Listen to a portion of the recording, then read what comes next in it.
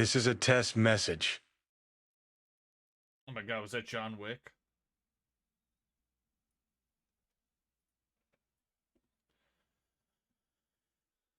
Okay, let's do it.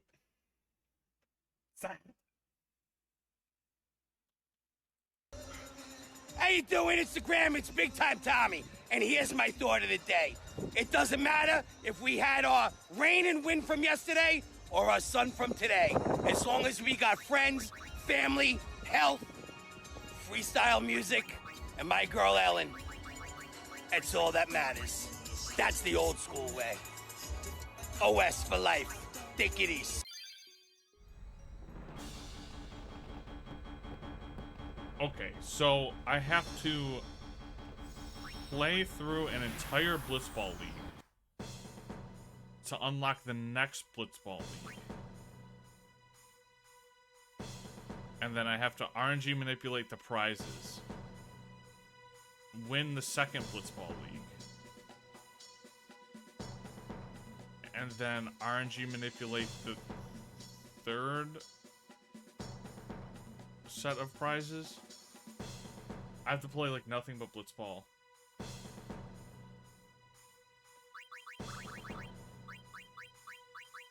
I'm listening.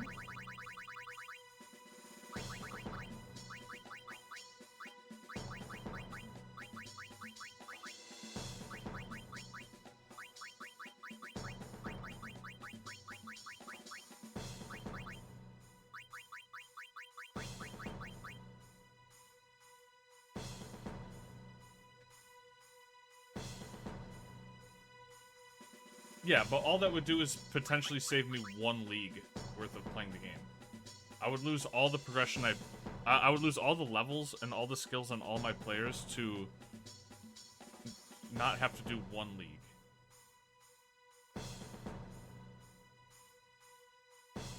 So I guess, I mean, my options are hire a bunch of good players, reset my team, go hire a bunch of good players and use those only, or just suck it up and play.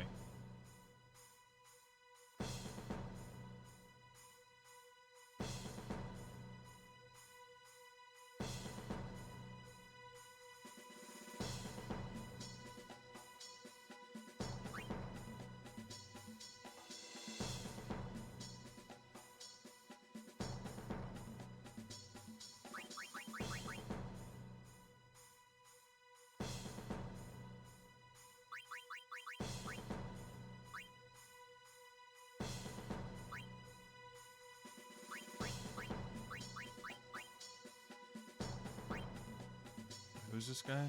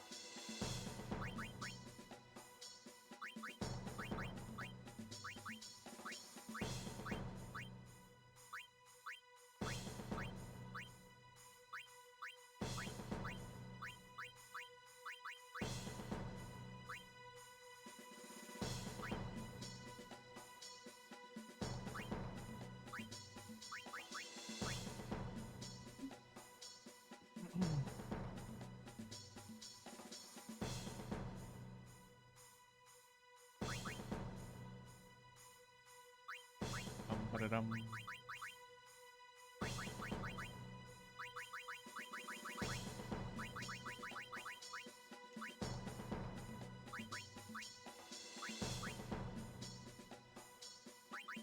The hell is Spinball?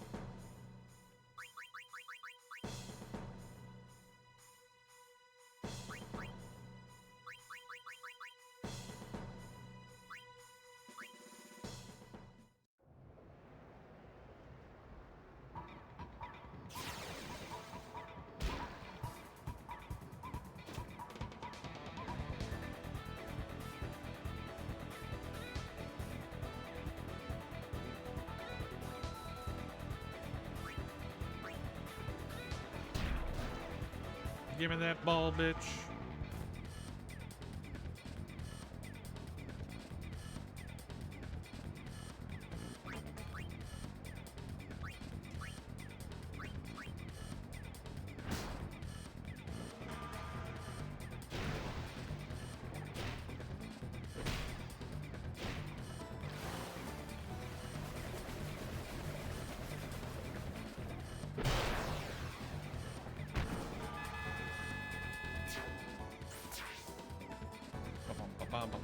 So this is gonna be a long day of blitzing.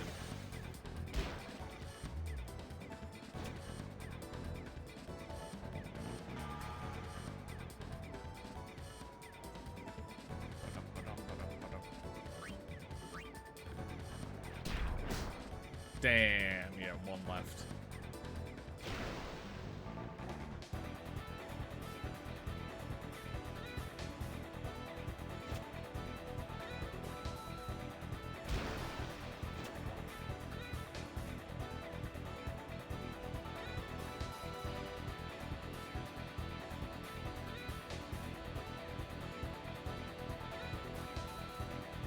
Oh, this is a turnover. Fuck.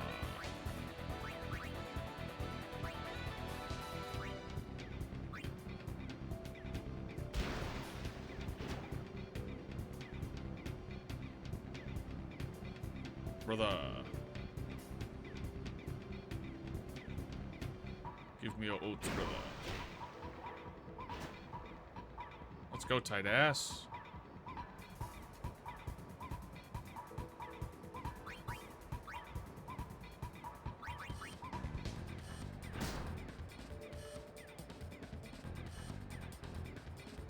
Mep is a fucking madman out there on the field, bro. God damn, Mep don't fuck around. Mep's the real deal.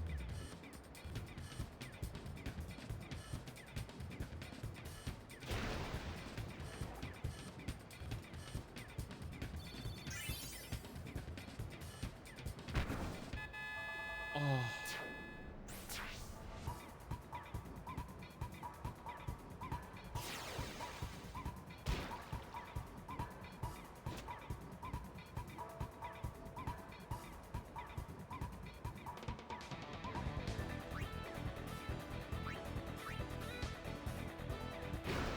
Keep it ain't it. He's never been it. He's just not. He's not the guy. He ain't him. He never has been.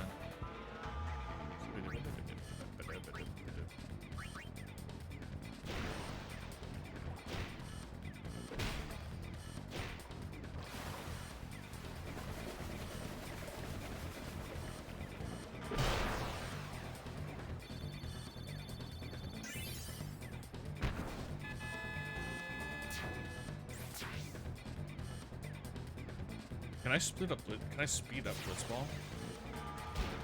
No.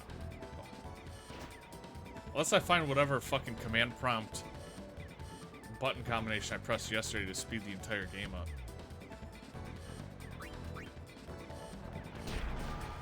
Oh, never lucky.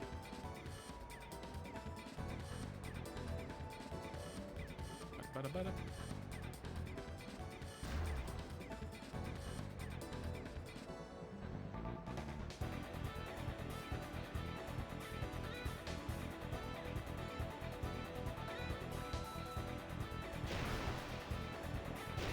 Hey. Hey.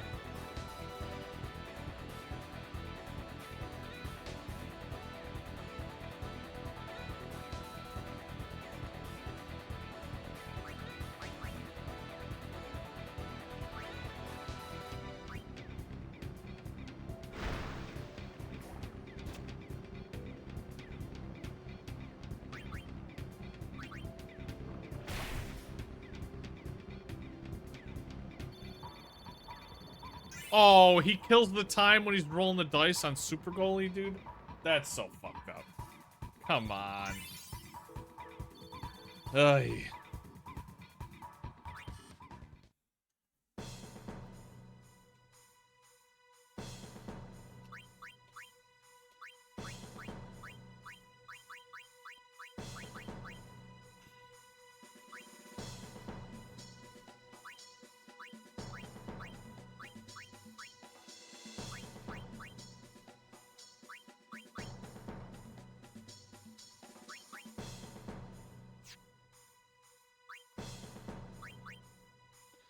So Dato, brother, Titus.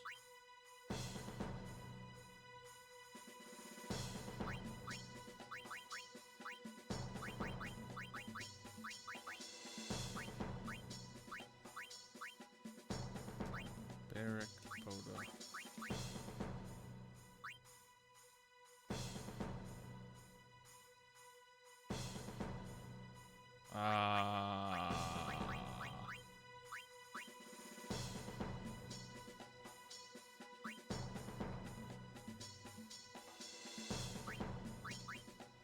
Brother.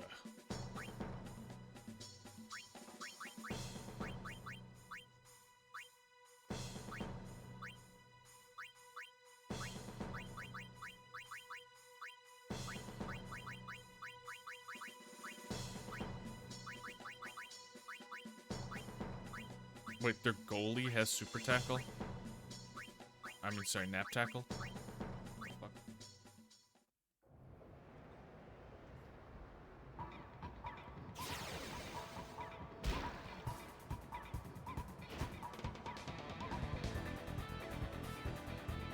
Ten subs who scored 10 goals in one game? Shit. Shit for that.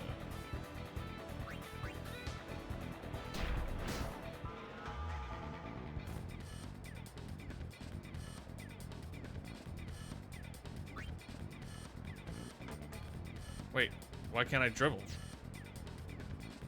What?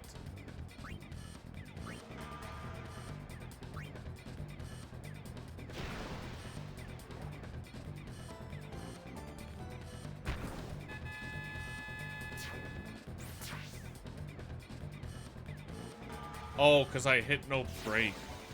I didn't mean to hit no break. Ah, that makes sense.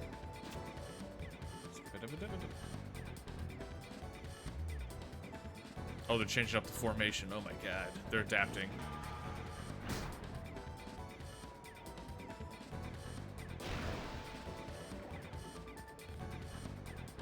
This guy's a Steph Curry of blitzball. What the fuck is this?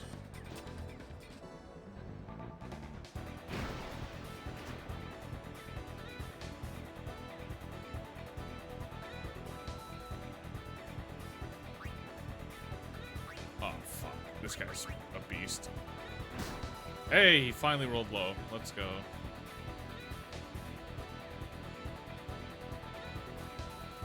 Oh.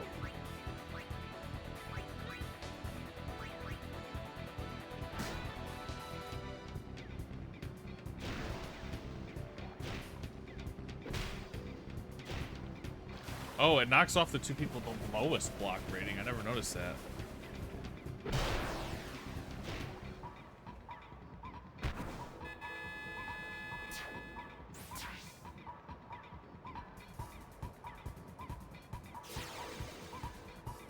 My DoorDash here got.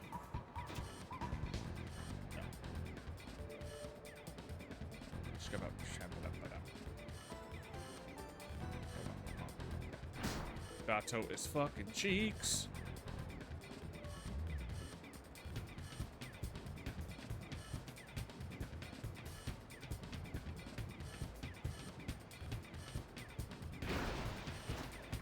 My ball.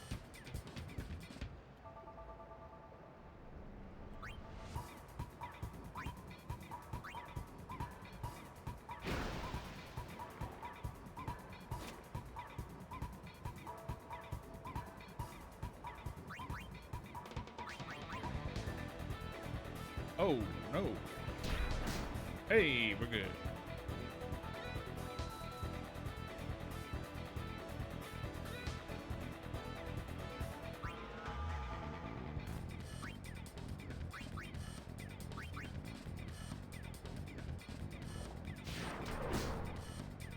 Ooh, one endurance. Sheesh.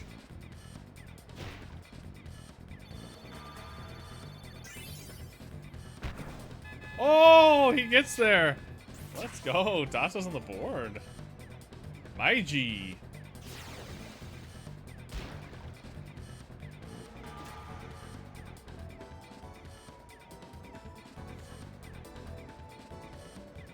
That's my ball. That's my purse.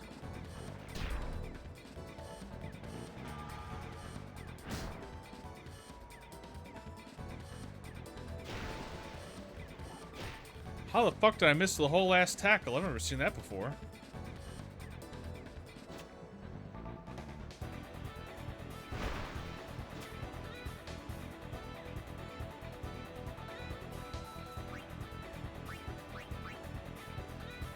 Brother.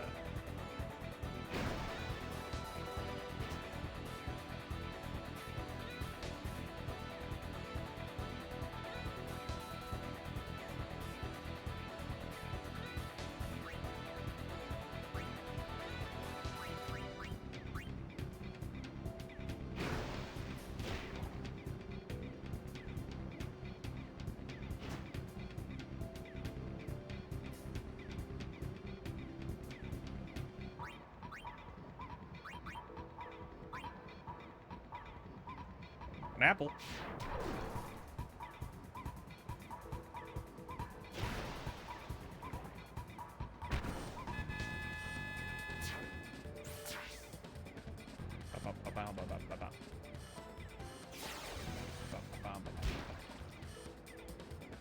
Let's go.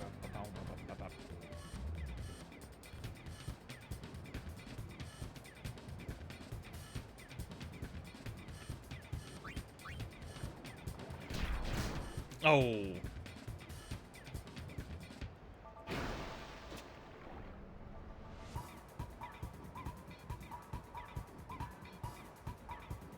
No break. Air that ball out, baby. Yeah! Oh. More. Oh. Man, I'm getting some Indian food and I'm excited. Yes, sir.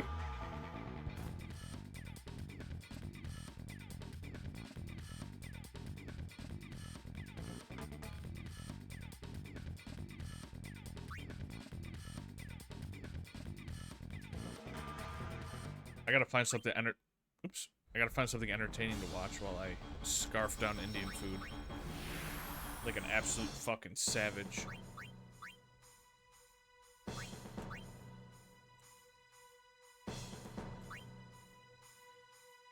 Dato, brother, Titus, Oda.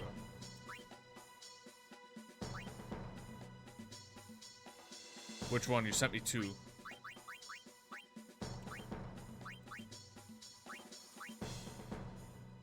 There was the first one where you said, don't watch this till you finish the game. And there was the one that you sent me today. Nap pass, spin ball. Anti-wither.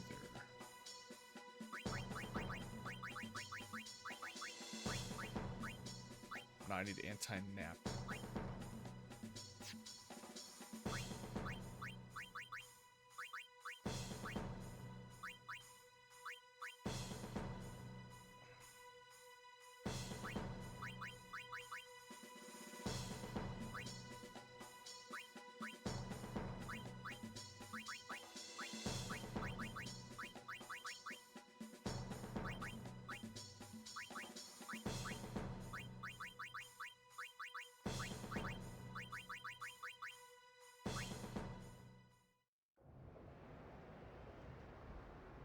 Both should be fine. Word. Is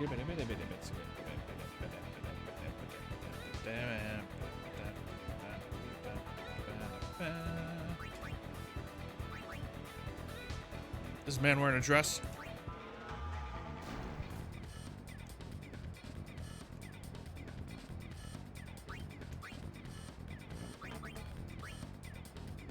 I thought that person's name was Salami.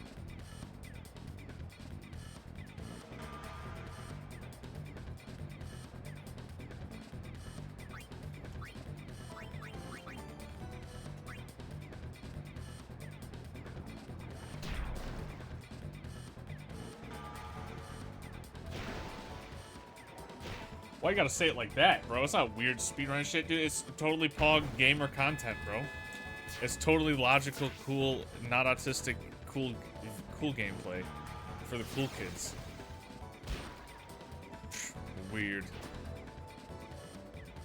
It's weird that people don't love speedrunning, dude.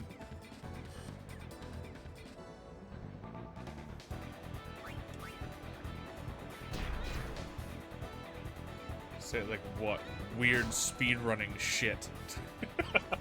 I know you kids like your weird speedrunning shit. Yeah, you fucking freaks in your weird speedrunning trash.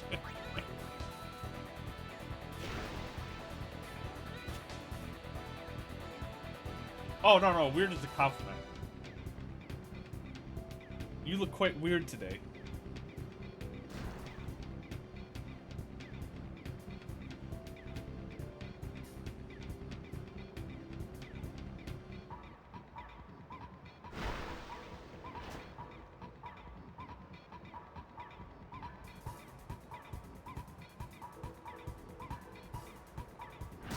Ooh. Buzz. Bow. Battle.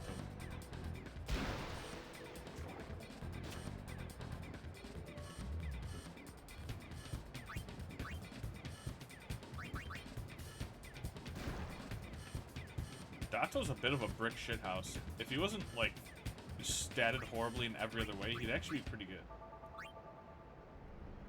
He's a fast brick shithouse that can't do anything with the ball.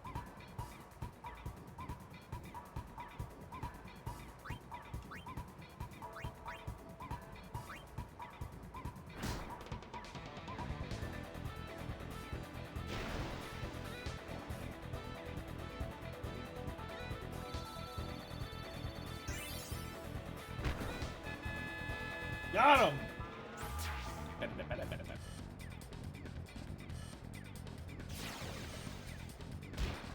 Did you make already?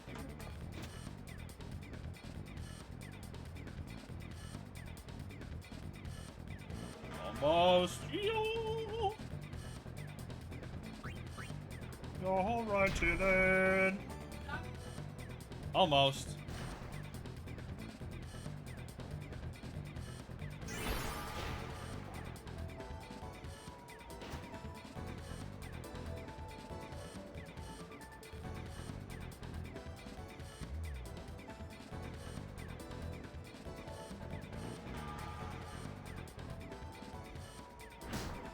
Oh.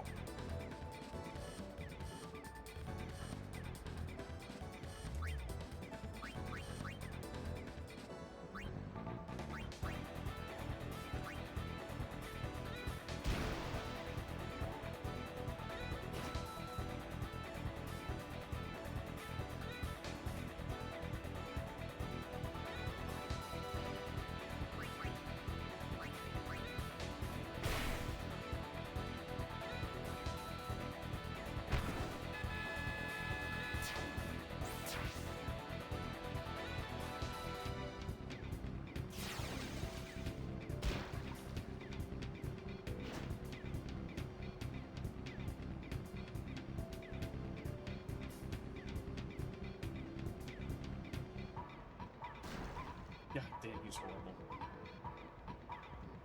He moved real good and shoot pretty okay, but god damn, he sucks.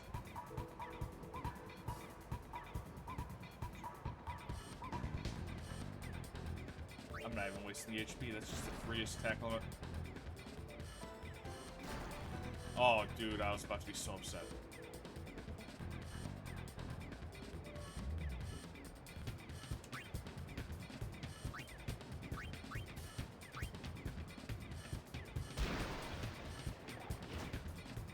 Right up the gut, baby. Get this fool off me.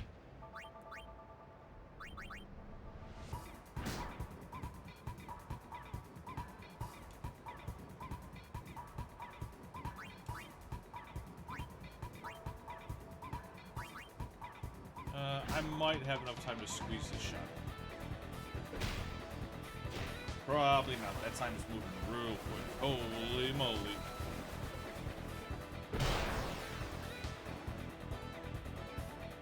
Oh, the buzzer beater. No, he's rolling the dice. Oh! 3 seconds on the clock. Alright, man. Food is here. Let's get it. Gotta go. BRB.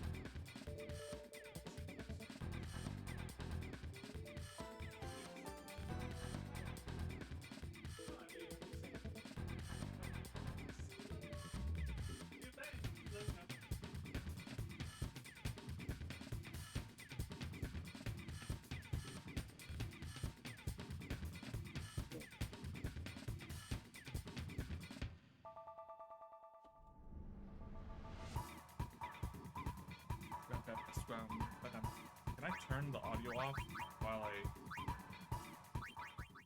Okay. So that shit would have been annoying. The history of FFX's impossible challenge.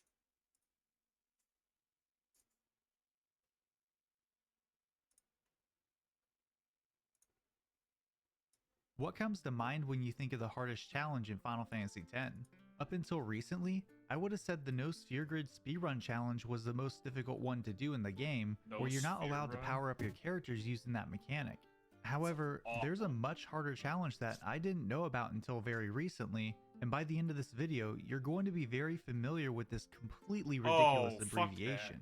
Today, I'm going to tell you the story of what used to be Final Fantasy X's Impossible Challenge, how it evolved over time from just NSG, and how it took the community over 13 years to complete it. Dude, I'd actually Before that, I want to tell you about today's sponsor, NordVPN. NordVPN has a bunch of tools that let you browse the internet not only the way you want, but safely as well. Some of the research I do for my videos leads me to vids that are blocked in my region, and that's incredibly frustrating since it can prevent me from having the most accurate information possible when covering topics like these. By using NordVPN, I can easily change my region and view content I wouldn't be able to otherwise. For my Brazilian viewers who can't access a legally distinct social media website because of a certain illegal in this video. Now that I've received my bag of corporately sponsored gold, I want to say that some of the strategies I'm covering may not reflect the best methods by today's standards, since these are what the community worked out at the time. With that being said, we need to look at what this challenge looked like in the beginning before we cover the impossible one. Let's go back to March of 2002, over a year after FF10's Western release. Users on various internet forums were eager to share their accomplishments in the game, including fast playthroughs of NSG. If you're unfamiliar or need a short refresher, the goal of Final Fantasy X is to travel to various temples across the world of Spira and gather the Aeons to defeat Sin, along with a couple other final bosses.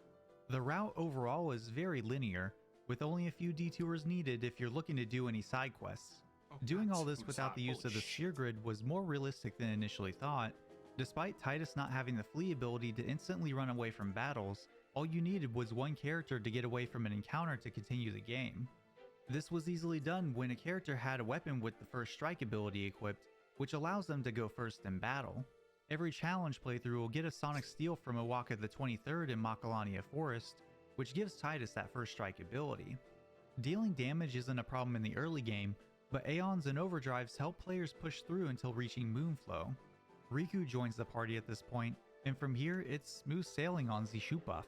This is because Riku comes with the use ability and the mix overdrive ability, which completely trivialize this challenge. Use lets you activate special items in battle, such as ones that inflict damage, mimic spells, and many other things. Mix takes this a little further and lets you combine a couple of items to give some broken effects. The ones most commonly used for the endgame are Trio of 9,999, letting the party inflict that amount of damage, and Hyper Mighty G, giving the party Shell, Protect, Haste, Regen, and Auto Life. Being able to customize equipment further enables this strategy, allowing players to add things like Auto Phoenix to armor, reviving KO'd party members without wasting it. Do you want some? No. Okay. Yeah, It's not spicy. It's a little spiced. It's not hot. Tiki masala. Exactly, yeah.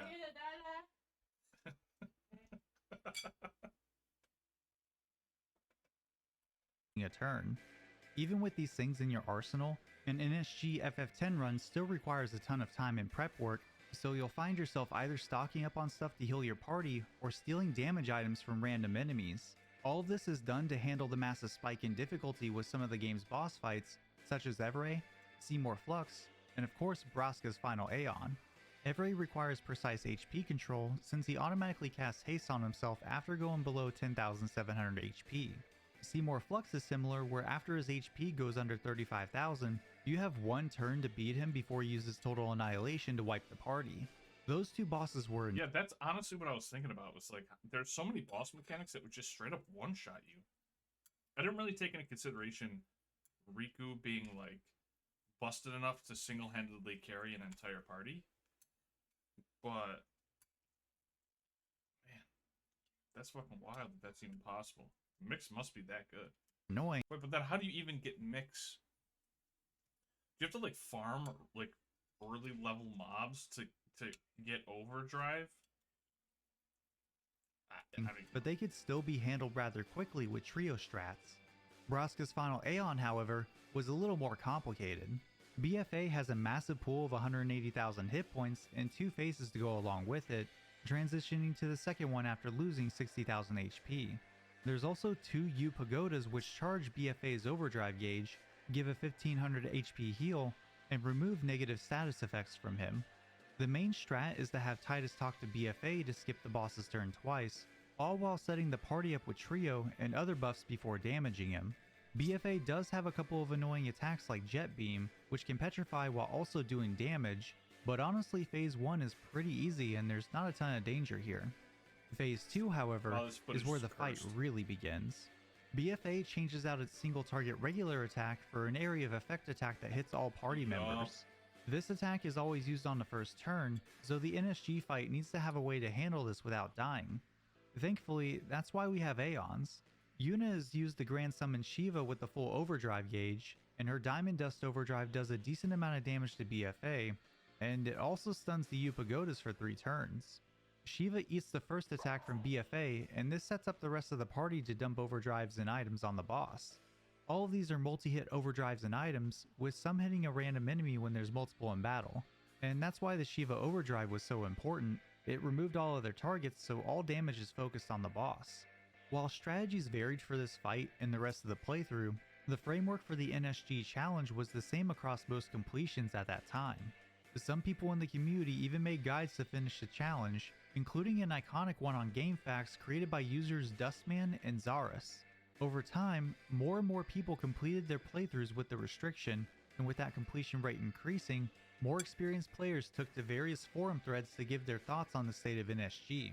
Some even thought that the challenge was too easy, putting their opinions of it on full display for all in the community to see. Bro, why do people even make statements like this?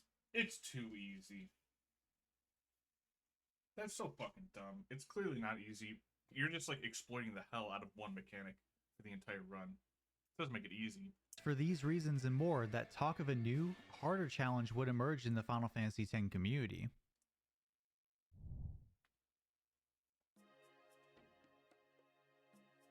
Closer to the end of 2002, a guide was posted to GameFAQs by a user named Gestal.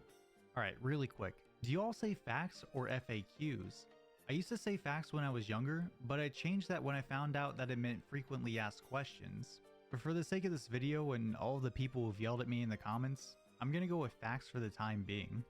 Anyways, I the definitely call guide it was facts. titled No Summon Sphere Grid Customization Challenge. Game facts, The no 100%. summon Always restriction have. is pretty Always will. self-explanatory. Summoning Aeons is forbidden unless it's required by the game to progress, such as the Garuda fight in Besaid or the Isaru fight in Via Purifico. No Customize is honestly the more impactful change, banning the ability to modify your equipment via the Customize menu. This means if you want an equipment with a certain ability, you're going to have to grind specific encounters for the drop you need. As you might imagine, this complicates the challenge in several ways. Starting at Makalania Temple, the Seymour 1 boss is just one of several that become more difficult with the additional restrictions. Once you get past phase 1 and fight Anima, you can really feel the impact that no summon has. Instead of being able to tank Anima's overdrive attack with an Aeon, you now have to beat the boss before it wipes your party. Turn-wise, this is a close fight, but with a good blend of buffing, attack items, and Riku's overdrive, you can still get through. Going against Seymour in phase 3 is also tough as he'll use level 2 black magic spells twice in a single turn. Titus has the Thunder Shield from a chest in Thunder Plains, so Thundera doesn't do damage to him at all.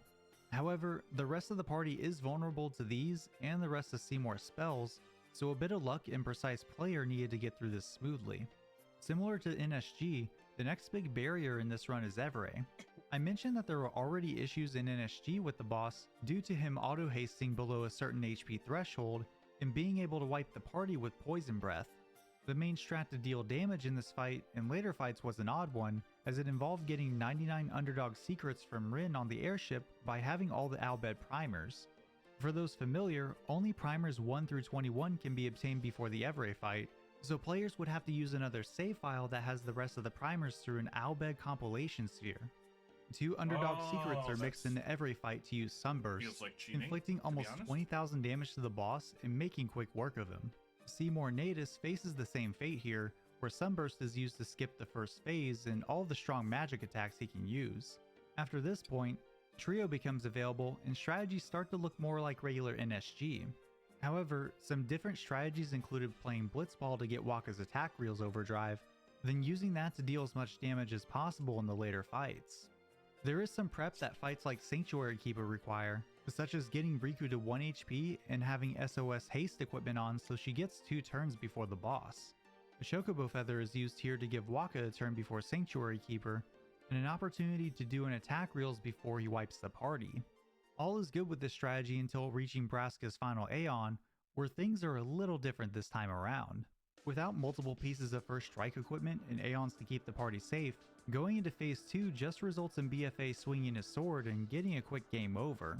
Since you can't customize equipment, another first strike weapon has to be considered here, which is Orin's Masamune. To get this, you need the Mars Crest and the Mars Sigil. One you get in the Mihin High Road from a treasure chest, and the other requires you to unlock 10 area or species creations in the monster arena.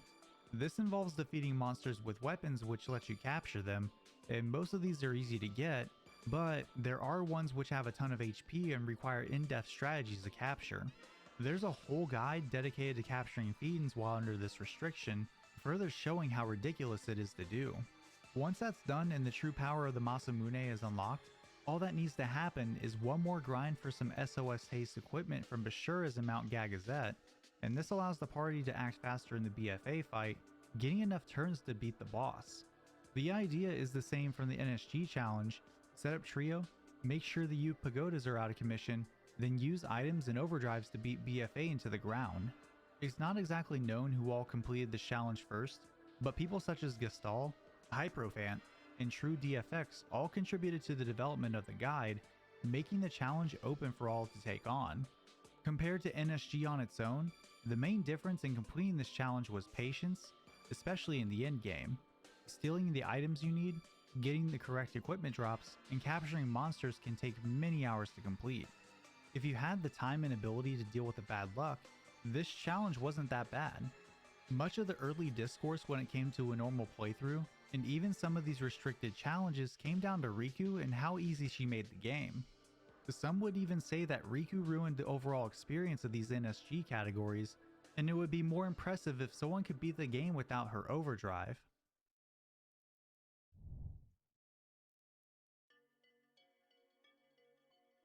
what is this Sometime in amalgamation 2003, of letters, the community started discussing ways to get through the game without the use of overdrives.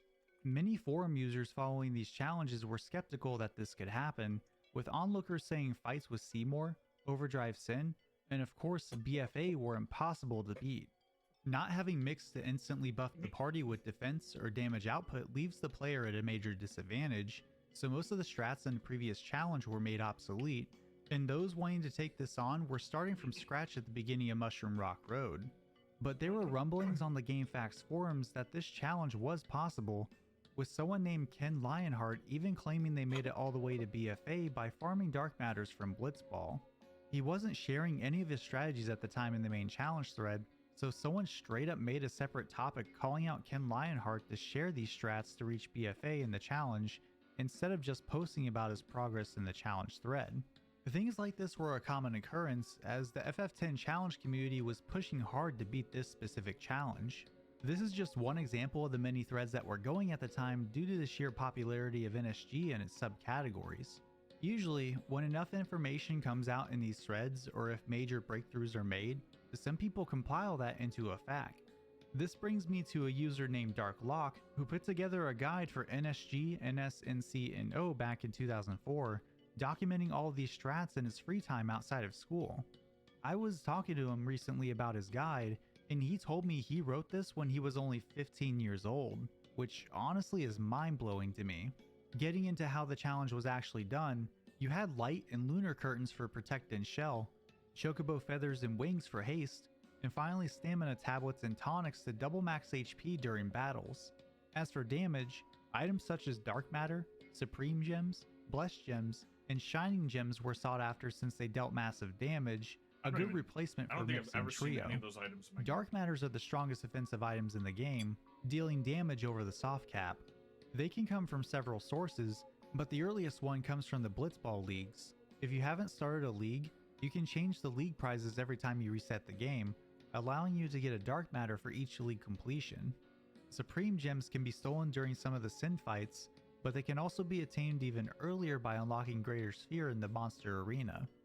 This is done by unlocking 2 species Conquest Fiends, or capturing all the Fiends in 2 different species. Shining gems can be stolen as well, but you get 60 of them when you unlock a Spada in the Monster Arena. Then finally, Blessed gems are stolen from Barbados in this challenge. The early game is mostly the same, but improvements were made since there was more of an emphasis on getting as many resources as possible. Poison Fangs were now stolen from Bite Bugs back in Mushroom Rock Road, which deal a whopping 2,000 damage when used. They also inflict poison, which is very useful for some of these boss fights that are coming up. After getting Riku, the idea was now to use Dark Matters against Seymour 1, Evray, Seymour Natus, and Seymour Flux. Seymour Flux for a while was a tough boss, as the party wouldn't have enough damage output to beat Flux before his total annihilation attack, but Ken Lionheart came up with a clever strategy to fix that. It turns out that Flux isn't immune to poison, so using a Poison Fang here adds a tick of poison damage every time Flux takes an action. On Riku's second turn, Ken does something wild and uses a Chocobo Feather on Flux to give him haste. With an extra 1400 damage inflicted at a pretty fast rate, this was enough to push Seymour into phase 2 without ever seeing Cross Cleave. Riku still had to not get targeted by any attacks, but the battle only takes 3 minutes when things go right. Sanctuary Keeper is another fast fight that looks impossible at first, but the main strat is to use a Star Curtain to cast Reflect on the boss, then a Poison Fang to poison him. Riku is then switched out in preparation for the next attack, as she already comes in with haste and needs to keep it in the rest of the fight. A bit of luck is required here, as the boss can't be beaten before he casts Photon Wings. The only one who can survive this is Auron, but it also inflicts a ton of status effects, so you have to hope that Auron doesn't get confused. Confused Ward equipment helps with these chances, and once you get through that barrier, Riku comes back out, hastes the party, and then uses Shining Gems until the fight's over. Up until now, the only real challenge has been BFA when it comes to these restricted playthroughs, but another boss that packs a serious punch now is Unalesca. This one kept the community busy for a while, as there's so much prep work that's needed for the fight, and many of these strats would be dead ends. But as 2004 was coming to a close, there was one which popped up from a user named Thundaka that looked promising. Before going into the fight, as noted in DarkLock's guide, Players needed a bunch of holy waters, high potions, phoenix downs, fire gems, 99 chocobo wings, light curtains, lunar curtains, and star 99 curtains. chocobo wings? More Why? status resistant armor is needed before the fight, as well as a curative charge for Riku that has auto med, healing some status effects on her when inflicted. This is the longest fight in the game up to this point, with Yunalesca having a whopping 132,000 HP between 3 different phases. Phase 1 is safe, but slow, as it requires a ton of setup for the next 2 parts of the fight. Reflect is needed on Riku for when she steals stamina tablets from the boss, since Yunalesca counters with sleep when stolen from. Then, it's all about buffing the party and doubling their max HP with the stamina tablets Riku just stole. Phase 2 is the reason why the increased HP is needed due to Yunalesca zombifying the party and casting healing spells such as Regen and Cura on them. Riku actually has to die here, because if the Regen spell bounces off of her, Yunalesca will just heal off any damage you inflict, making players start the fight all over again. Once revived and buffed up again, it's a cycle of using holy waters to occasionally remove zombie, healing is needed, then dealing damage with shining gems. For phase 3, things really slow down to a crawl. Having to balance removing zombie to not take damage from Yunalesca's healing spells, but also keeping zombie on to avoid mega death is a ton of work. The openings to deal damage only come around once every several turns, so this part of the fight can take nearly 20 minutes by itself. And take a turn out of order or perform an incorrect action, you'll find yourself in a situation you likely can't recover from. With a little patience and a few shining gems though, this fight was eventually conquered by the community. When talking to Dark Lock about this point during the history of the challenge, he told me that beating Yunalesca was a very proud gaming moment for him. While he can't remember who was able to beat her first, True DFX, Ken Lionheart, Thundaka, and himself were all very close in their completions. Moving into the endgame, the requirements were still about the same before fighting Sin, getting some equipment for Riku, getting Masamune for Orin, and unlocking the Greater Sphere for the 60 Supreme Gems. For the rest of the fights before prepping for BFA, the Sin battles were still a joke. However, Seymour Omnis was a little more complex, as not only did you have to cancel out his multi-Faraga, but also deal with the Dispel before he casts Ultima and wipes the party. Bringing most of the party in with 1 HP is the strat here, and by starting out with Riku's Victorious and then switching to an SOS haste equipment, you deal with the fire damage and not have the haste removed from the Dispel. The only thing here is you'll be short some damage before the kill, as this strat only gets off 8 Supreme Gems before the party wipe, so Orin's low HP Masamune attack and Lulu's Blizzard are used to finish Omnis off. All that's left now is to beat BFA and complete the game, but unfortunately, that's where the community had a big problem. Like I mentioned earlier, a big problem with BFA is in Phase 2, where you can simply swing his sword a bunch and wipe your entire party. People believed there was an opening, but it required a ton of luck to make it happen. At the time, the challenge was left at a standstill when it came to BFA, and over the next year and a half going into mid-2005, a few people in the community would make it to the final boss, all met with the same fate. There was no way forward at that time, but there were a couple of ideas that people had thrown out there. Orin would have the health to survive many of BFA's attacks, even though others in the party could not. You don't want to waste a turn reviving someone, so the Auto Phoenix ability on armor was essential for the fight. Luckily, there's a chance that the Greater Sphere fight will drop this exact armor. Trying to figure out this fight without being countered with Ultima is actually easier than it looks, and it comes down to a single item that breaks this boss. The Candle of Life sets a Doom counter on an enemy when used, and this is great since Greater Sphere isn't immune to Doom, but the problem is that the Doom counter is 255 turns long. Each run through the Greater Sphere fight would take around 90 minutes. Greater Sphere isn't in Life sets a Doom looks, and it comes down when used. And this is great since Greater Sphere isn't immune to Doom, but the problem is that the Doom counter is 255 turns long. Each run through the Greater Sphere fight would take around 90 minutes, and even worse, the equipment drop required for Orin was only a 7% chance of success. With this being another wall for the challenge, many people in the community opted to go back through the early game and reevaluate some of the strategies they were using. There were some who thought fights could go easier with the knowledge gained from solving most of the endgame in this challenge. One of these improvements was finding ways to beat different bosses throughout the game without using any dark matters. Grinding Blitzball was the last thing people wanted to do when it came to this challenge, and the community would see some more people join in on the effort to make this happen. I love how they're willing to beat the game from start to finish without using a sphere and with giving themselves all these limitations. But when the idea of playing Blitzball gets brought up, everyone's like, "Nah, dude, no.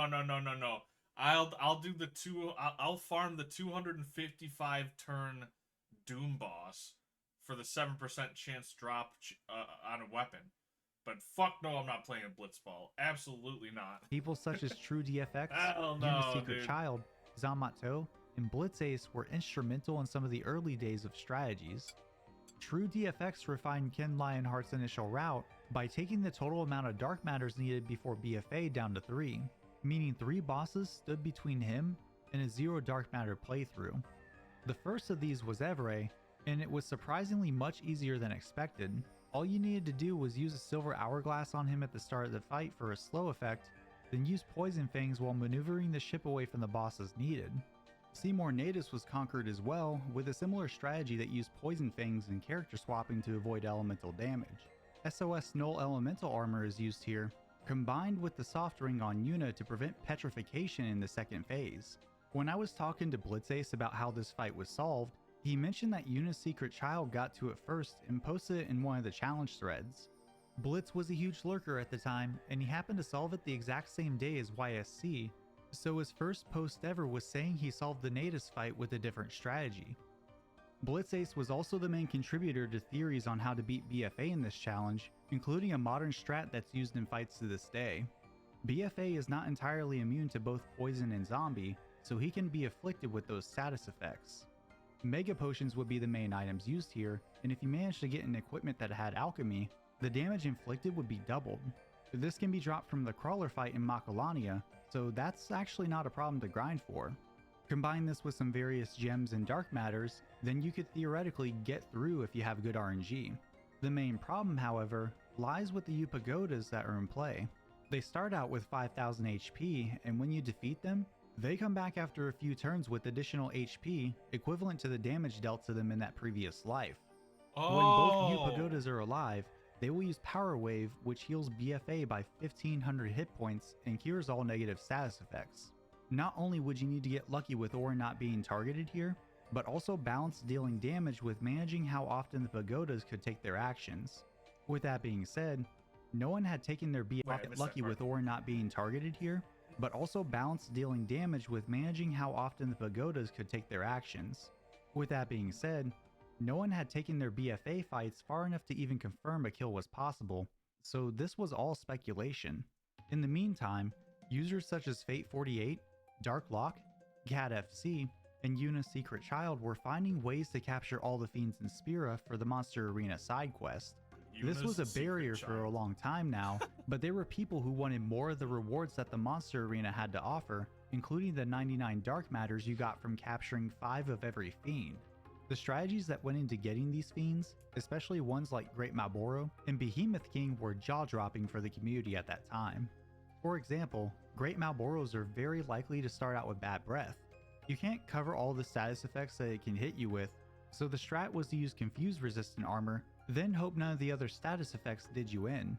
With a mix of shadow gems, fire gems, and a little bit of luck, it's possible to capture this enemy in just under 10 minutes of fighting. One by one, each of these difficult captures were conquered, and thanks to the efforts of those I listed before, the dark matters could be obtained without Blitzball. To say that this was a huge accomplishment would be an understatement.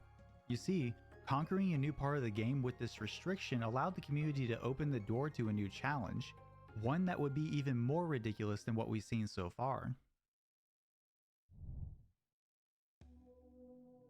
When it was discovered that people could finally get dark matters without Blitzball, Yuna's Secret Child and CatFC started to impose the restriction in their challenges. However, this wasn't the only thing they were doing, because they came up with other ways to increase the challenge's difficulty. In addition to the no Blitzball restriction, these two included no escapes and no encounters equipment into their playthroughs. So in 2005, the NSG, NS, NC, NO, NE, NNE, and BB challenge was born. Oh, and in case you forgot, BFA had not been beaten in the previous challenge yet, So stacking this on top of that just made the barrier to completion that much bigger. At this point, everyone taking on this challenge had the ability to defeat BFA, but the idea of grinding out that fight was not as appealing. Everyone spearheading the challenge loved that they could come up with clever strategies to push their runs forward, and with BFA, while the solution was clever, it was extremely frustrating since beating the boss was completely up to chance. It's important to note that much of the conversation and progress that was documented during this time now only exists in posts from other sites or the facts themselves. GameFAQs did not have an archival system prior to 2008, and inactive threads would be purged from the site with no way to ever view them again. Threads in general also only had a cap of 500 posts before they were automatically locked and a new one had to be made, so this meant that the earliest surviving one on GameFAQs was the 34th iteration of the NSG challenge thread that started in late 2007. There was some discussion that survived outside the main threads before that point, such as a thread on Neoseeker's forums. No sphere grid, no summons, no customize, no items, no overdrive, no blitzball, no escape, no encounters, initial equipment. You may not touch the equipment submenu or change equipment in a battle. No Zanmato. I don't know what the fuck that even is. No trio or quartet. No dark aeons. Or mark of conquest. I don't even know what the fuck that is. That started up in July of 2006. In addition to YSC and CAD-FC, others such as Blitzace, wait. They're not saying no dark aeons. They mean you have to kill the dark aeons and you have to... Oh, fuck. In addition to YSC and CAD-FC, others such as Blitzace, Twin Finality, Gangsta L, Enigma Gamer, and Mace 22 were all taking on this challenge. As time went on, Blitzace was occasionally doing attempts to beat BFA, getting a personal best of being about 30,000 HP away from a win. Many other users were making their way through the challenge, including one new to the scene who went by the name of Black Rhinoa. Black Rhinoa started her grind with the new challenge sometime in late 2006 and quickly made her way to BFA. In February of 2007, she was claiming to be really close to a kill, getting BFA down to 13,000 HP before getting hit with a sword swipe, ending her run. That wouldn't stop her though, because she kept doing attempts, and 3 months later, on May 30th of 2007, Black Rhinoa posted on the main challenge thread that she had finally beat BFA and gave a detailed account of how she went about it. The community was ecstatic with her claim, as the challenge had a ton of participants and was well known for being unbeatable. She continued to talk on her win with another post the next day, but as she kept trying to describe the fight, more veteran players started to notice that what she was saying didn't seem quite right. One of these was the consistent recount of Riku getting 3 turns in before BFA got his turn. According to many players of NSG challenges, this was impossible given the amount of agility Riku had, with her only getting 2 turns before BFA getting a turn in the phase 2 turn rotations. After much discussion, and the fact that people around this time were posting their challenge attempts to YouTube, if she didn't have some sort of picture or recording, the community would not recognize her win against BFA. Even her record status of being the closest to a BFA win would be called into question that January, as a veteran community member by the name of Soulspark had shared with others over MSN Messenger detailed reasonings on why her BFA attempts didn't add up. Everyone active in the NSG challenge thread came to an agreement. They believed she made it to the BFA fight, but couldn't confirm the validity of her attempts. So in January of 2008, Blitzace was listed as the record holder. However, another player I mentioned earlier by the name of Enigma Gamer came in and noted his attempt that made it to 24,000 HP remaining, so this attempt was the one to beat instead of Blitzace's. From early 2008 and onward, attempts at the top level would slow down a ton, and even though more and more people were attempting FF10's hardest challenge each day, many would fall off before getting close to BFA. Over the next couple years, NSG challenges became a lot less popular and people would move to general challenges such as beating the game with a single character.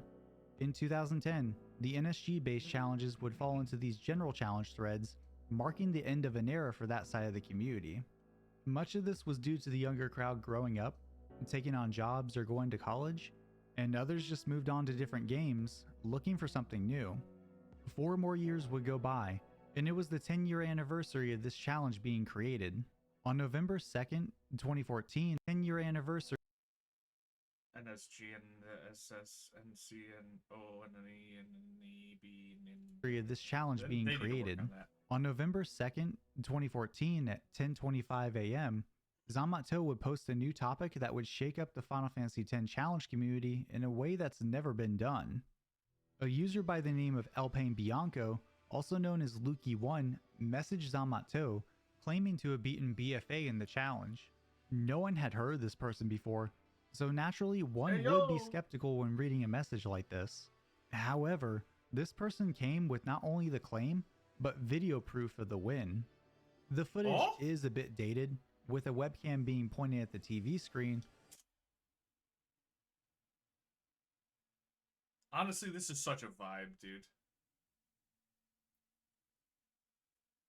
Just like a fucking gigantic TV that's putting out like a 480p resolution picture. That's just all fucking blurred out because it's a CRT and shit. And someone's recording it on like a fucking Nokia. Oh man, I love it. But it shows the exact strats that Blitzace and the rest of the community used in their attempts. This was also only phase 2 of the fight, but considering this phase is the wall and stops players in their tracks, everyone was okay with only this part of the fight being recorded. Luki's phase 2 was nothing short of incredible. No sword swipes at all after the first attack, which is extremely lucky. Also, there wasn't a setup with poison tick damage or anything like that. Luki only did damage by using dark matters, a strategy less favored as it's very inconsistent. Back on the forum, Luki even talked about some of the effort it took to grind out the required equipment, convincing the community that this was the real deal. There was nothing but praise in the thread for the unknown player, who likely had lurked the forums for a very long time. As of today, there are only 5 documented wins for this challenge, including Blitzace, who finally earned his win 2 years ago to the day that I'm writing out this part of the script. The effort that has been put into this challenge by this community has been nothing short of incredible, and I think it's amazing that people were willing to come up with creative ways to beat this game in ways that people didn't think were possible. While this story has come to an end, there's other difficult challenges out there that still need to be completed, some of which are considerably harder than this one. However, NSG, NSNC, NO, NE, NNE, and BB will always be that challenge that reached ridiculous heights of popularity and was thought to be impossible. Stay hydrated, folks, and thank you all so much for watching. NSG, NV, NNE, NG, G.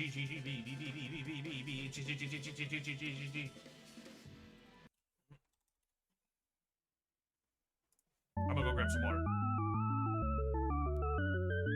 BRB.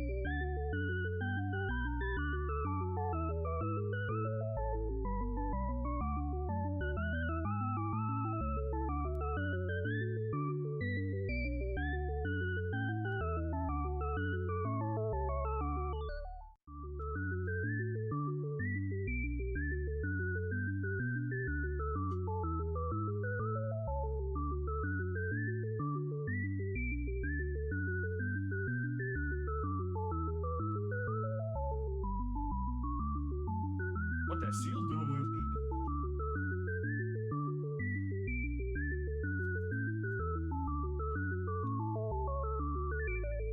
What that seal doing? No. Seems relaxed.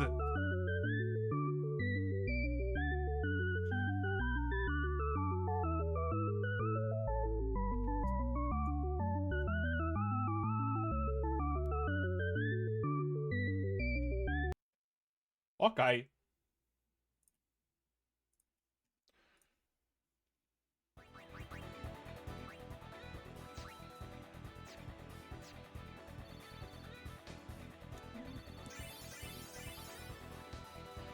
Brother!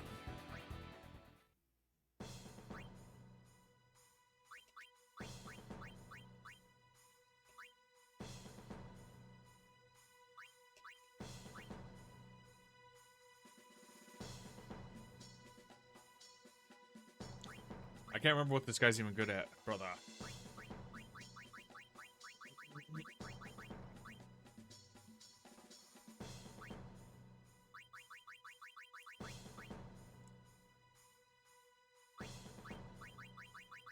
Oh.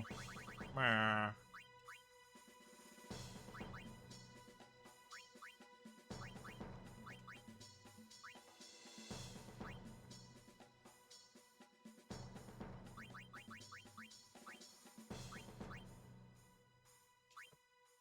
NSG, SBBB, BGG. Dude, I mean, look. If the internet has taught me one thing, it's like the never-ending, the unbending will of someone who's probably borderline autistic can do pretty much anything in a video game.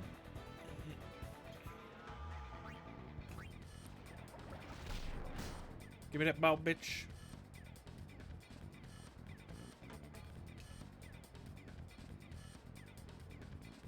Uh-oh.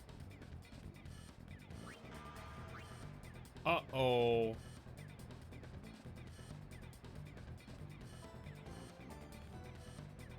Uh-oh.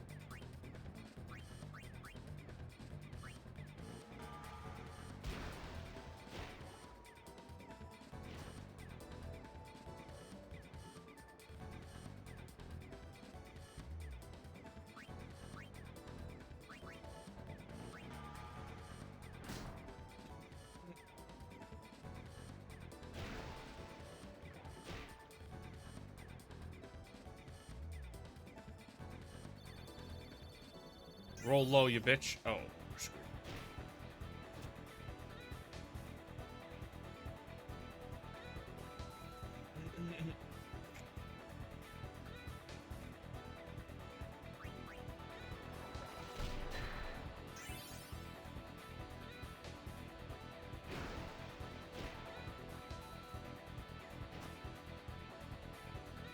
I got a tech copy, dude. Holy shit.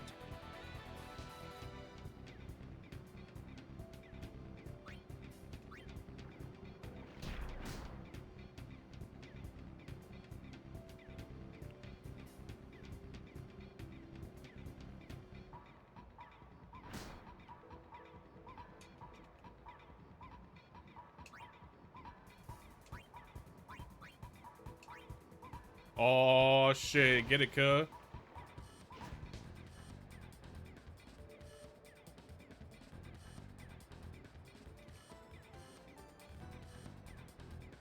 Ooh, I did not expect the third defender.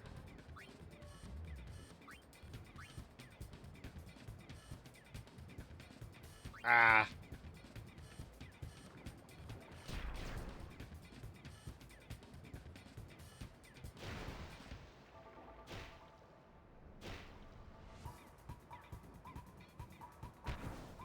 Gotti.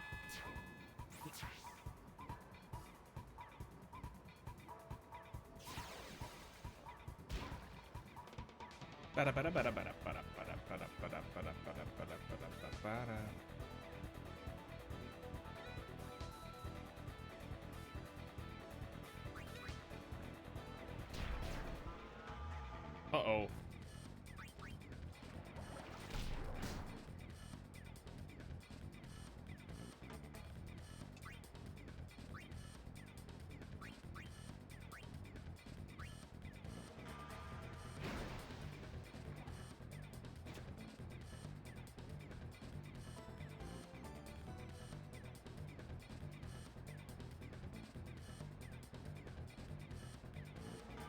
Oh, this is cursed. Shit.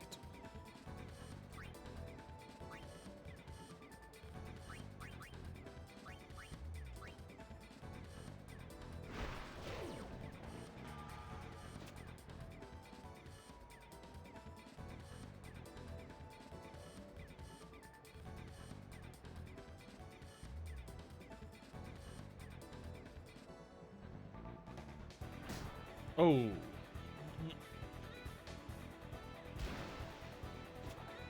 My ball.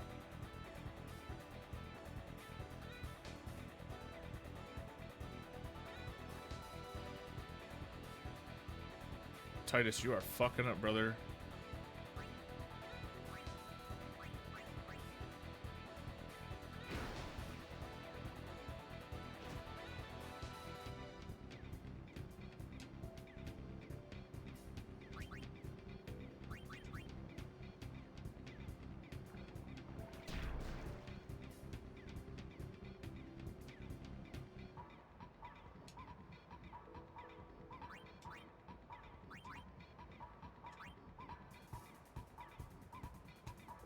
Oh, that tech copy was fast.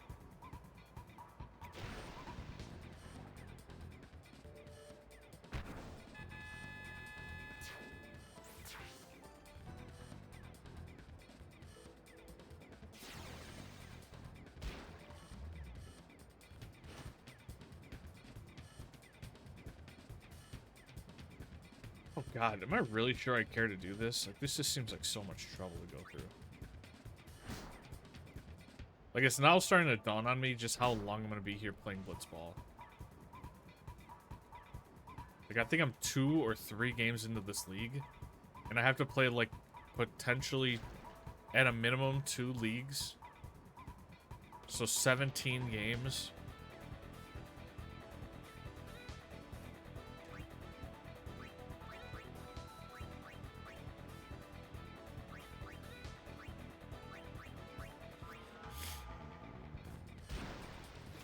And then I have to do a tournament, which is like another 4.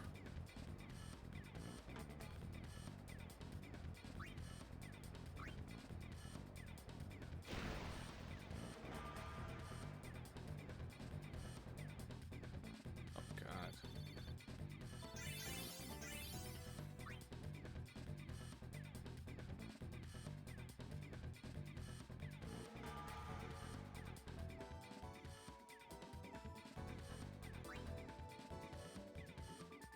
Oh, that was only 2 games. Oh.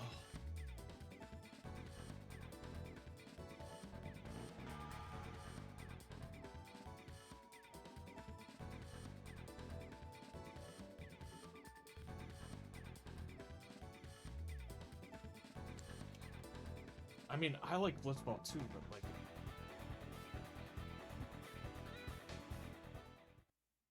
It's just so repetitive.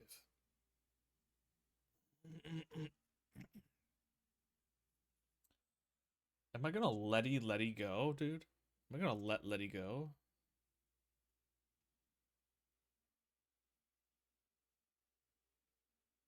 I think I'm letting letty go. See ya, kid.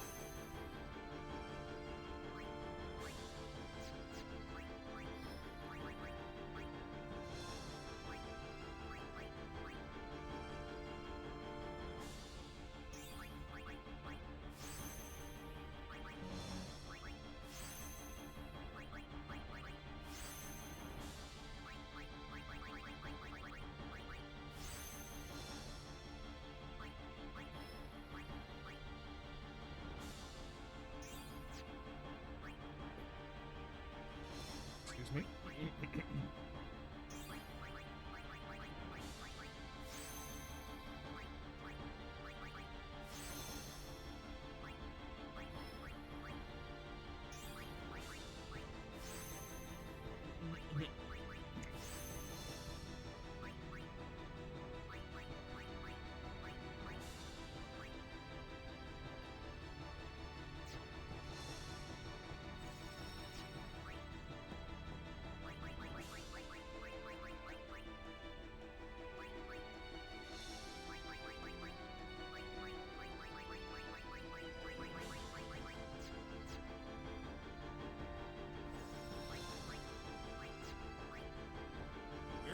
Because I could just...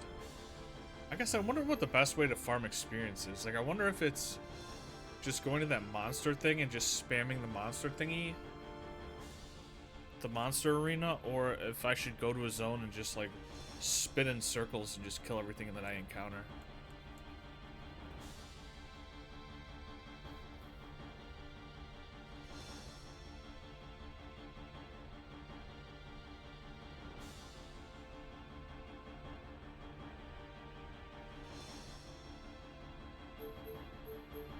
Because there is that one, like, bird boss thing that I unlocked that might actually not be that difficult.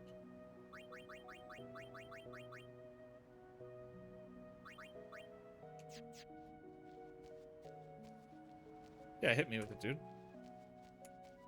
Why is my game not...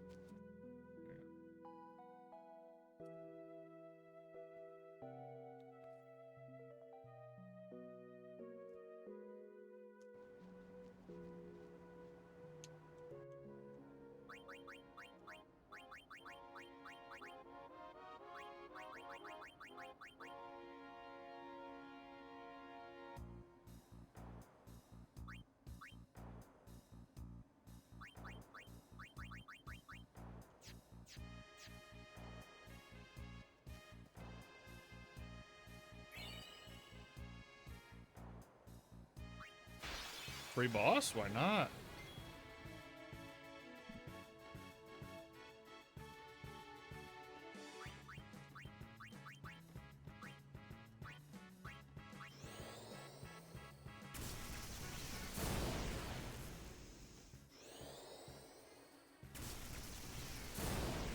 Well, shit, he's weirdly immune to magic.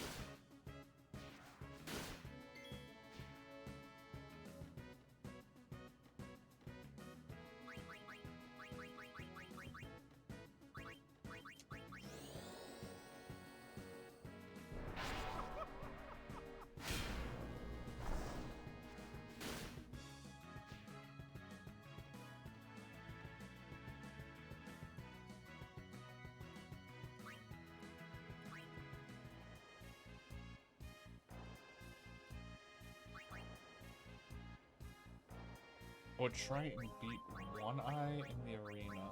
One Eye.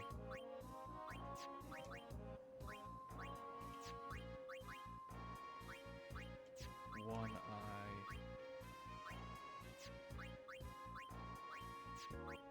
Who the fuck that?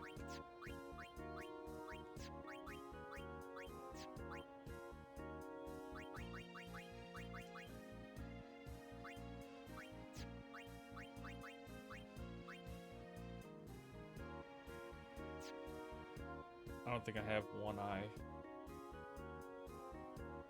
One Eye Monster Arena FFX.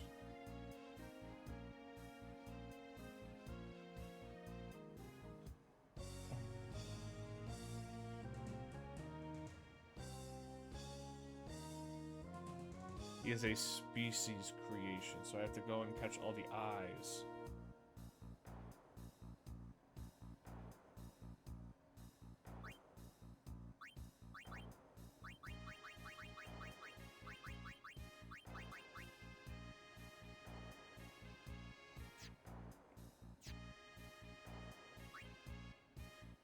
Don Tonberry? Am I gonna be able to do... Don Tonberry's just gonna one-tap everybody.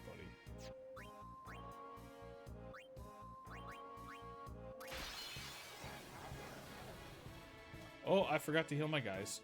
Oh, shit.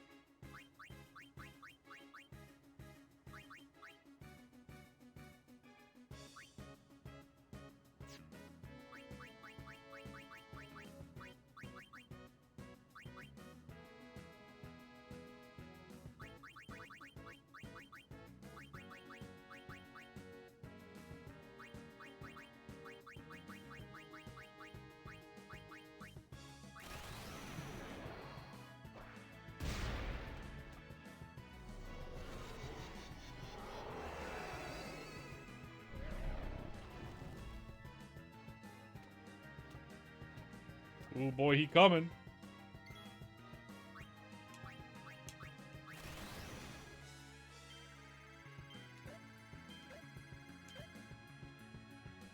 I always miss that last one.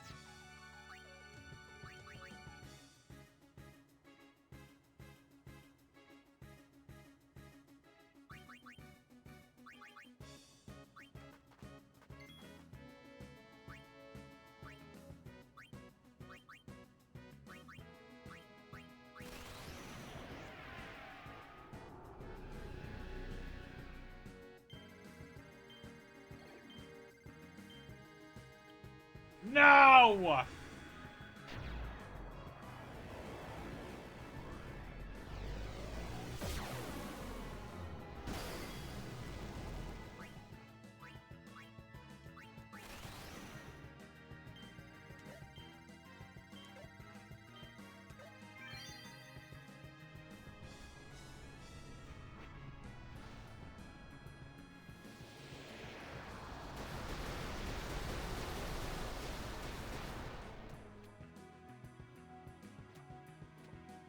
Oh god.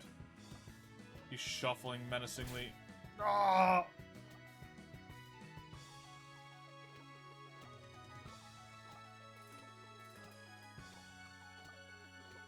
No, not her too! Oh!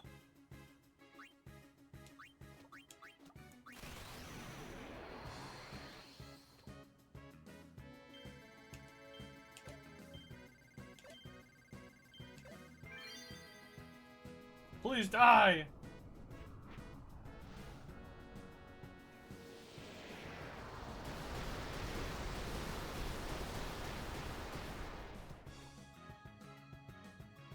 No!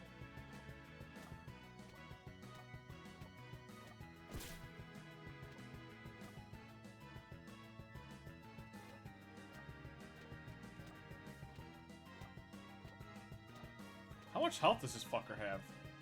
Non-ton-berry health.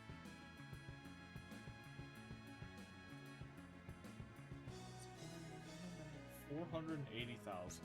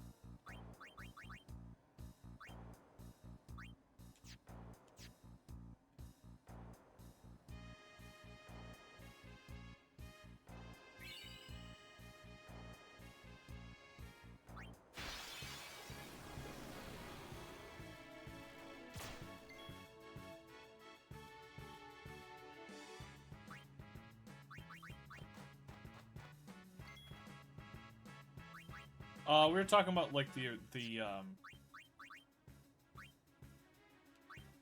area conquest boss things.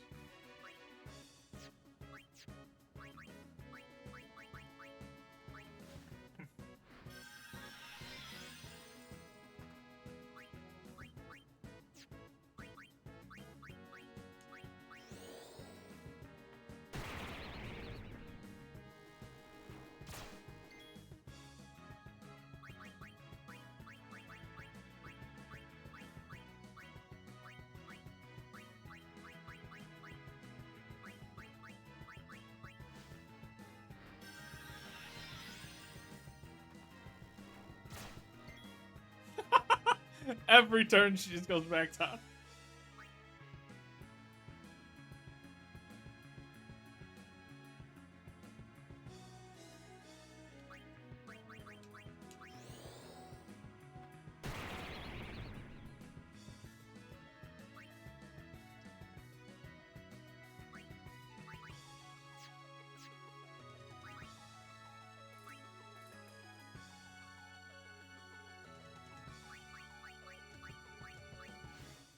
Yeah, I'm now at the point where I'm just kind of stuck doing the end game grind shit.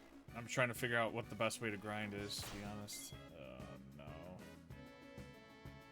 Oh, we're fucking cooked, bro. Go out with a bang, Waka.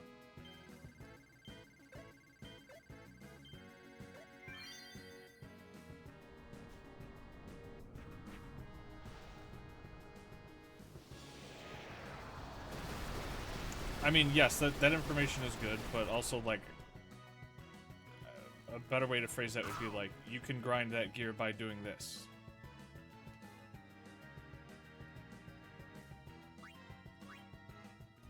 Because I don't know. Like, yeah, I would love that gear. I don't know where to find it. No idea.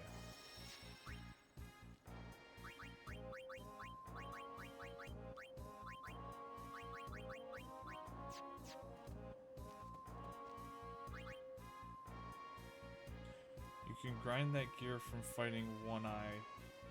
Okay, and One Eye is the one that I don't have. So I gotta go capture that.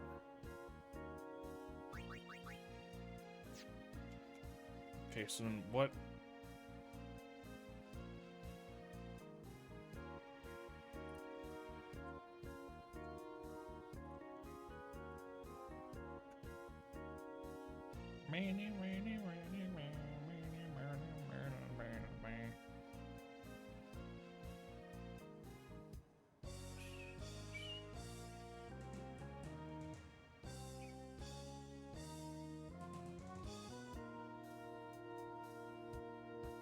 Where the fuck? It doesn't tell me what I need to go catch. Okay.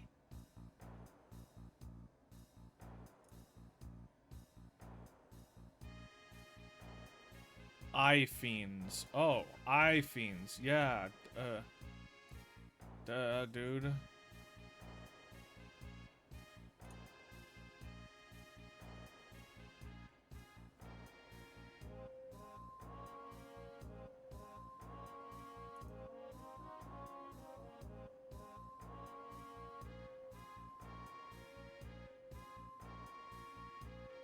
I have to capture 10 of each of them?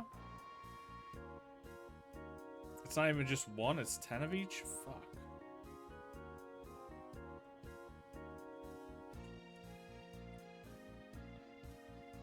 Eye Fiend.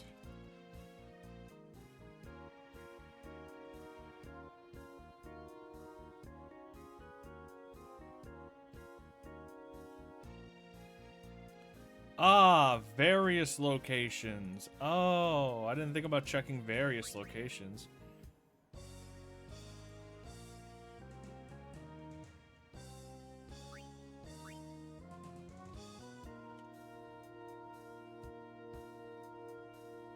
Pure, a common enemy often found in the Comlands, and then under the Comlands, it's not even there.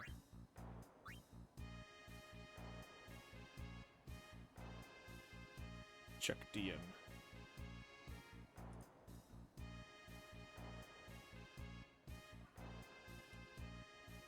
Ah, so my AI got the wrong information, but your AI got the right information. Oh. Thank you.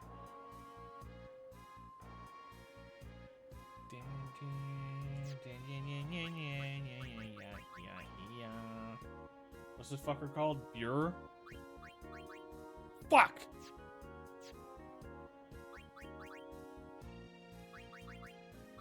So what you're telling me is we're going back to putting the game on 4X and sprinting around in a circle? Pog.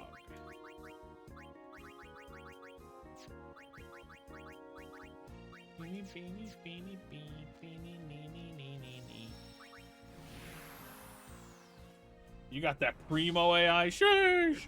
I got that dumb fuck Dollar General AI, dude. I got that fucking drool on himself type AI. Here we go.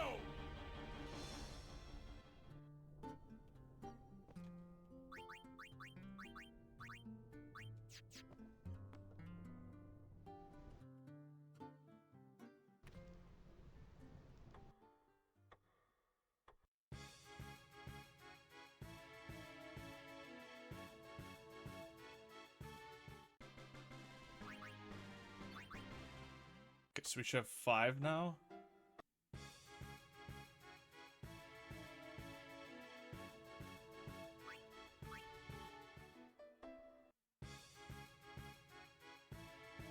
I want to capture all the cactuses.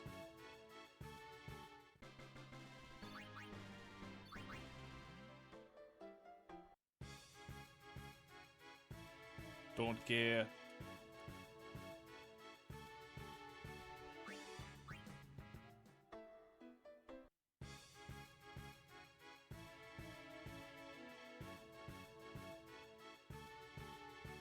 Okay, we have hit the max limit on captures for these.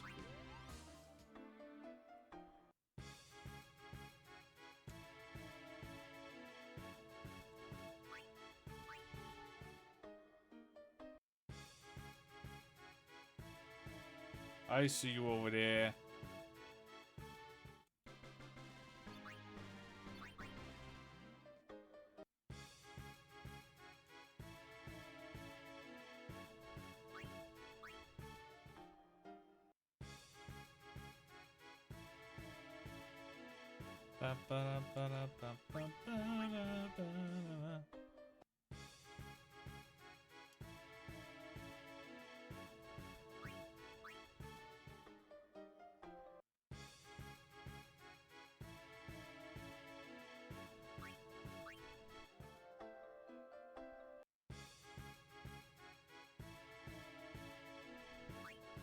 Four X speed lightning bolt dodge. Why no turn up encounters? I didn't even know you could do that.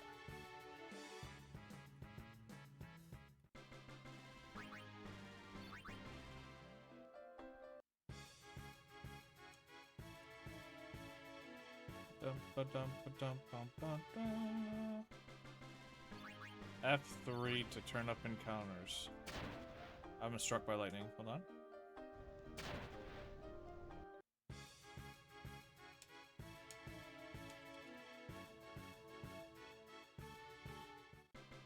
Thank you, thank you.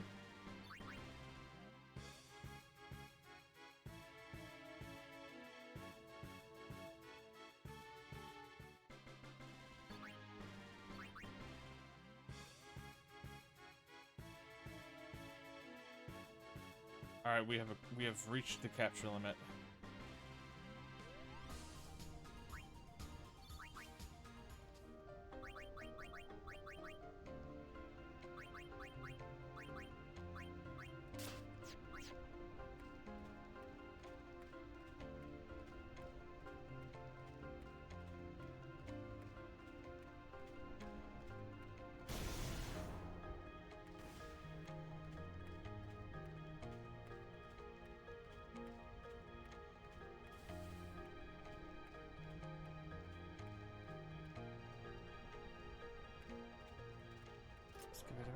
Dun, dun.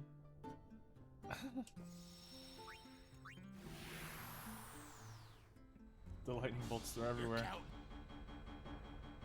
Alright.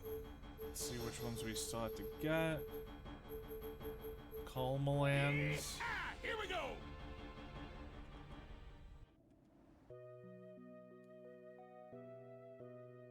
Wait, you're using Project Untitled Project X. Yes.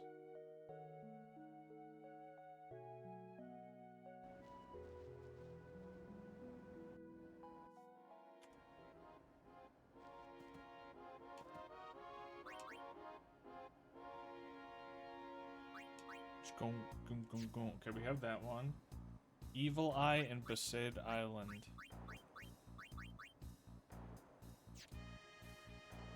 Huh?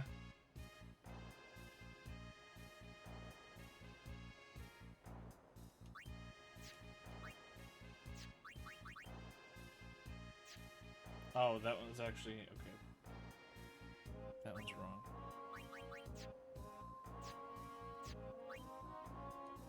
Okay, so we need the one there. Mount Gurgen. Airman. Okay, we need that one.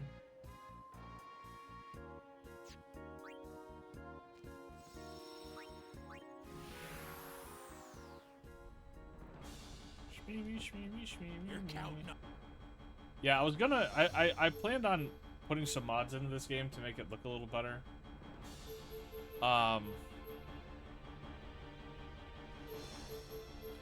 But then I realized how poorly put together a lot of like the mods were for like on Nexus. Like they were just kind of fucking all over the place, and all the files like weren't labeled correctly or were updated and not put in the right place. And I just kind of got over that shit.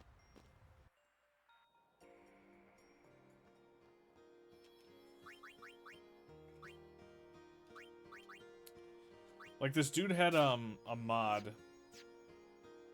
and it was to pretty much port all the old faces of like FFX to the remaster.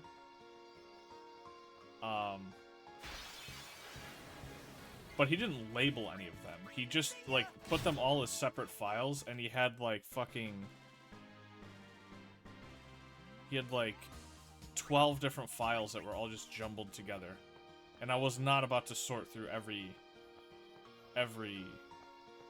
file to figure out which one was correct. Nobody in the comments asked the same question. Like there was the answer wasn't written down anywhere, so I was like, I'm good. Good. Not gonna deal with this shit.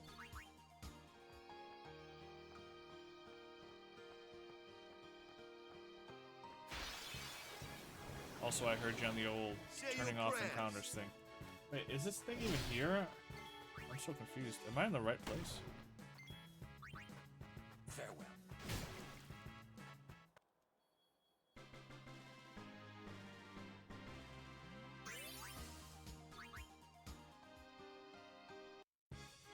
Apparently, according to the fucking arena guy, he said Evil Eye isn't here. Macalania Lake. Is that not where I'm at?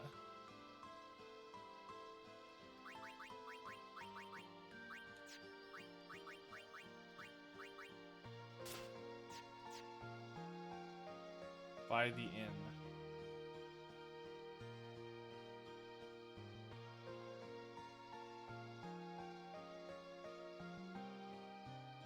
Wait, like the frozen section? Like over here?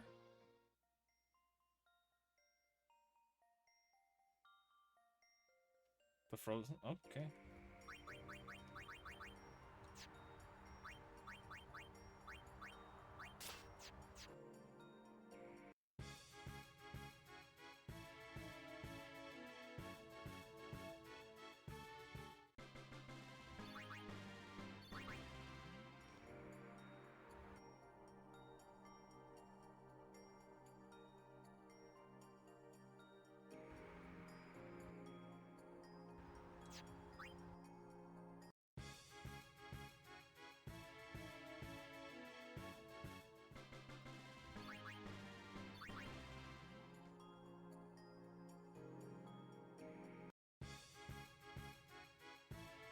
There we go.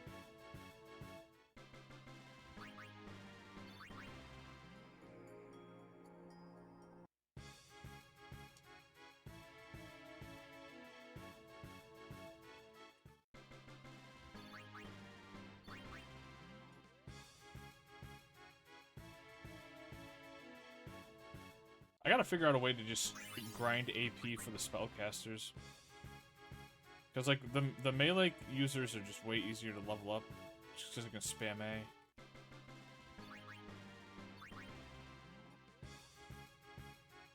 A. Something like that, yeah, I think.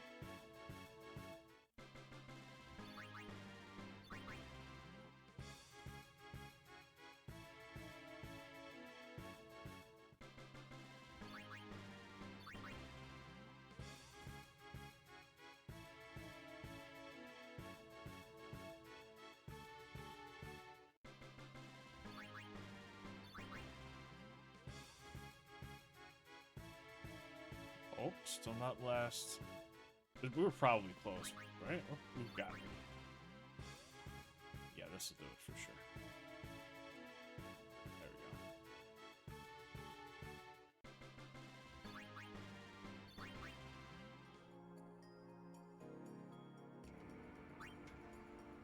go. Okay, now we gotta go to Mountain. We're counting. We're counting on you, kid. We're counting on you, kid. Yeah. Yeehaw! Here we go.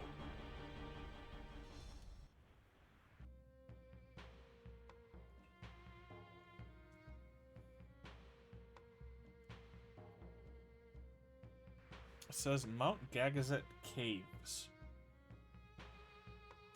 I don't know what the fuck that is. Caves.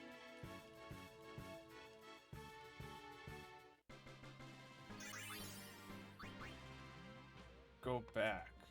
Head to the save spot. Okay. Use the teleport pad. The cave at the top. Oh, by back you mean forward. Got it.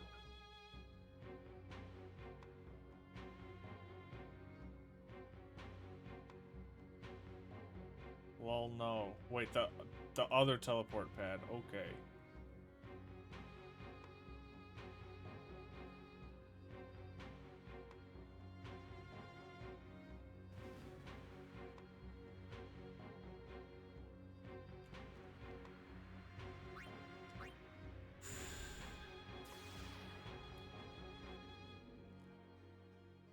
Oh, this cave.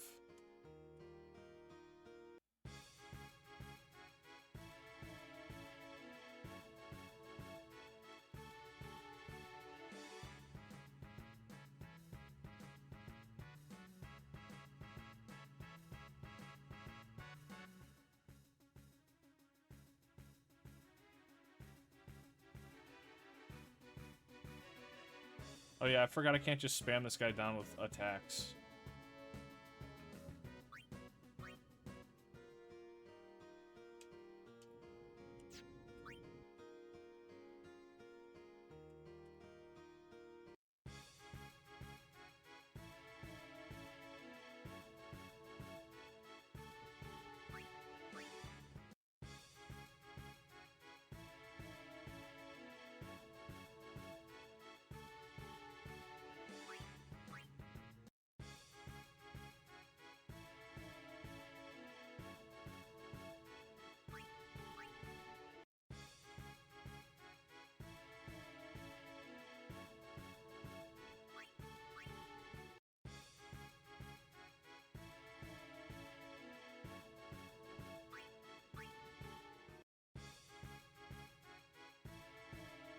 Oh boy!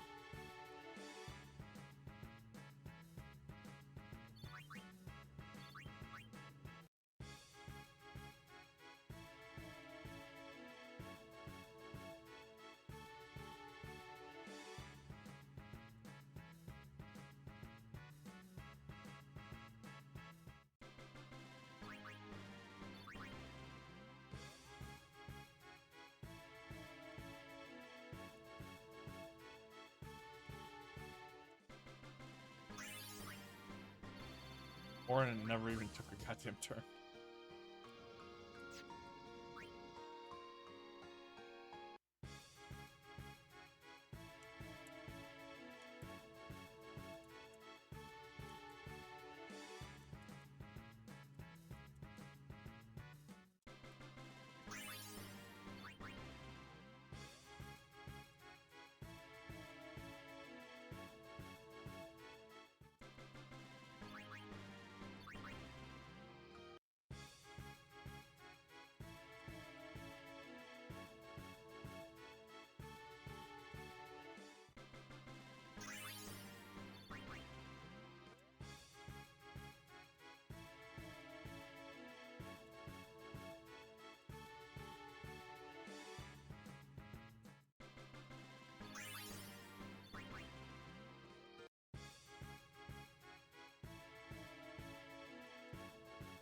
Too late to beg for mercy.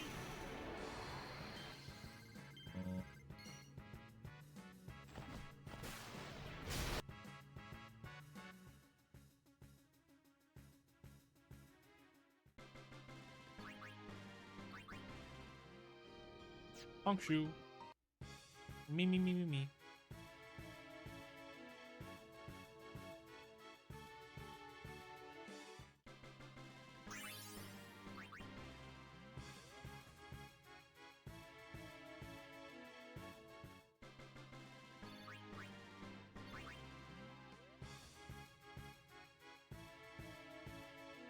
No, I meant to switch targets.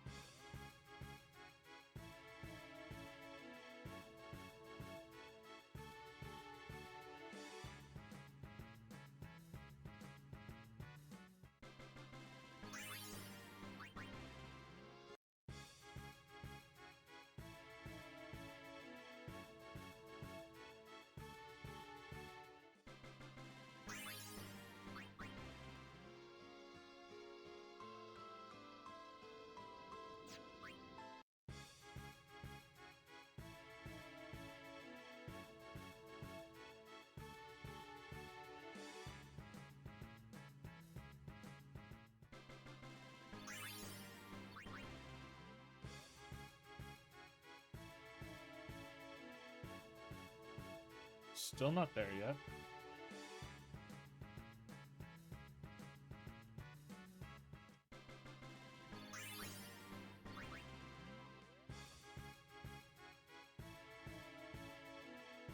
I'm about to make myself a coffee. I gotta stay awake. This is exhaustingly boring. Oh.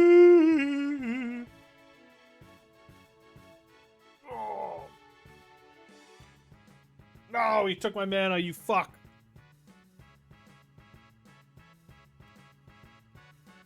Channel.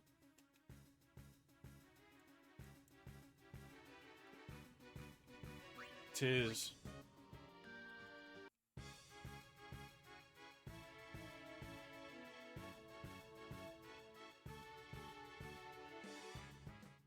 Osmosum back.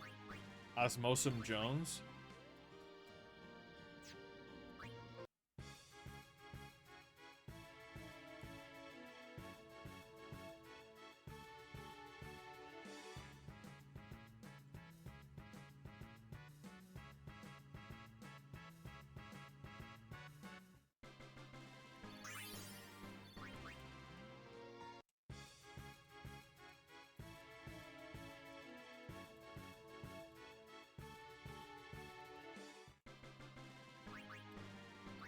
Who'd have thunk, dude, eating a gigantic bowl of rice with a side of bread would make you tired, dude. Carbohydrates with a side of carbohydrates is exhausting. Oh! Please! Yes!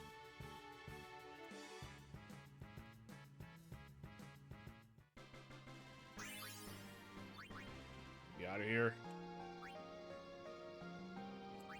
Now, does floating death count from the Omega runes? Because I thought earlier the Omega rune stuff didn't count.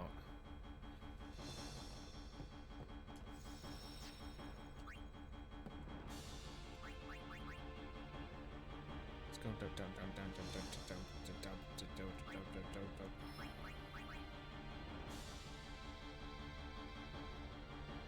Omega would count too. Yippee!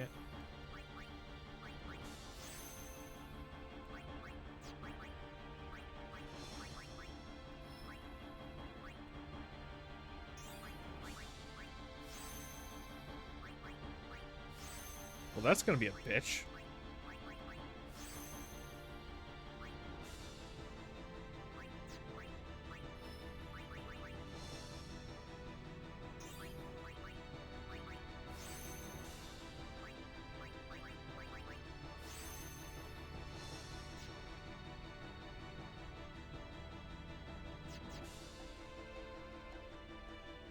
Yeah, I'm super excited about that. I'm not gonna lie, I'm super excited.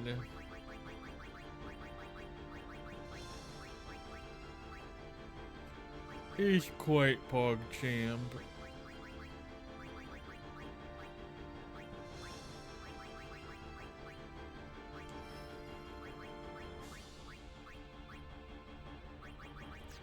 What is this? Threaten? Nah, don't care.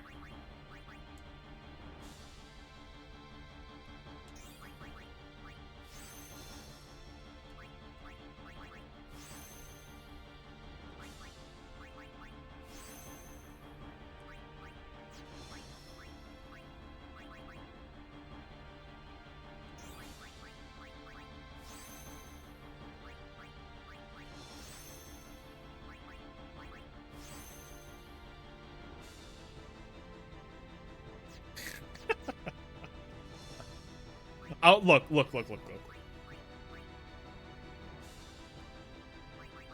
This is the thing I dread the most about this genre of games. When we hit this point where it just becomes kind of like this repetitive, monotonous grind for grind's sake, where we're like steadily improving like minuscule amounts over and over and over. This is when I start to just want to fucking drink bleach and, you know, watch the sunset.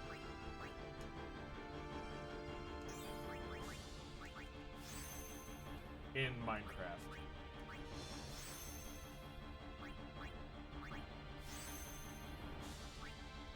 Look, like the anime dialogue, it was funny, it was cute, it was whatever. Exploring, finding new bosses and stuff, that's all fun. But then when it becomes, hey, why don't you go and fucking fight 500 battles and reset fucking, you know, do a 10-game blitzball league into save scumming to get a certain attack so that you can play 10 more games of blitzball, and then you can do a fucking tournament and then save scum the tournament so that you can get the fucking reels, and then once you get the reels, then you can go here and you can get this item, and then you combine this with the two other items, and then I'm just like, get me out of here, get me out.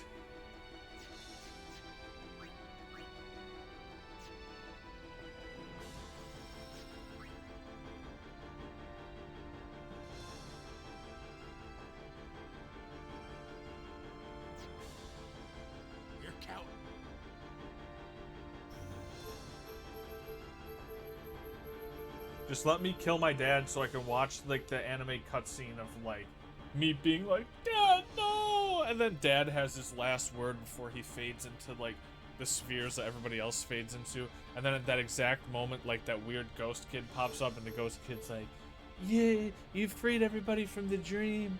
And then Yuna has her moment where she's like, no, does that mean you're gonna die? And then like they're both like, no, but you know, and they gasp a couple times, and some of the dialogue's a little too fast.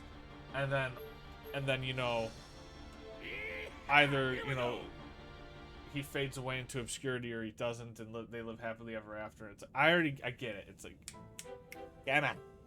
come on. Finish this up.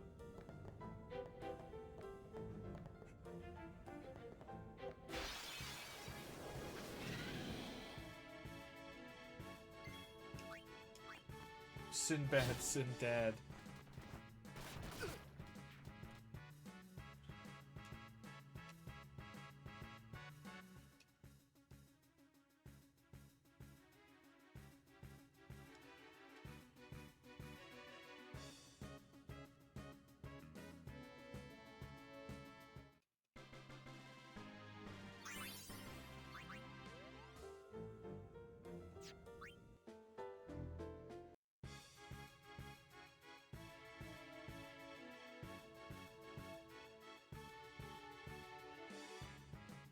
Also, I want to go on record and say that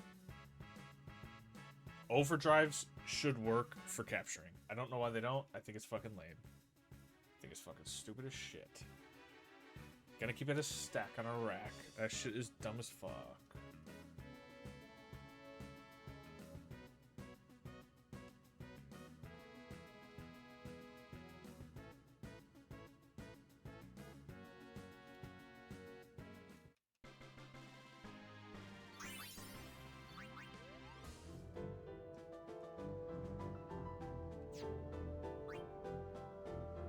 Oh, we're getting two birds stoned at once? Okay.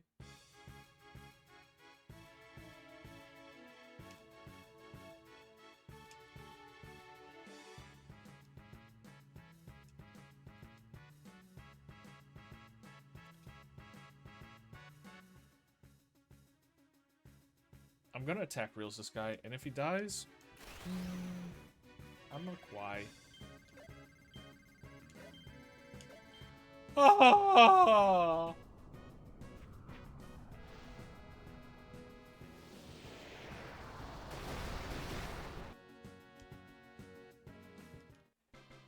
Oh, good thing I missed. Let's go.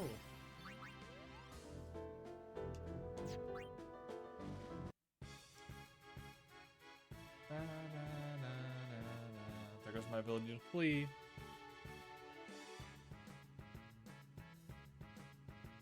Mjolnir to me! Pinnacle.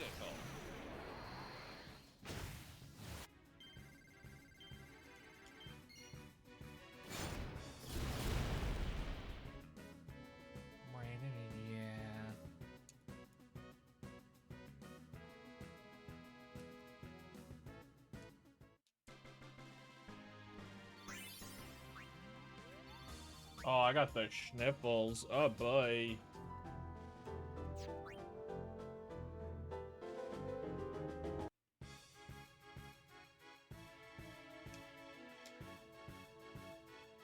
Alright, let's get the fuck out of here. Hold.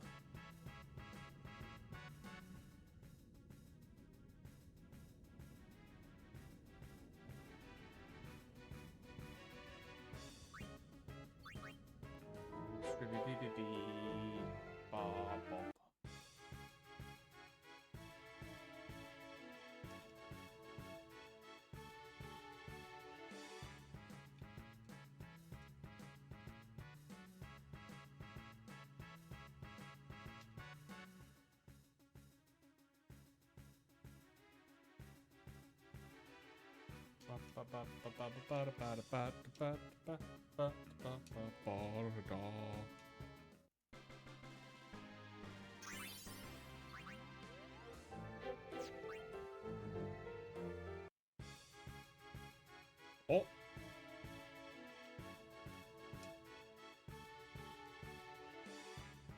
We out.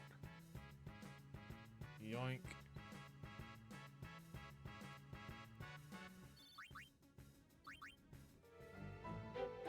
I honestly didn't look at the text. Get me out of this fight. Get me the fuck out of here. Fuck those guys.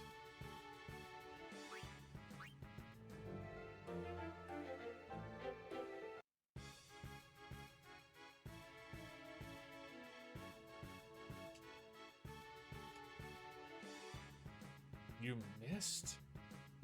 Brush.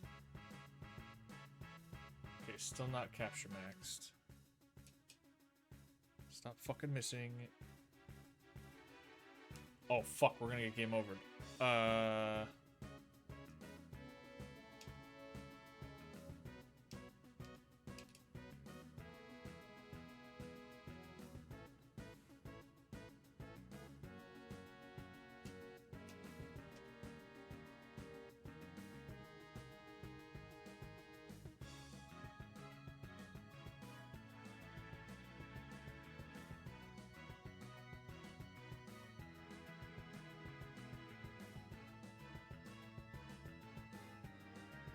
God damn, we suck. How is this team so inaccurate?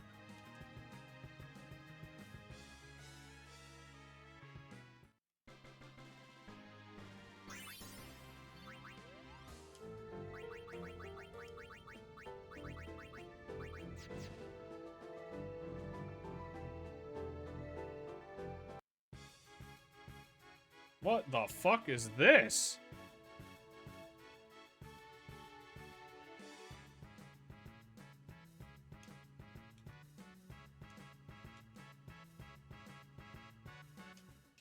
Never seen this guy before. What the fuck?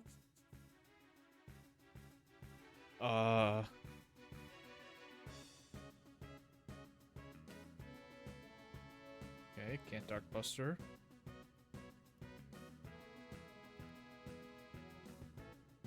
Okay. Can't silence, can't dark. Hey, my fucking haste. Do you mind?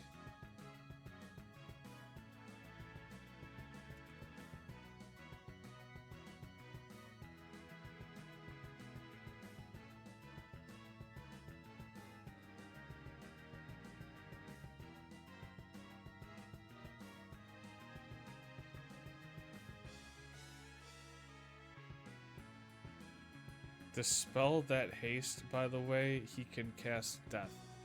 Why does I'm confused.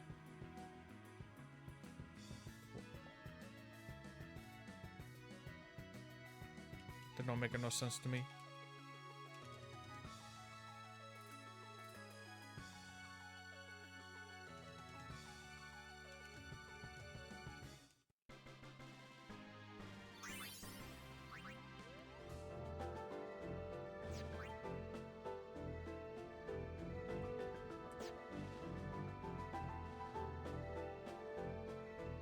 Oh, dispel that haste as in dispel the opponent's haste. Gotcha.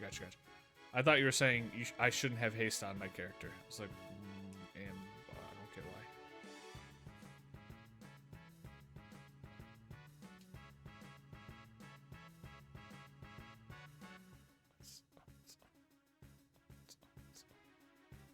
I'm too weak to stop these guys from self-destructing. Quinge.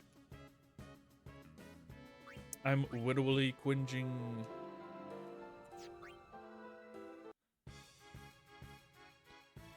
Oh my god, it's Tan Jesus himself. I'm good. Does Lulu have Demi? Yeah, I think, well, I think so. No. Kamari does. Kamari and Lulu does. I don't know if Yuna does.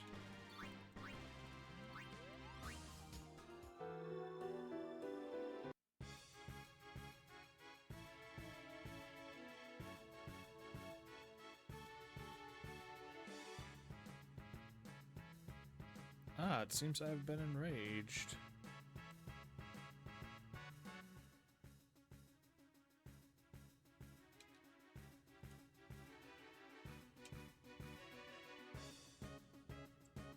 He is berserked.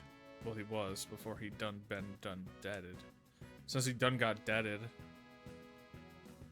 Demissimo. That's the wrong unit. This one.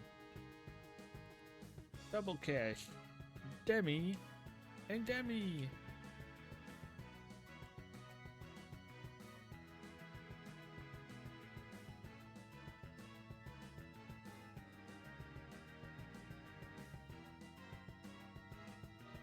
Uh-oh. We seem to be fucked.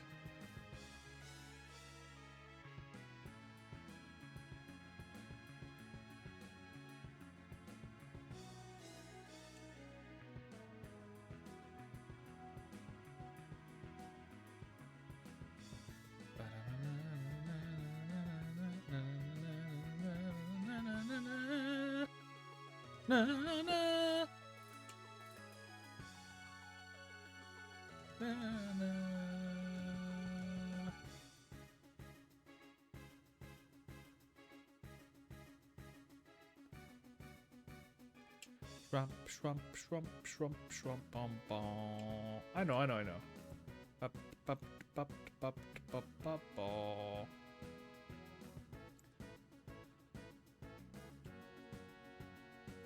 Megapation.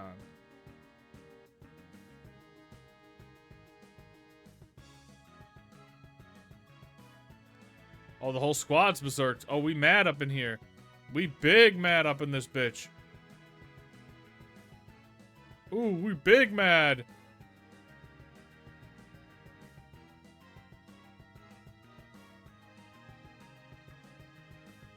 I'm chilling. We're fine. We're totally fine. We're totally fine. We're totally fine. Yeah! Yeah! Totally fine. Self-control's for wimps. Nope, definitely not play Blitzball. Not what I meant at all.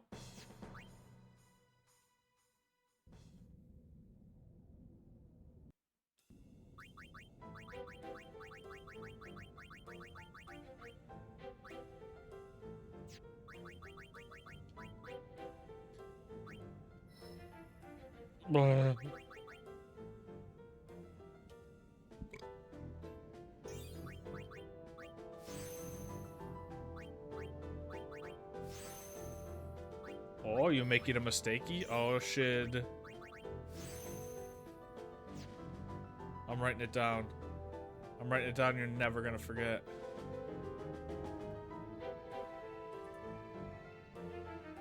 What am I looking at?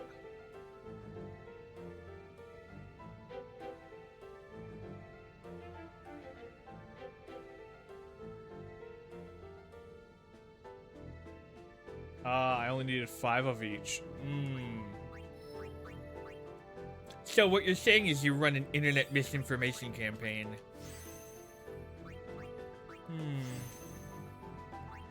I'm going to factcheck.com and I'm registering you as an offender.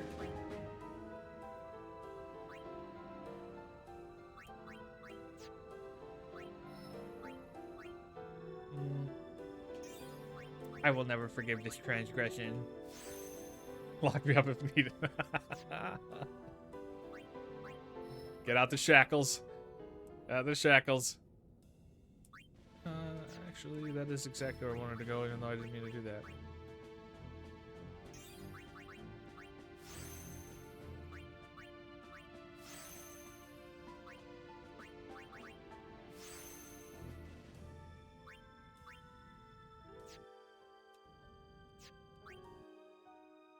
We have a strict no accidents policy in this community.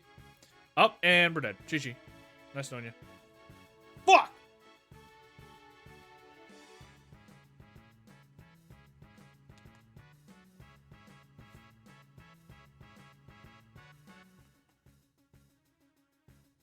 No! We're alive!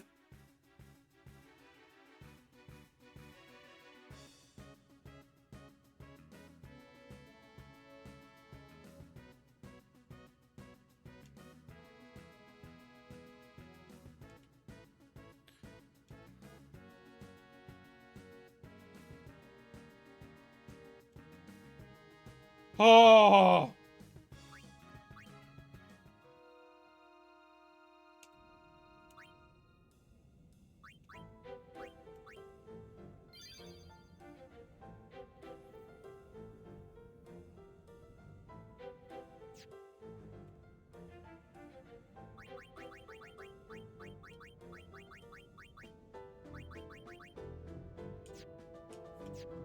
I knew it was gonna work out the whole time. Oh, we're dead. Come on, dude. Oh! Oh!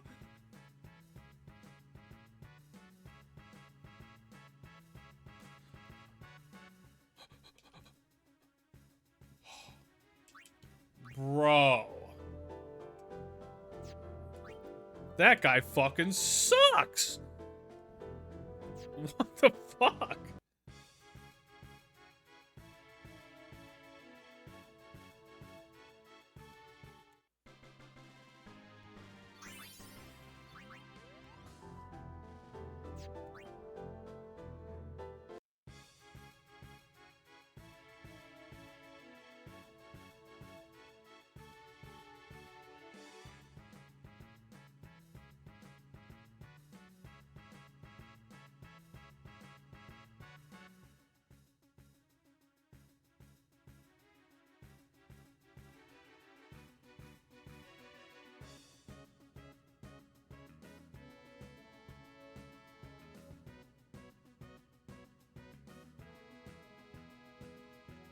For the last original creation, you have to capture 10 of each creature in every zone.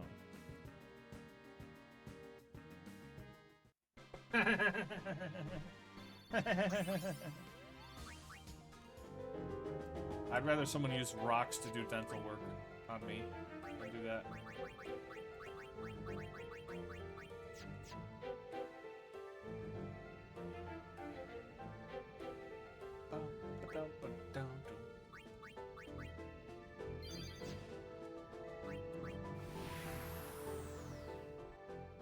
Oh god. Oh god. Oh god. Here we go.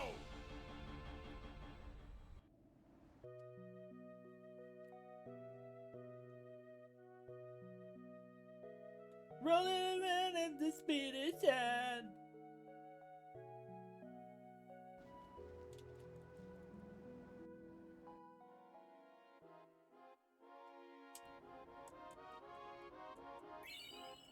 The ultimate eyeball.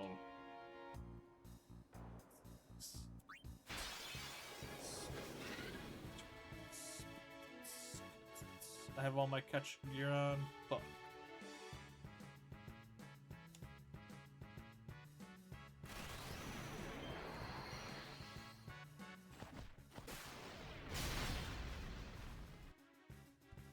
Noin, noin, noin, noin, noin, noin.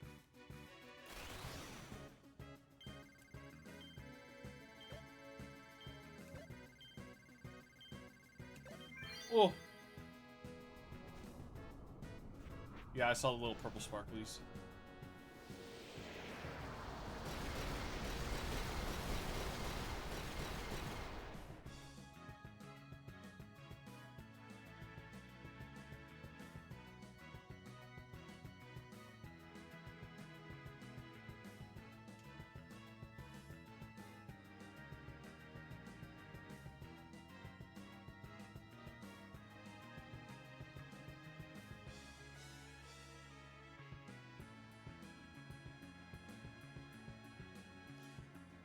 And that's the guy you want me to farm that guy for gear.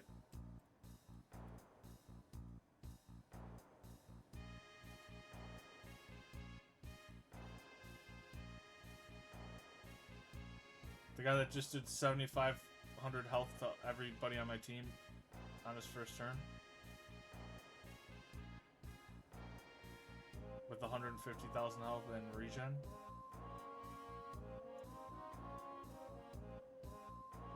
Right. Right, yeah. Right.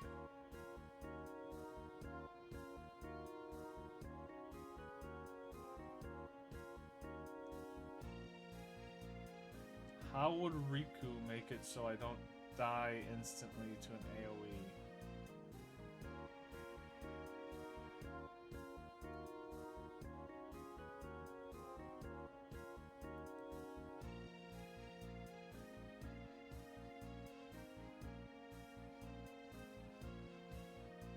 I don't even know what that is. What's Wings of Discovery?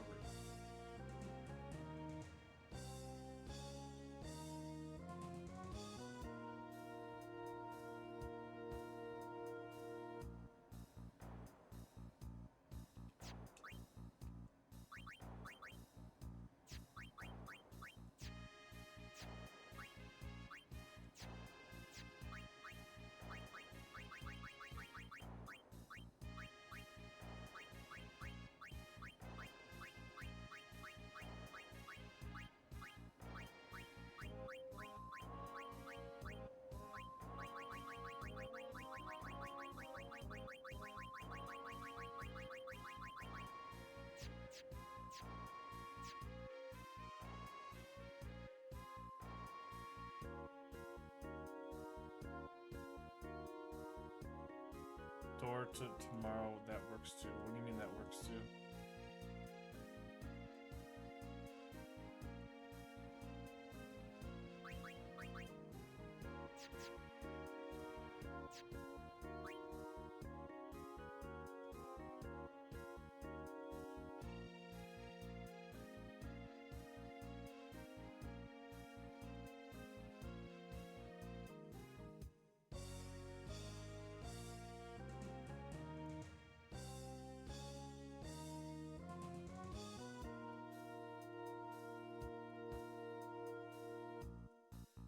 Okay, so even if I did that, that is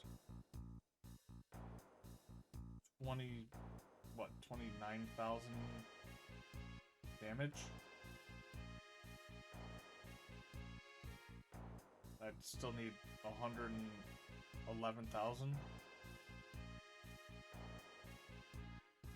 9999 times 12.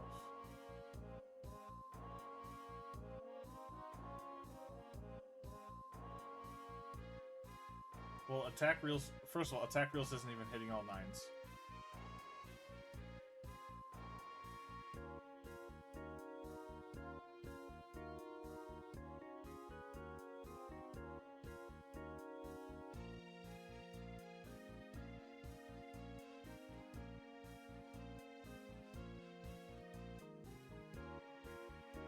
But with trio of nines mixed, it will. Look, I'm willing to give it a shot. What's Lulu supposed to do, though?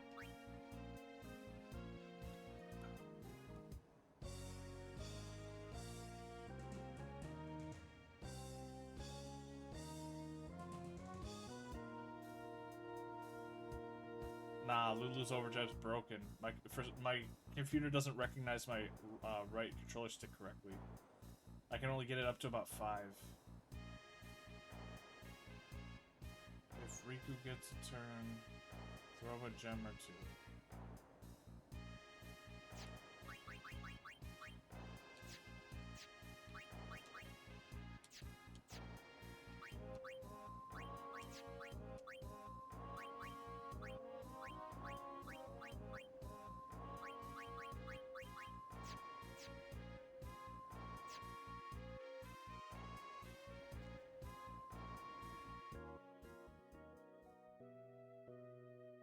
Five should be fine. 5 what exactly?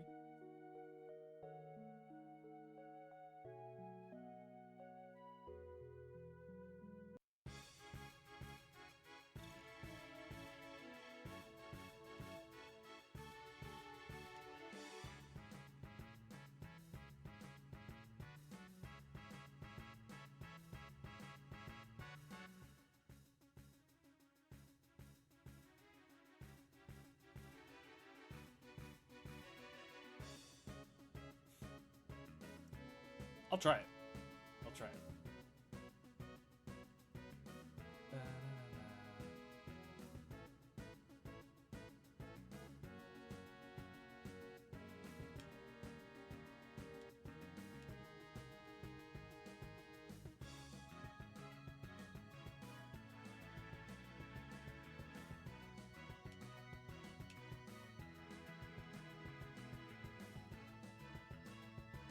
Just gotta get this goddamn overdrive to charge.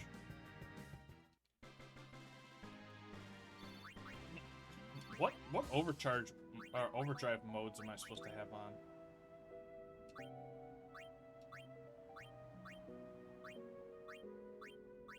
Am I supposed to be using warrior or comrade or what?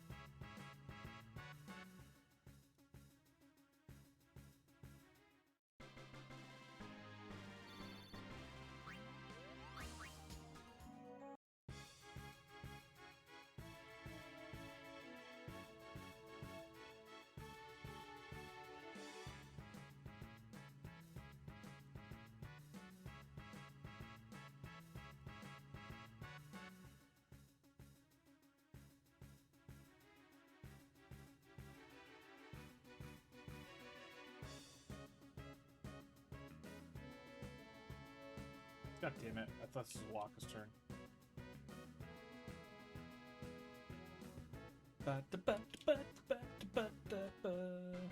Oh, that's good to know.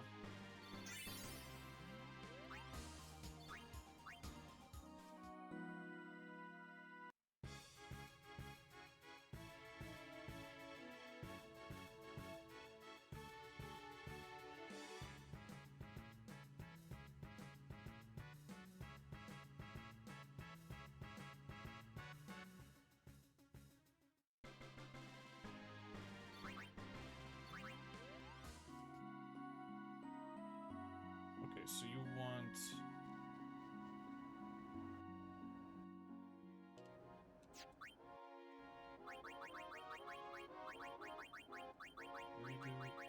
Riku, Waka, Lulu.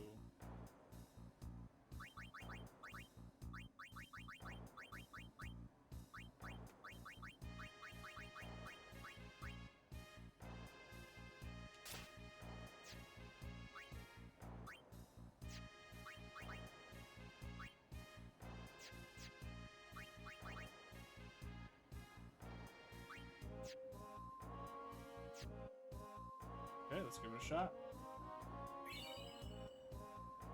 Gambler's Spirit.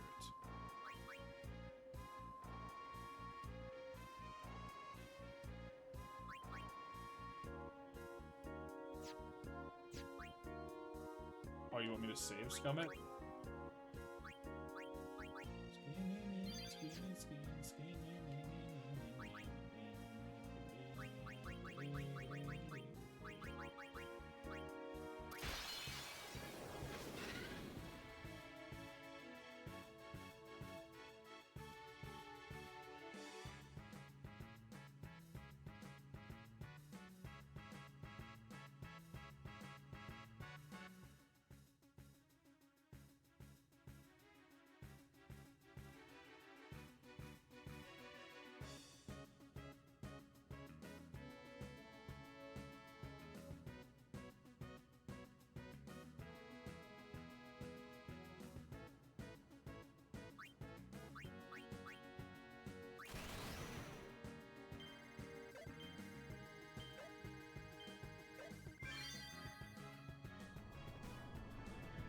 No, Riku's not.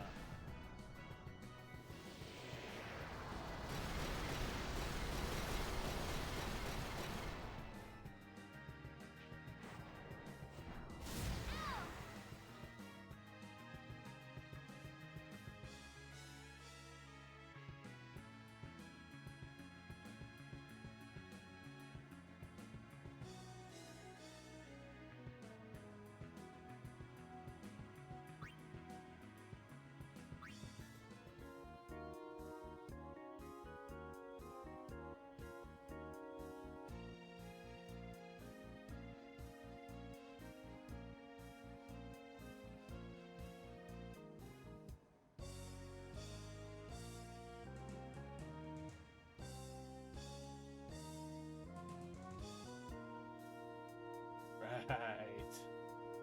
Yeah. I feel like that one just really slipped through my fingers there. Can I reload without having to close the entire game out?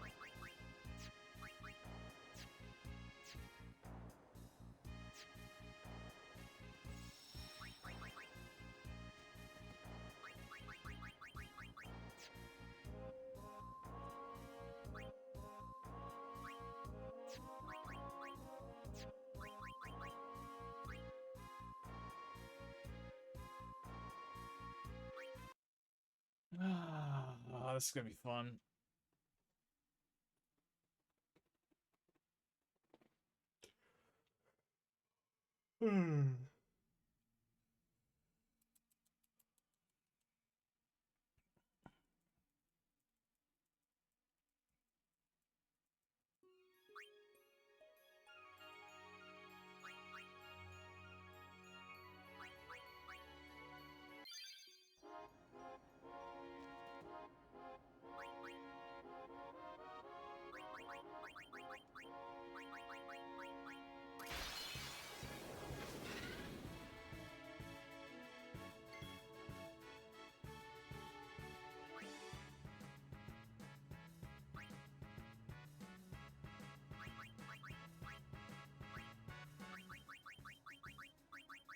So what do you want me to do with the chocobo feather? Want me to give it to who? Lulu?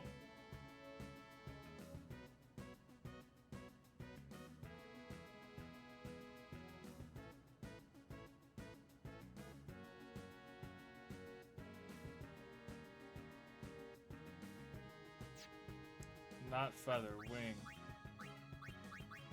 What is that even?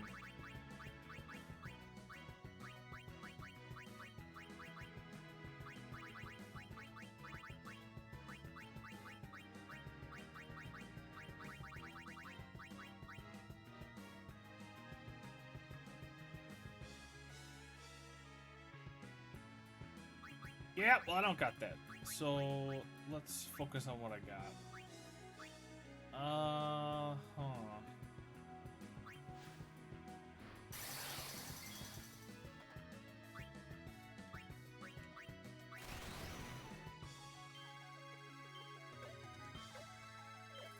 Fuck!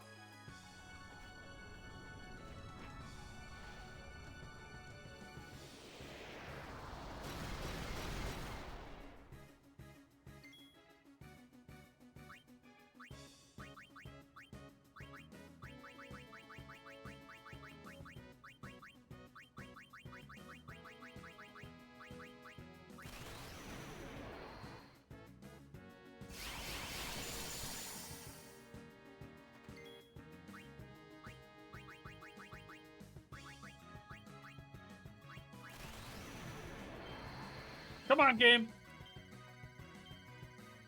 4 0 0.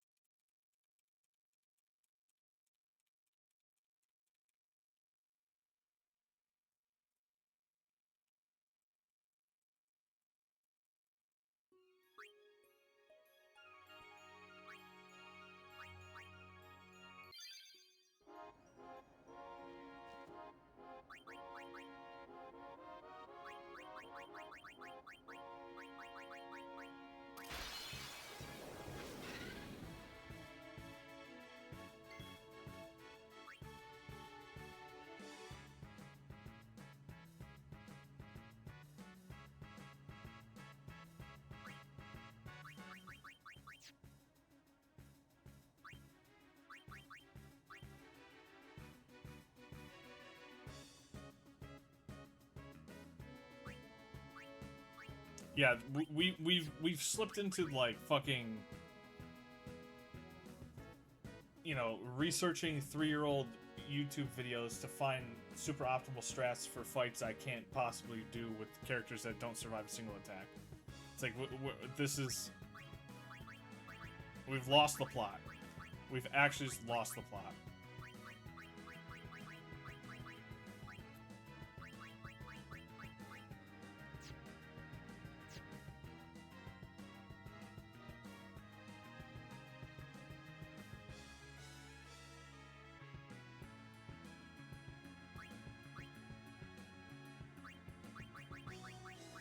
Like, there's no combination of what. I'm gonna stop complaining. Okay.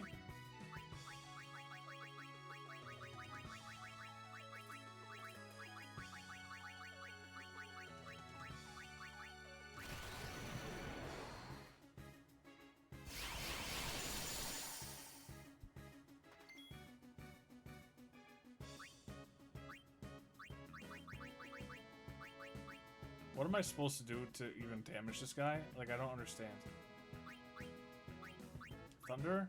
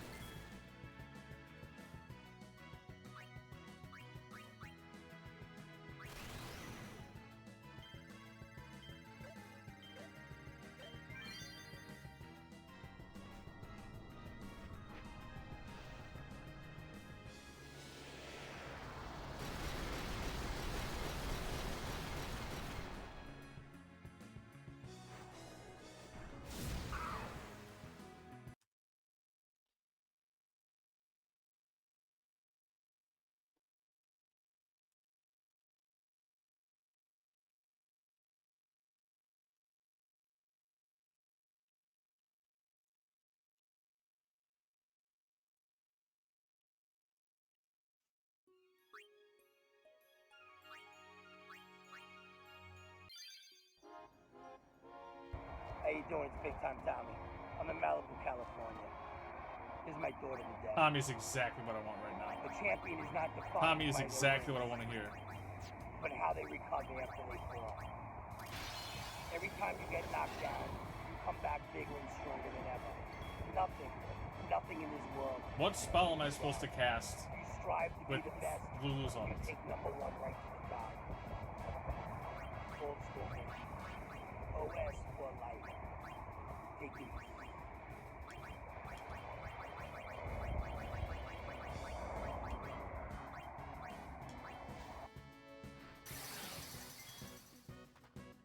Flare? I don't even have flare! What are we doing here? What are we doing?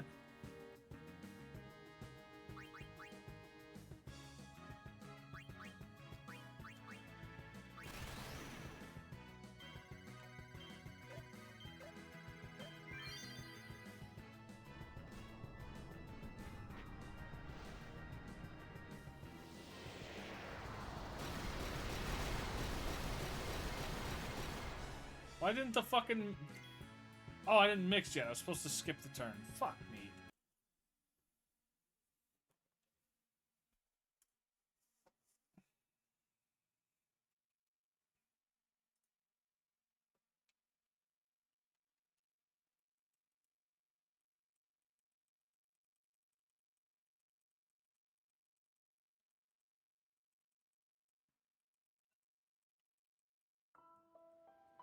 And now my controller's not working. Fuck.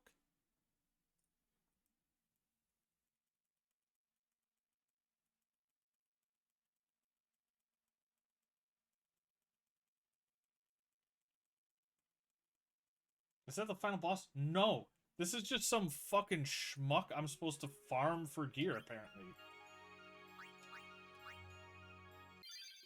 This guy's the guy I'm supposed to farm for gear so I can get gear that I can farm other things to get better faster.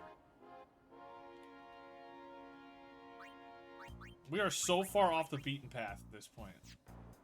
We are in fucking make-pretend La La Land at this point.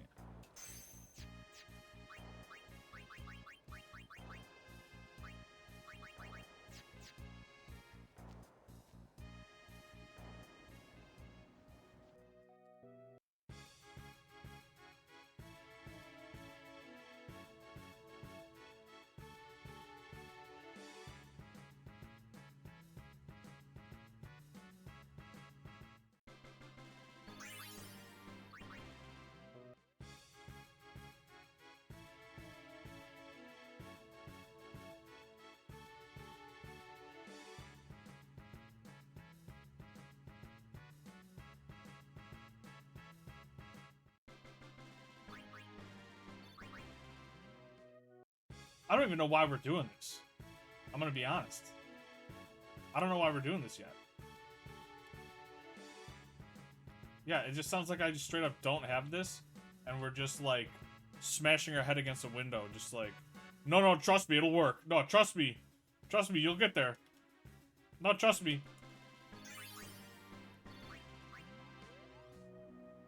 Just all your characters don't have any of the right skills or stats or spells or items or any of it. But no, it'll work.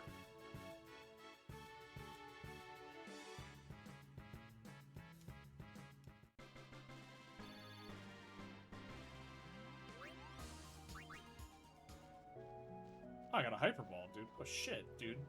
Professor Oak's gonna be pumped.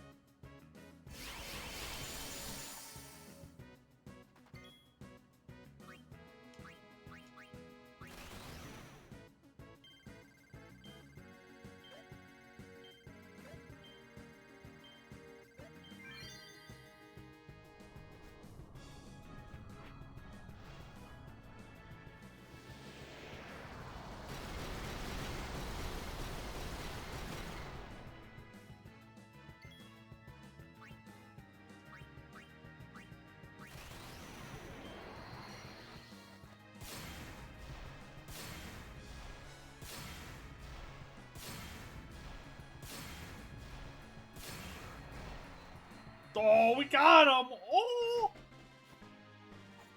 Let's see what I got.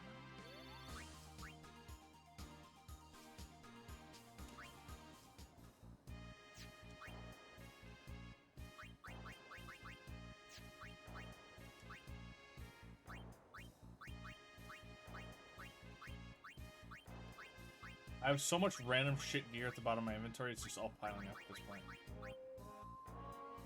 Triple AP healing staff. Oh, with one slot. Oh. Oh.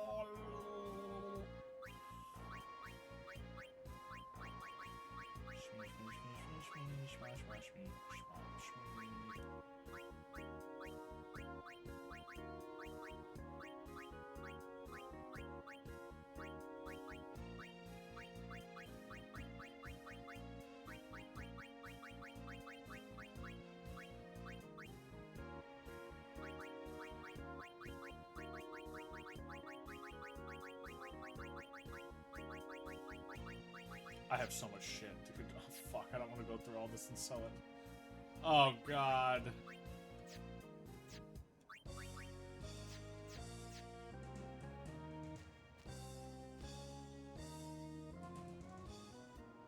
Oh, God.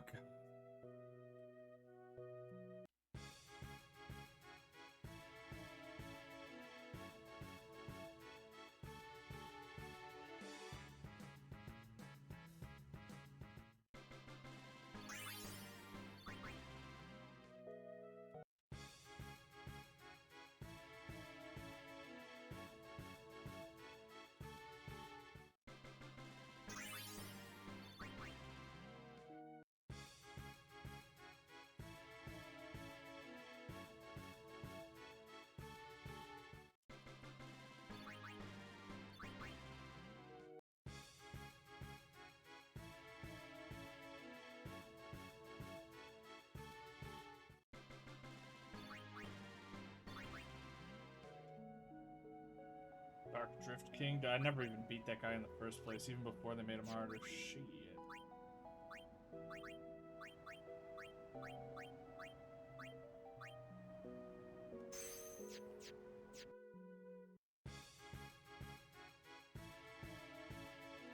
I'm not gonna lie, I'm kind of at the point where I'm over this game. I just want to see the end credits so I can say I beat it and just move on with my life. I'm pretty over this.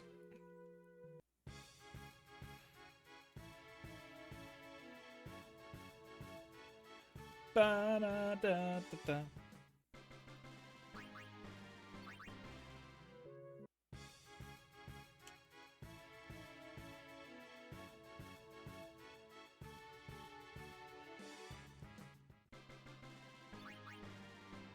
I don't know what the hell you even just said to me, but it sounded insulting, and I'm mad.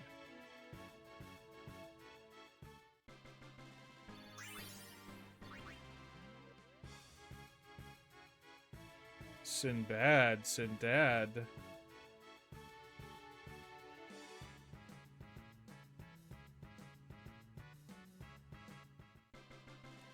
Ba-da-da-da-da.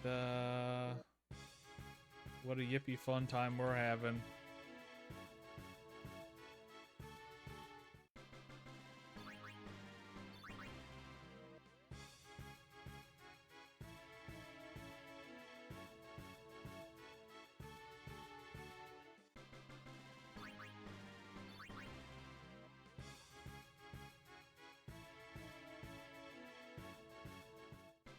God damn it, Riku. Charge your ult faster, you fuck. Jesus Christ. Why isn't it charging? It's supposed to be when her turn starts.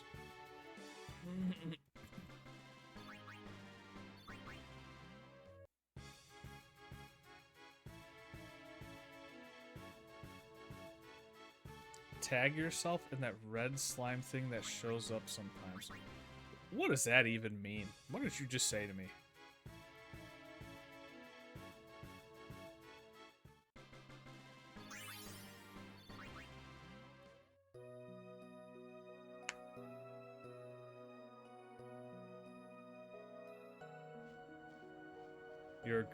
You're a gooey little goblin?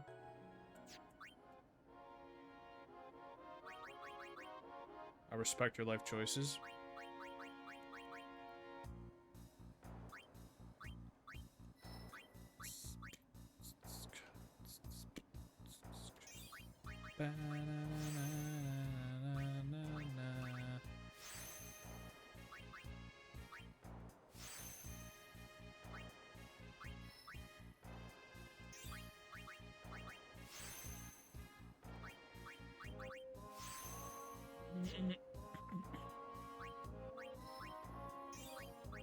What ability is this?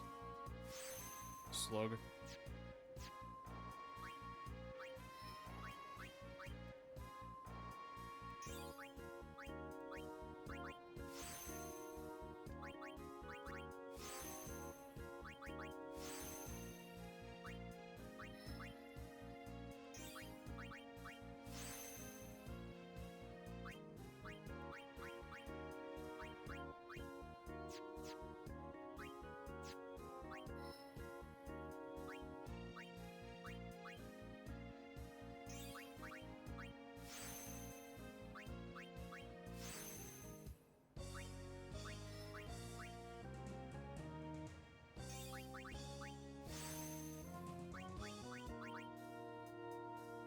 Okay. Equip Yuna with... Oops.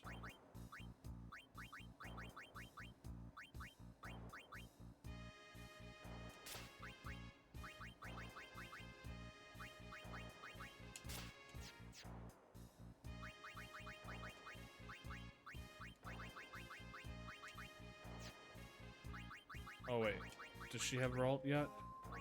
That's not even the right place. No, she doesn't. Fuck.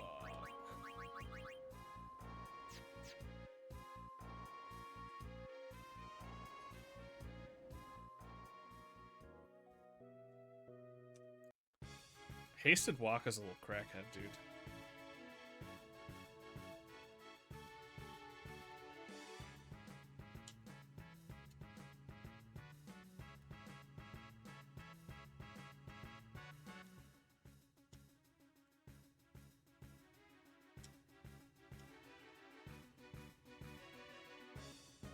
Where is she sleeping?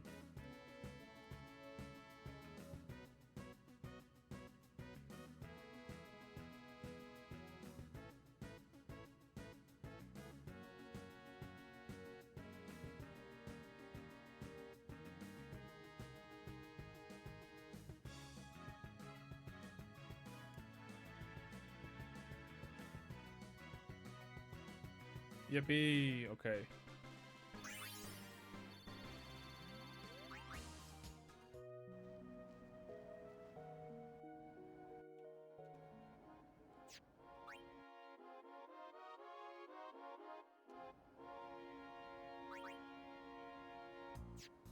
Wait, I should save. I don't know if some stupid RNG bullshit can happen here. I don't want to risk it.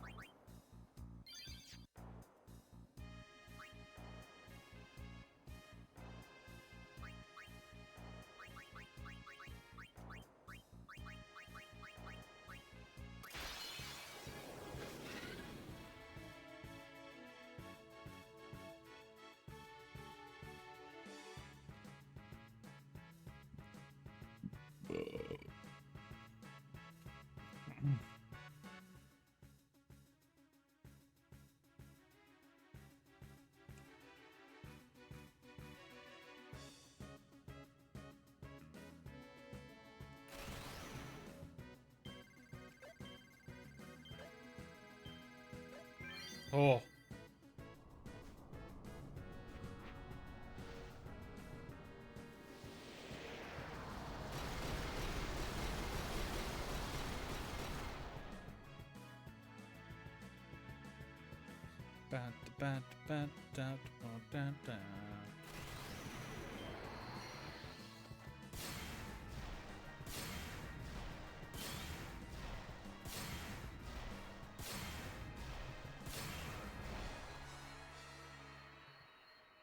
We did it.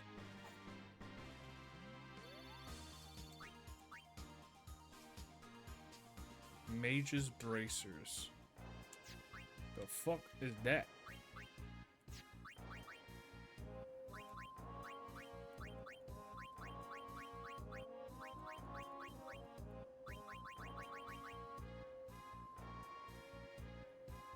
Oh, 40 MP for Orin. Whoa. Whoa. I'm safe scumming that. That's a piece of shit. Ah.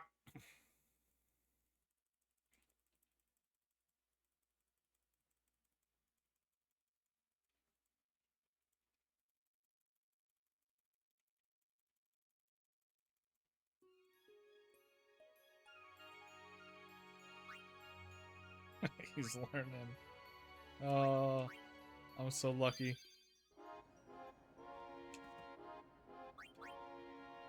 Ba da da da da da da squat da da.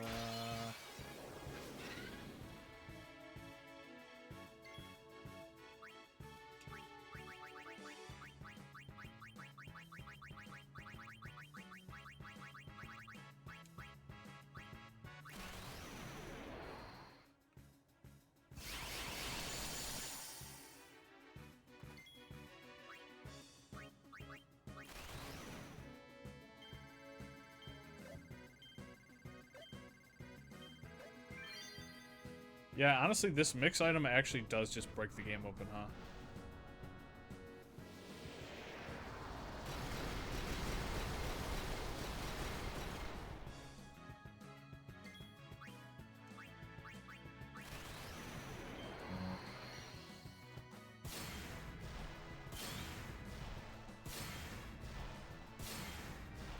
Well, I'm proud of myself for making it this far without using it a single time.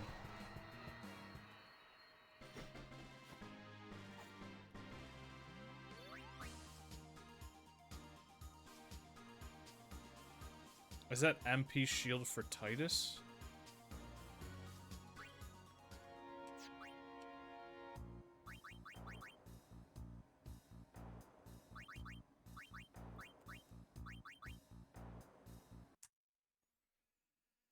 Wow. Yep, you're right. It's not cheating. Mm-hmm. You are correct. It's in the game. It's put in there for a reason.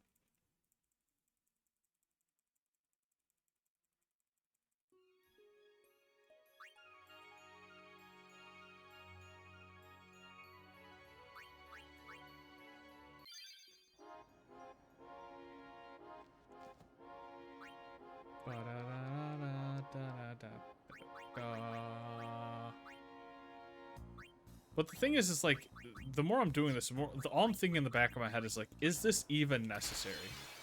Like, I could just go fight the last boss and do the exact same thing I'm doing now, but to the last boss, and probably just destroy the fight. So it's like, why am I even doing this?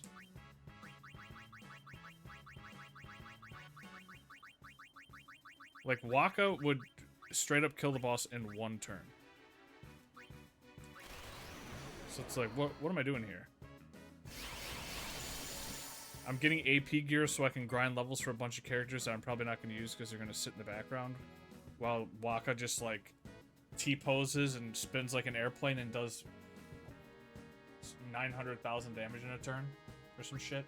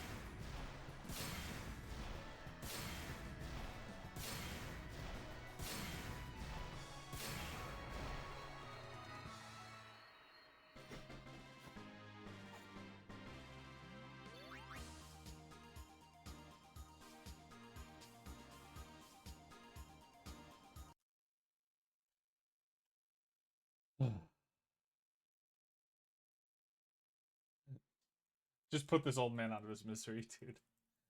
Let's just go put the old guy out of his misery, and hopefully it's the last fight. And then I can start downloading Yakuza.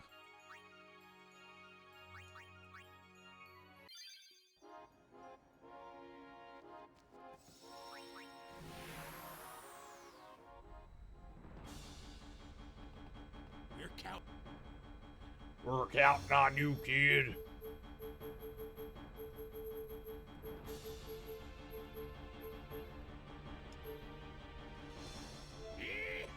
Here we go!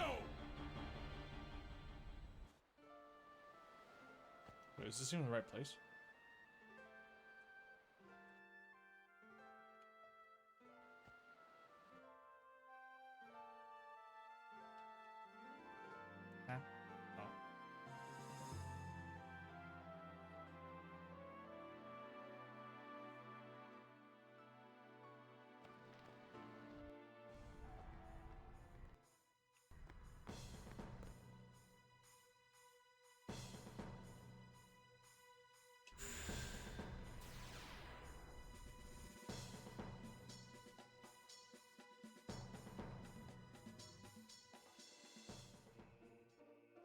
Wait, I'm in the wrong spot? Fuck.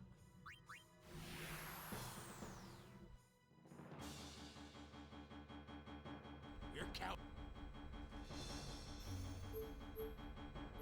Yeehaw! Here we go!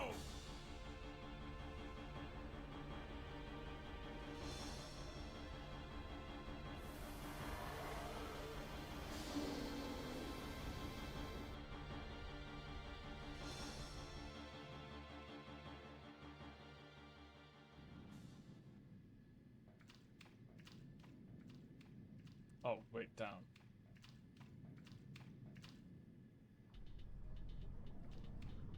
Oh, fuck, this whole part again.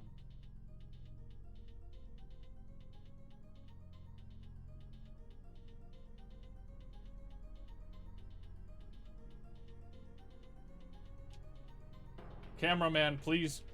Please.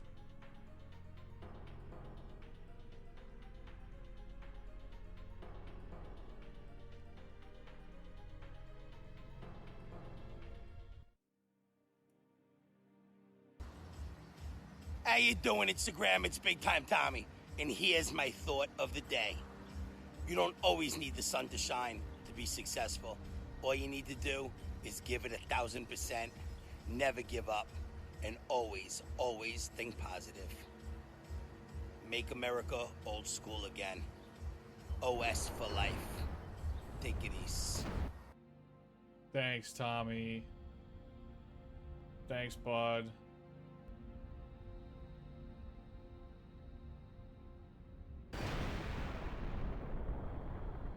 Just always think positively.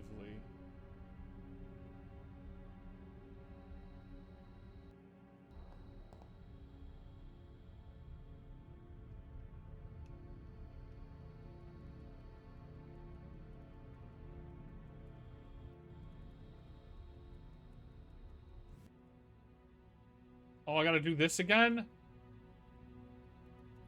Please tell me there's a way to get out of here faster.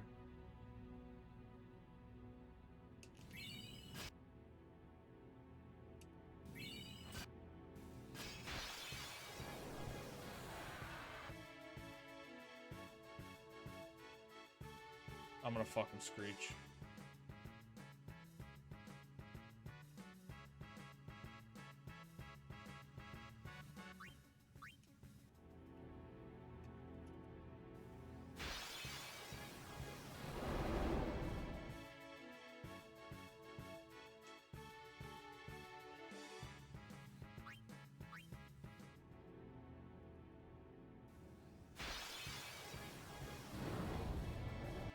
What in the fuck is this?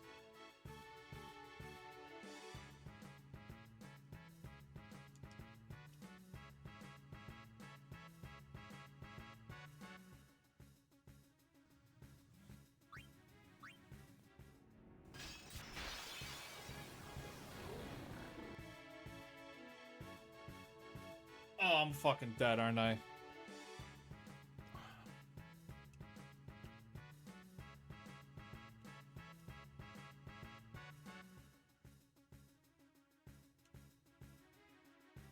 Oh, fuck.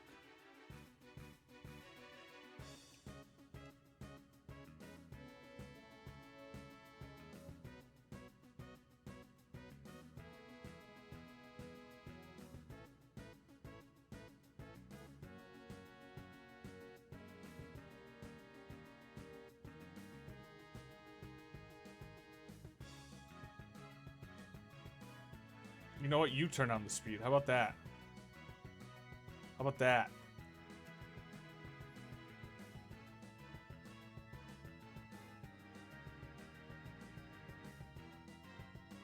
What do you think about that, huh?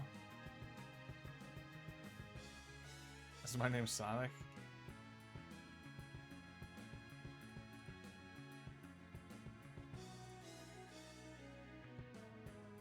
I don't know, bro. You tell me, dude. Do I look like Sonic, bro?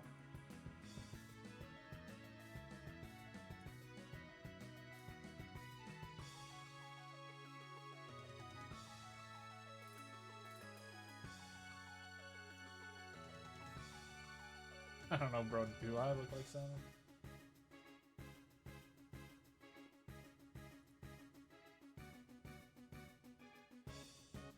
fuck out of here.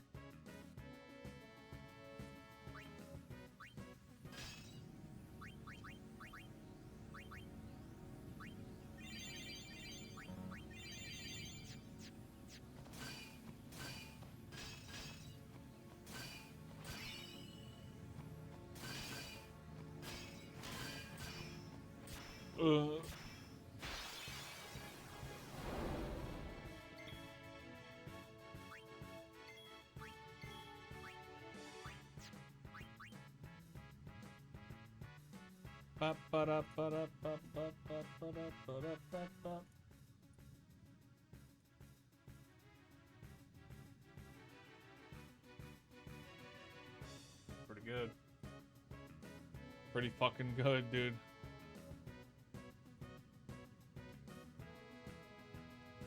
Gotta go fast. I'll be right back. I got Teddy's gonna go crank one out, dude. You hear that? You saw me as tails?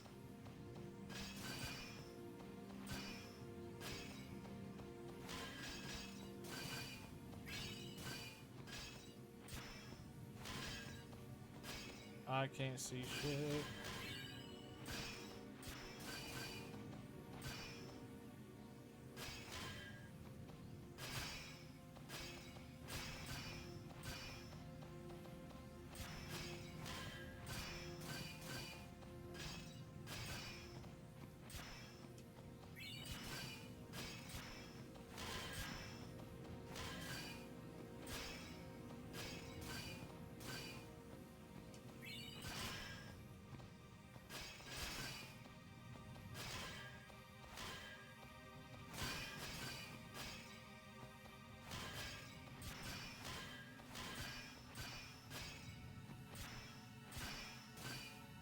This is so lame. What?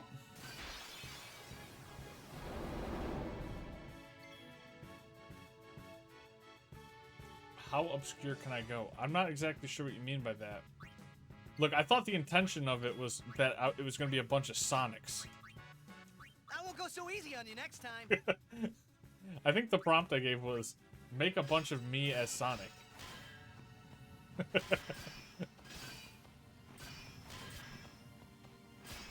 I mean, no, I mean, I'll make it work regardless. I mean, if you want to expand it into the Sonic universe, go for it. If that's what you want to do, I can work with it.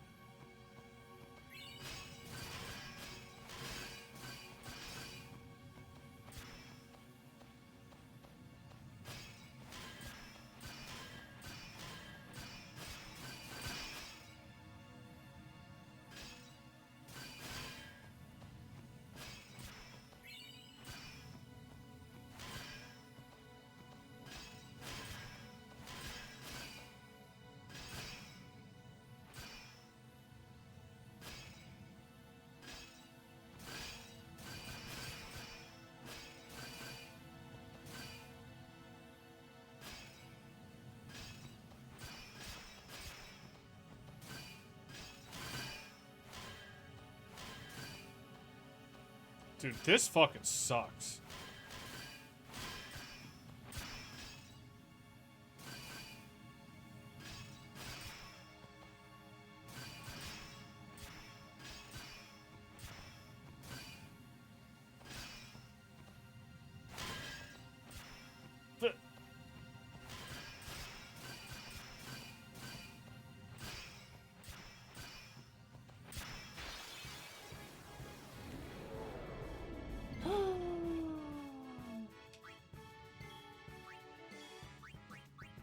I'll be right back.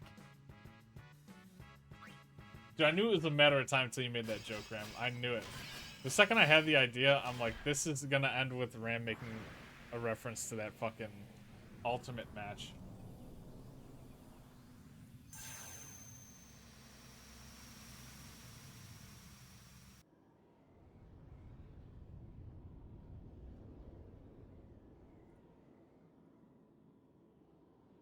I know you too well, Ram. I read you like a book.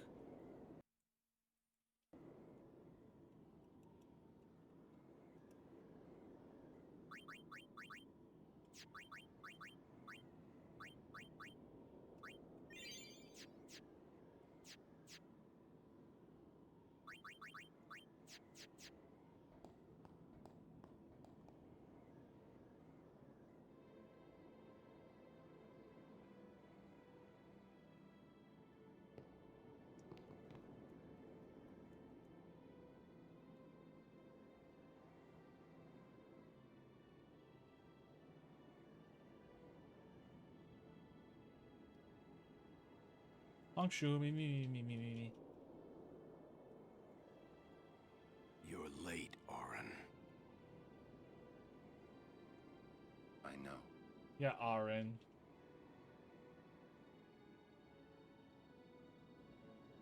Hey,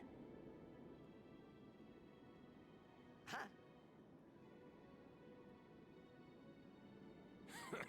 you got tall, but you're all bones. You got tall, but you're all Reading balls. right, boy. You're nothing but scrub. You've really grown. Yeah. But you're still bigger. Well, I am Sin, you know. That's not fun. Yeah, Dad, that's not funny, Dad.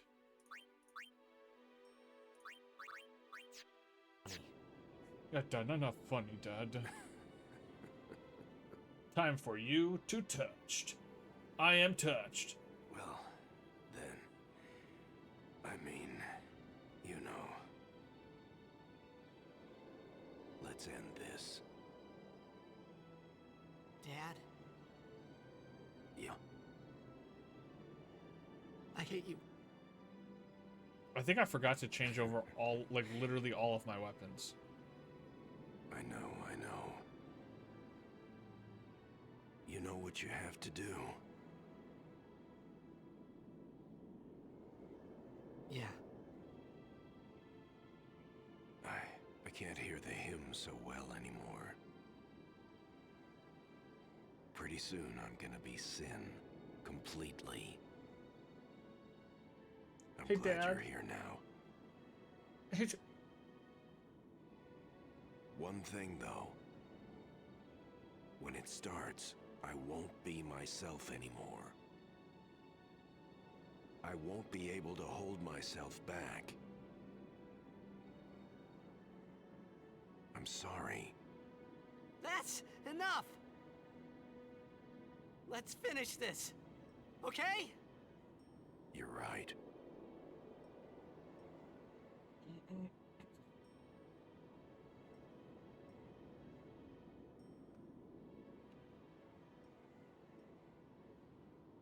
Well then, let's go.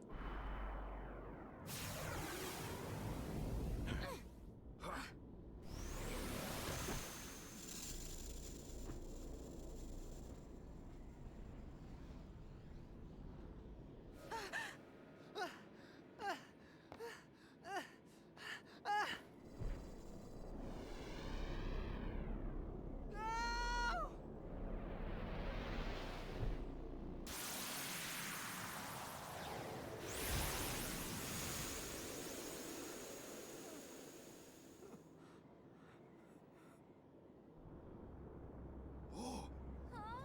Whoa!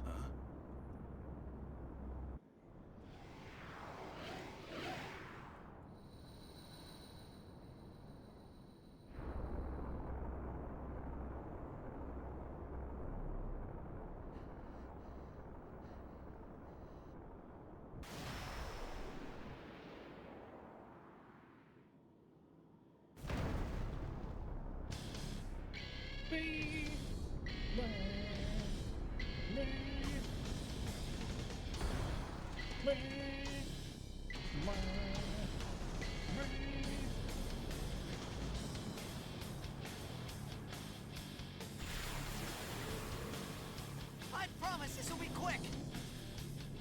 Hit me with all you got, Dad.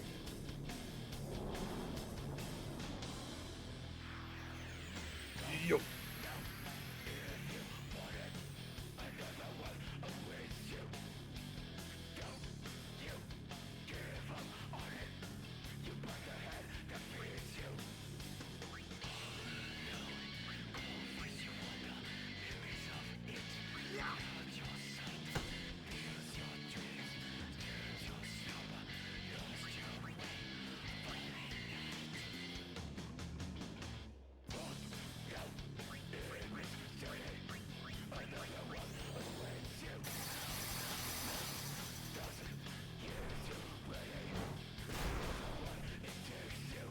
I don't know why that didn't work. It should have worked. I tested it before the stream started.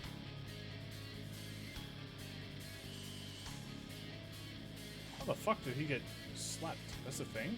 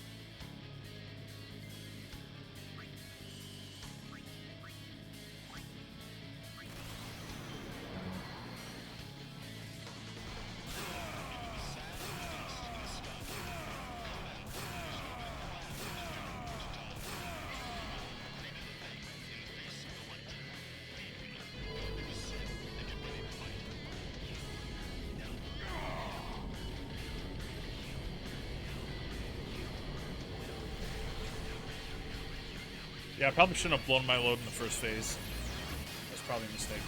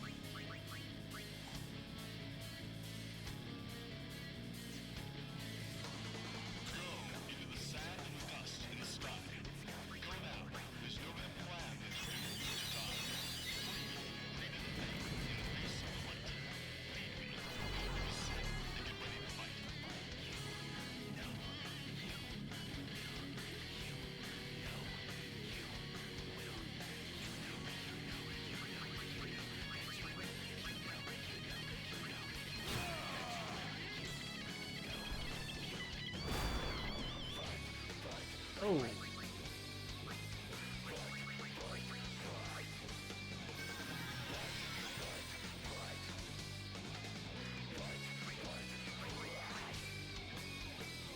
I won't lose.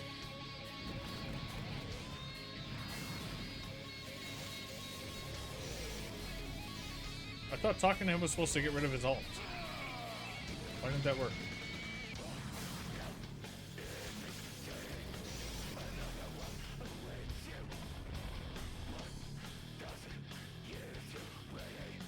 Oh, okay.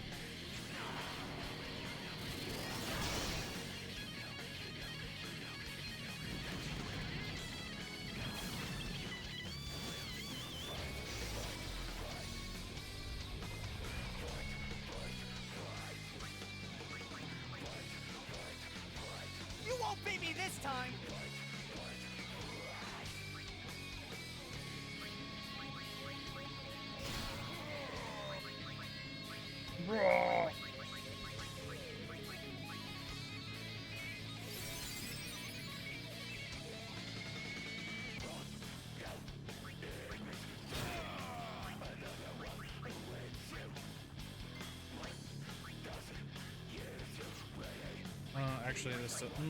I don't think this matters.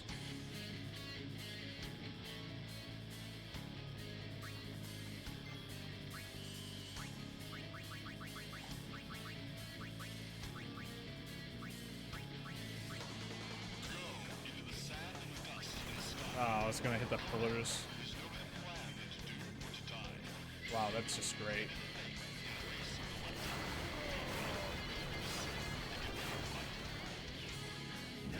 Should just dual cast it. This waste of time.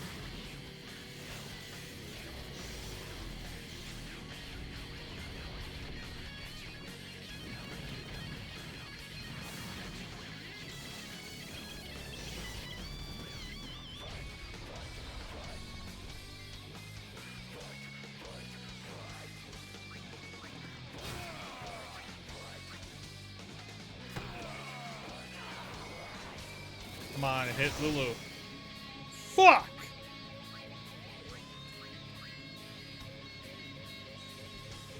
Oh, that I already did it 3 times. Fuck.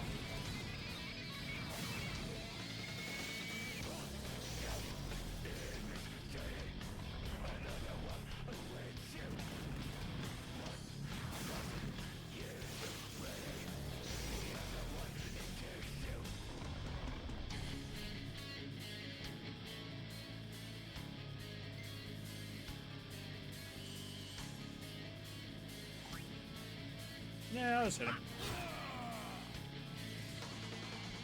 Ultimate check shot. I've never even seen this before.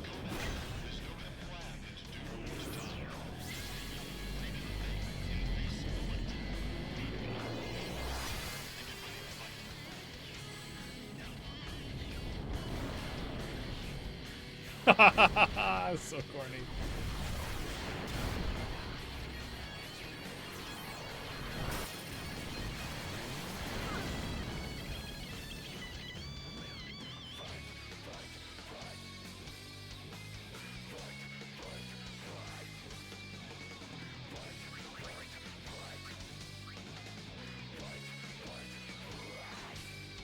It was sick. It seems like Waka turning to stone actually kind of saved him.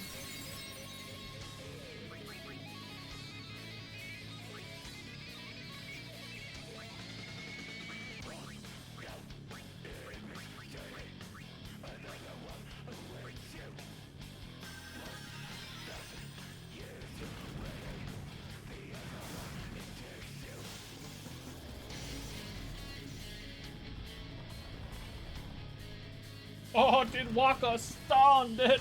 Oh.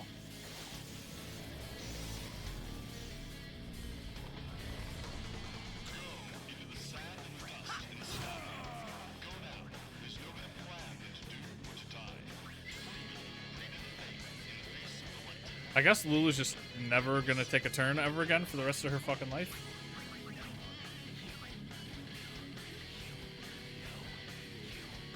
Pretty sure he's just immune to all these things.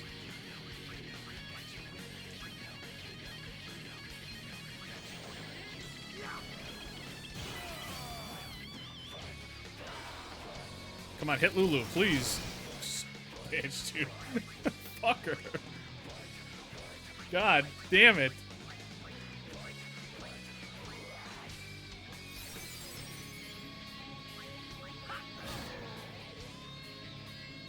Oh, I tried to capture my Da.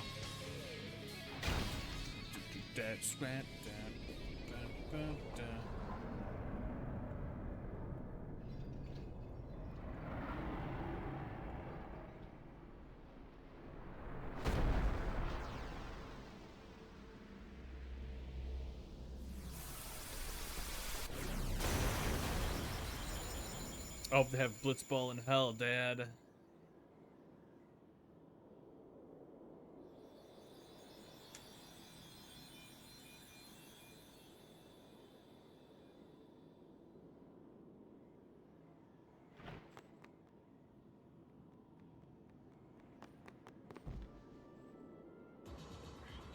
How you doing, Instagram? It's Big Time Tommy. Here's my thought of the day. Yesterday is over, and tomorrow is too... Get fucked.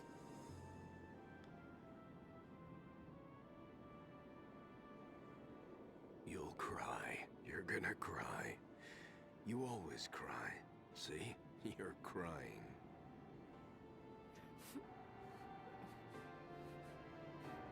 I hate you, Dad.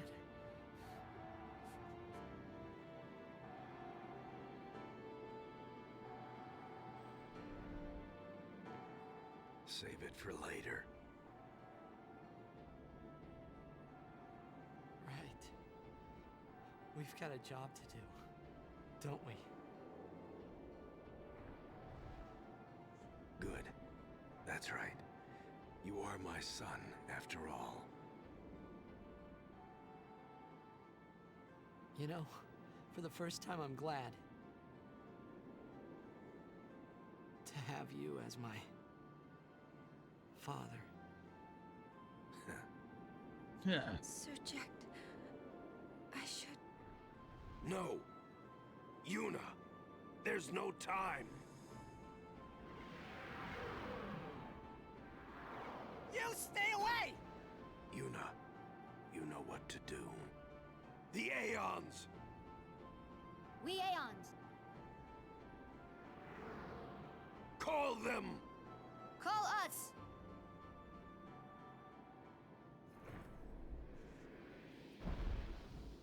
Oh my god, is he gonna sprout wings like that dude in Diablo? Nope. Okay, never mind. Have a good night.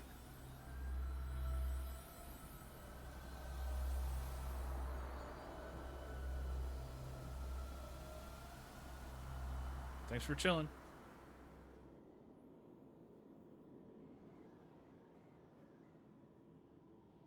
Yes. What did she say yes to? And why did she say it so fast? Here it comes.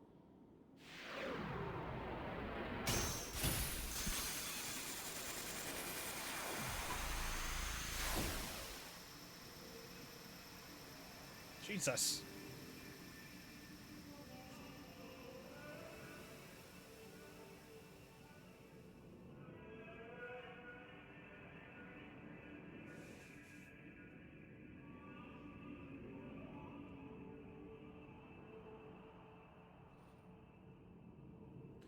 Why is Riku always in the fetal position?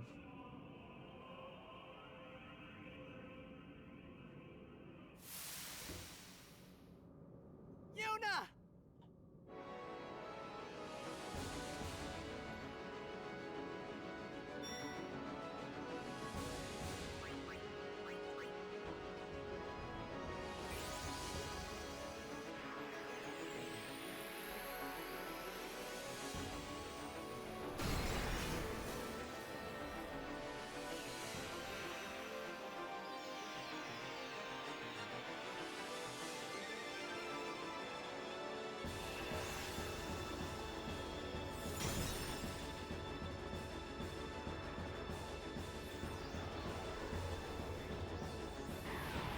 Oh, I literally give my summons away and then have to fight them? Oh, that was a horrible decision I just made. Jesus Christ.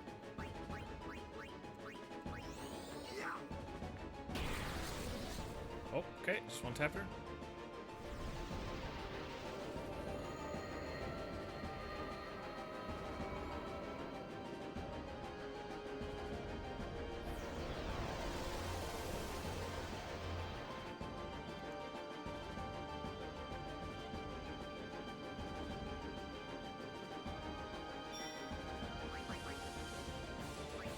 Let's get the hard one out of the way first.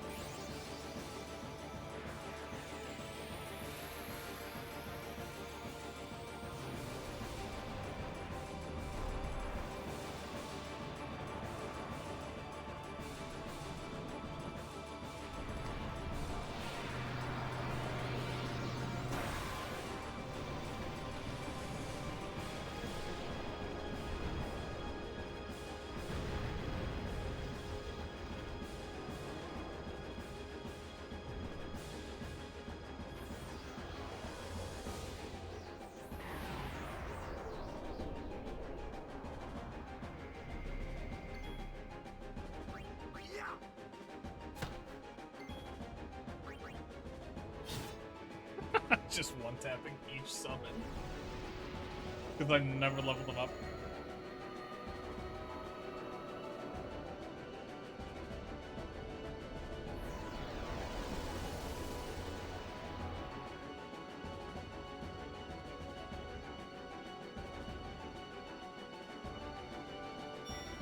Bring me Chicken Man.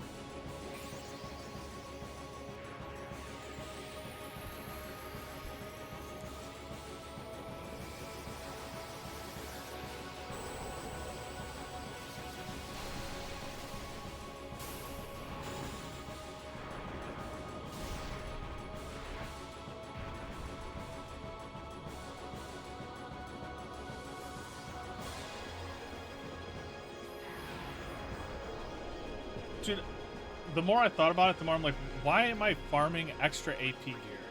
Like, I was sitting and thinking about it, and I was like, I'm farming gear so that I could farm more levels for characters that I'm not gonna need.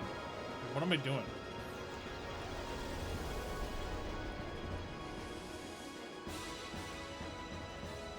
Like, literally that entire last boss fight was just, like, Titus standing by himself. Oh, the celestial weapons? Oh, yeah, and then I forgot to equip them all. Yeah, that's funny, too. Pretty much all the farming I did, I didn't use.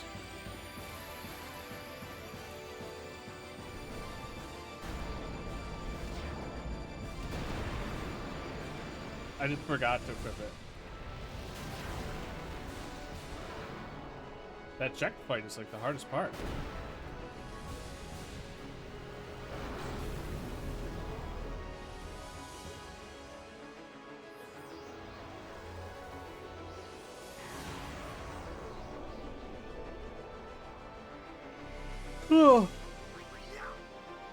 Twitch has decided you said a bad word, dude. I don't even know what you just typed.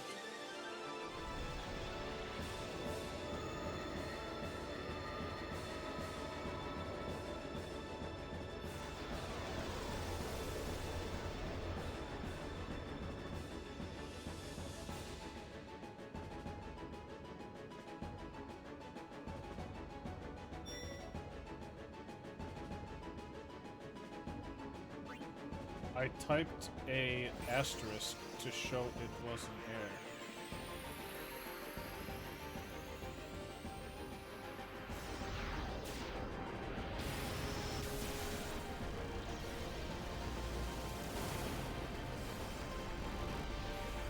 Oh, you meant to say you got Titus with the capture weapon on. Gotcha.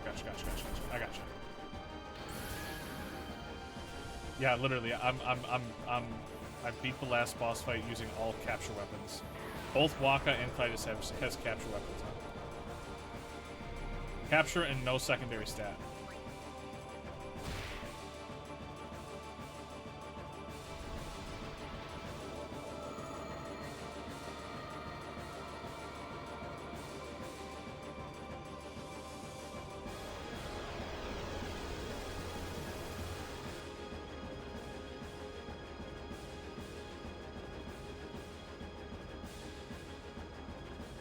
And now we have to fight Yuna.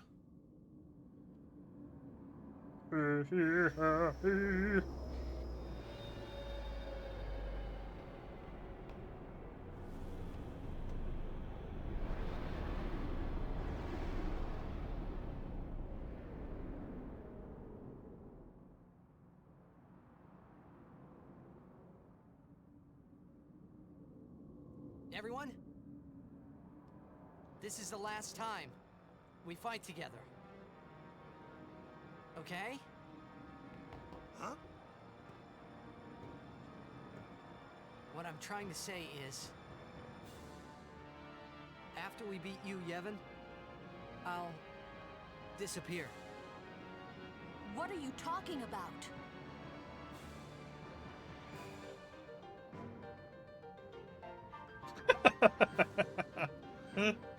Yeah, it's true.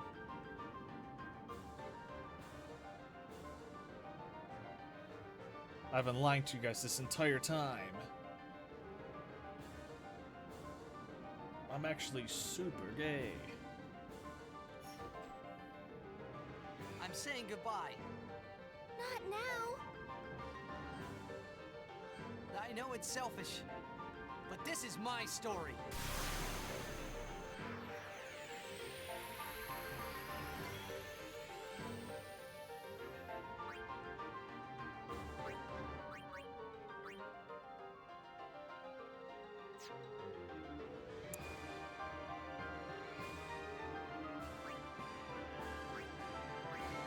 I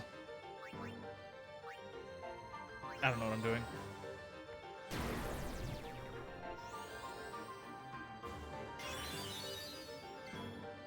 Okay.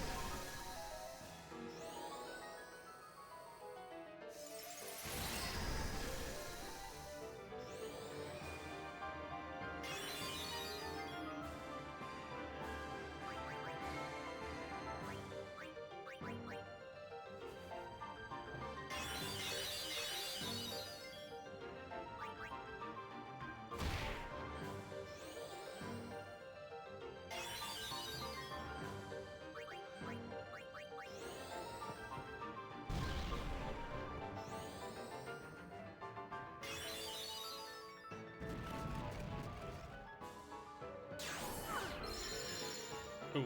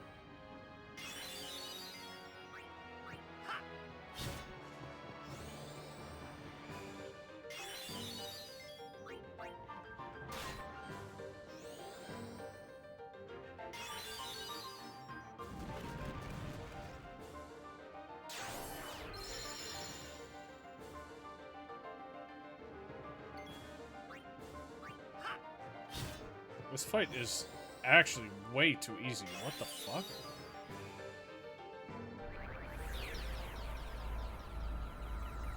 It can't just be this, right?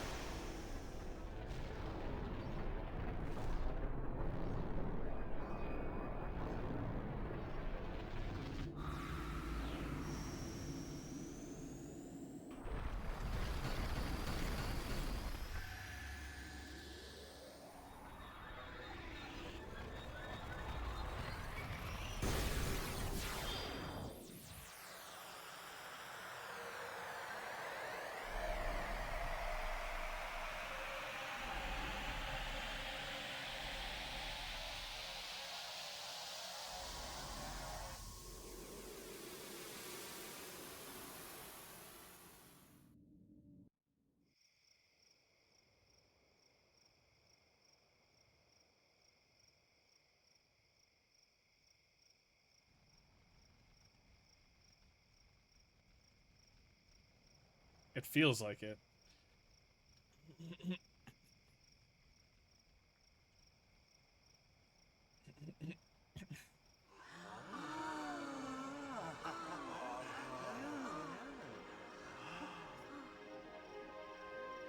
Yes, dude. I love PlayStation games where like multiple NPCs do the exact same animation at the same time. That's my favorite.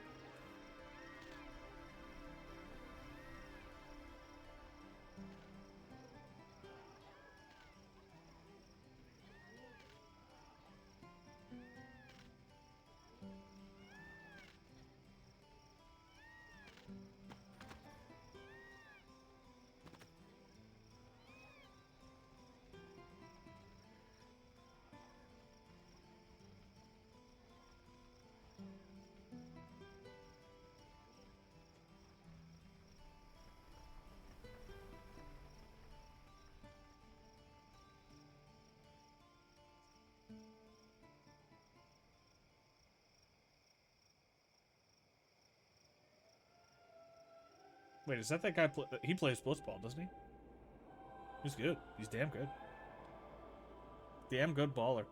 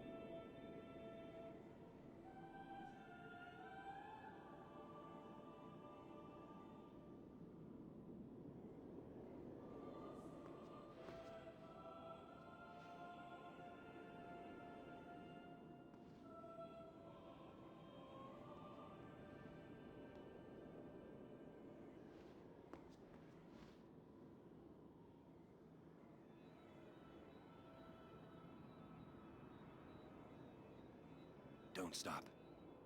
But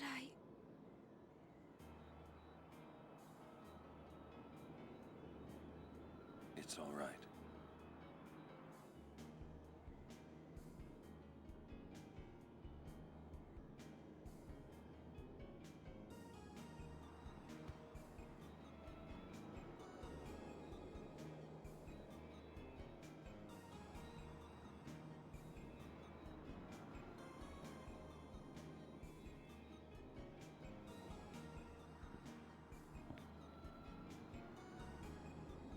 It's been long enough.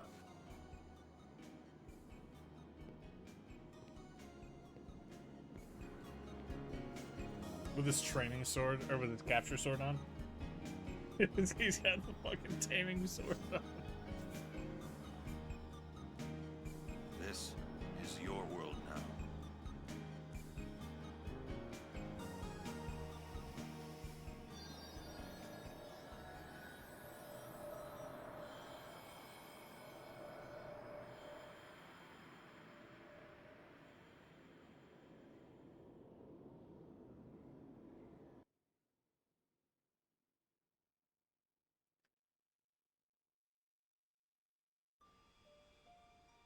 Oh, cutscene.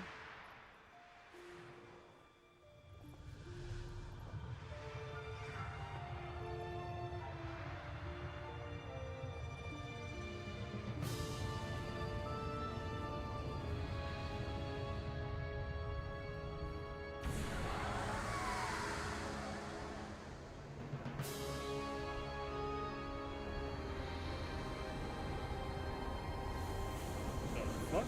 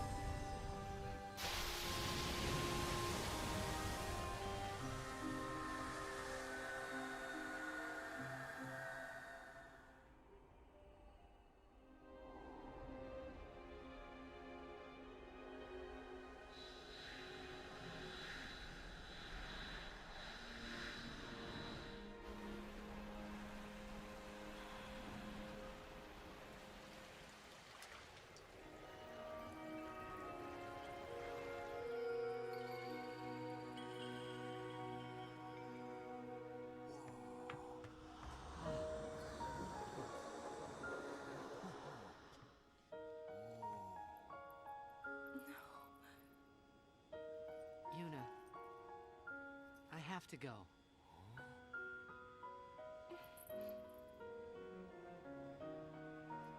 I'm sorry I couldn't show you Xanarkand.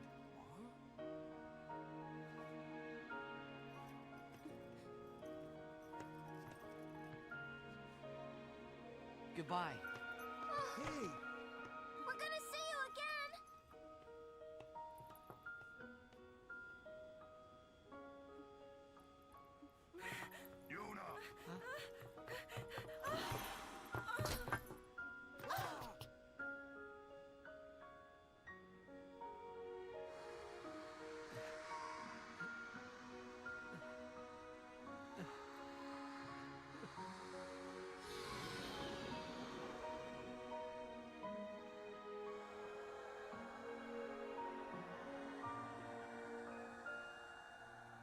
Sag.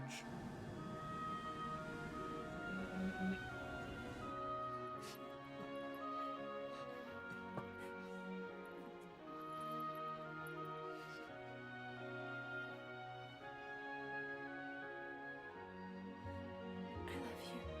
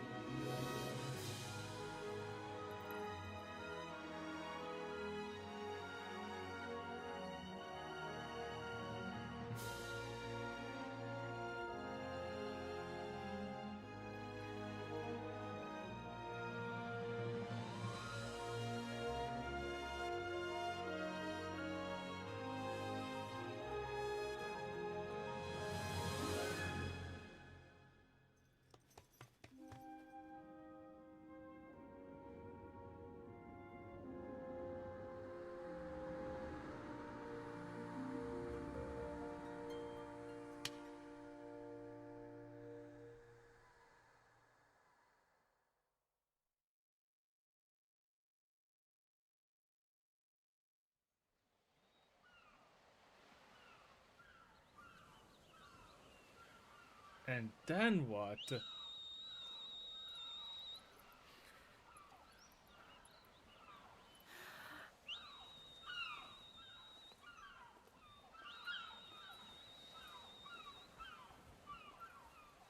Yuna, it's time.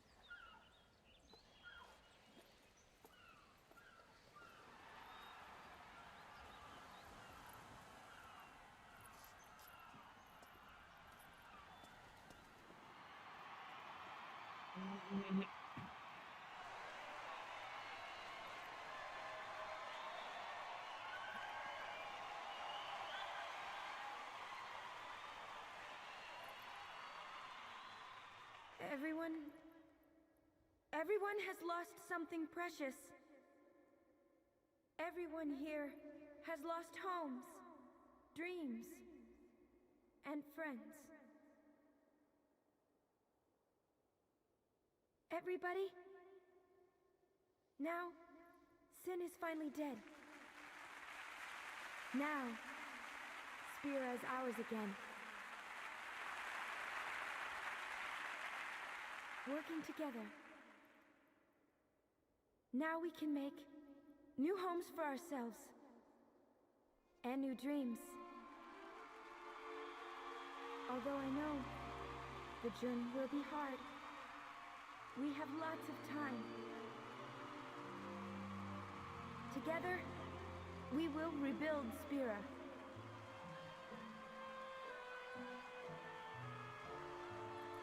The road is ahead of us, so let's start out today.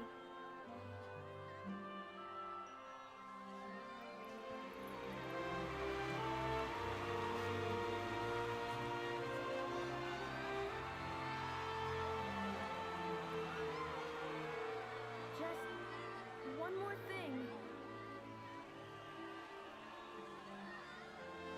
The people and the friends that we have lost, no dreams that have faded.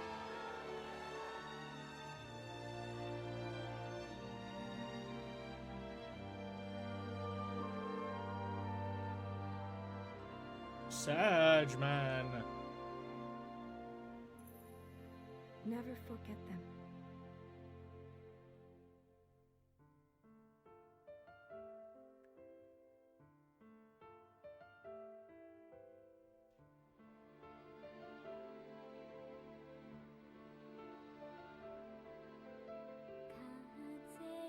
But what the fuck happens to Titus?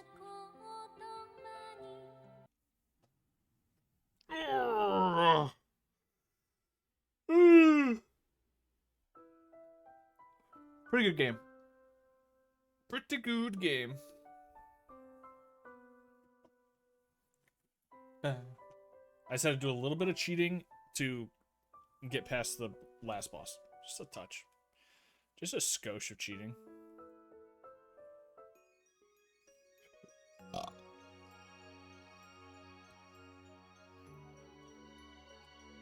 Finally, I can get out of this fucking prison.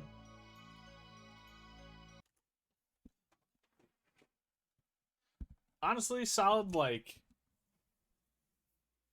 8.5 out of 10 game.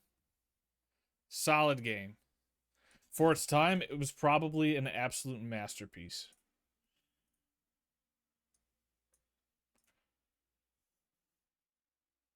Oh, hi. Thanks for checking in. I'm still a piece of garbage.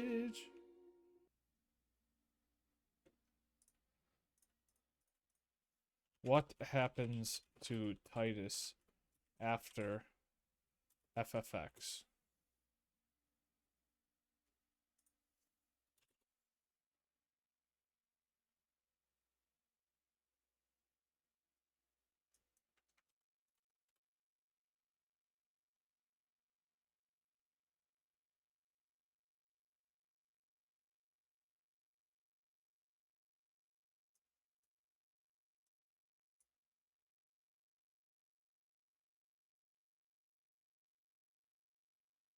Huh?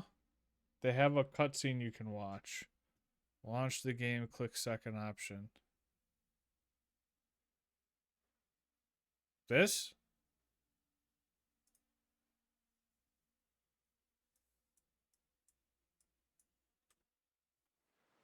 $37, $38, $39, $40, $41.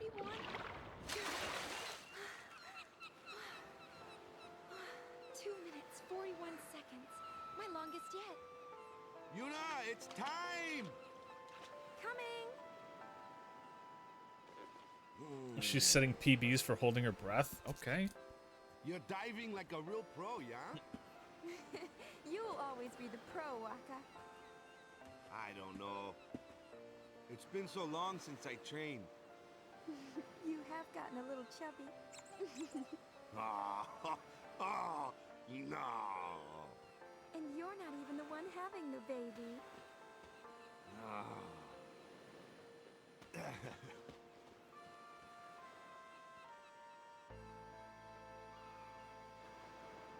Not the one having the baby? Oh my god. It's been 2 years. I've learned how to hold my breath for more than 2 minutes now.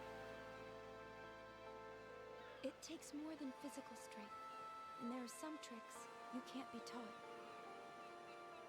It took practice, lots and lots of practice. I just had to keep trying until I figured it out for myself. Full-grown You know woman what? figures out how to hold her breath. Back then, I didn't think there were any tricks to it at all. I didn't have time.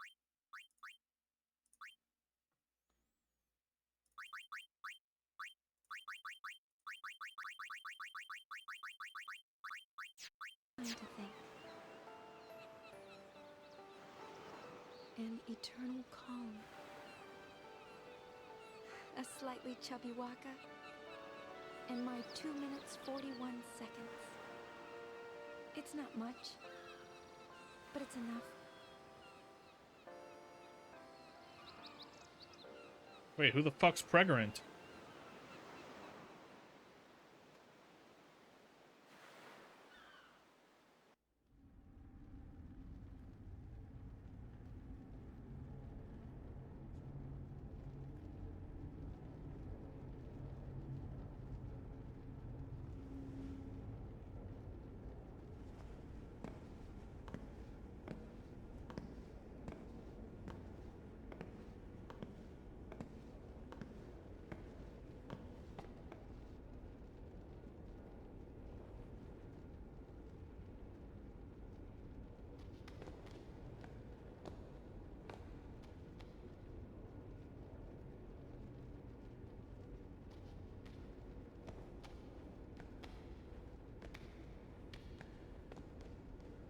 Lady Una, it is a pleasure to meet you. I heard your speech 2 years ago in the stadium, but seeing you this close, you look so much more... I mean, you are truly beautiful. That's very kind of you to say. The reason I've come here today is to talk to you about my grandson. He's joined the Youth League, you see. I've nothing against the League, mind you. It's just me and the missus belong to New Yevon. My grandson used to attend all the party meetings with his parents, of course. That is, until one day. I'm sure being around people his own age can't be bad for the boy. Still, I am worried about him. I feel, how shall I say this? Like our grandchildren are moving too quickly. In the last 2 years, new groups have been springing up all over. Why is this so quiet? The ambient noise is so loud.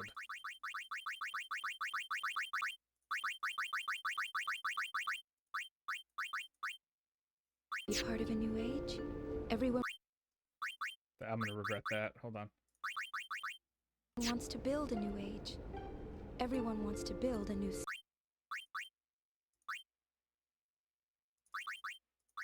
Era. And they're all racing to find their own way to do it. I only want what's best for him. But it troubles me when we agree on so little. People have different ideas, and sometimes they disagree on the right thing to do. Some people worry about what the new age will bring. Sometimes I worry too. I just have to tell myself that for now, I'm doing the right thing. I understand how you feel.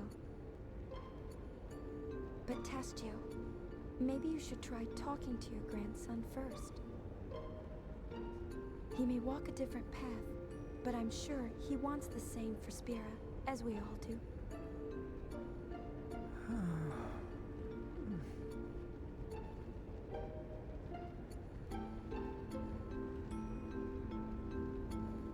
Want to see some cringe? Sure.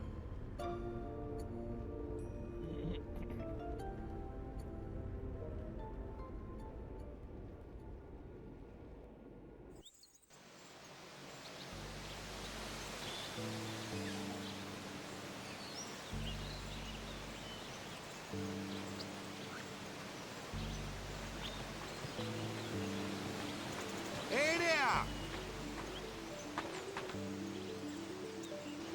What is it? Another visitor? No, just wanted to chat, yeah? It's just, the old folks in the village. They'd like to see you get, you know... And who is it this time?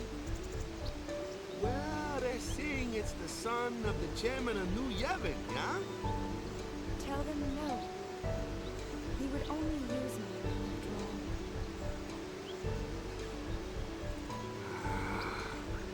all. Right. I'm sorry. Don't worry. I'll go tell them myself. No, you leave that to me, yeah? You really don't want to see them anyway. You know how they get. Yeah. Lady Una!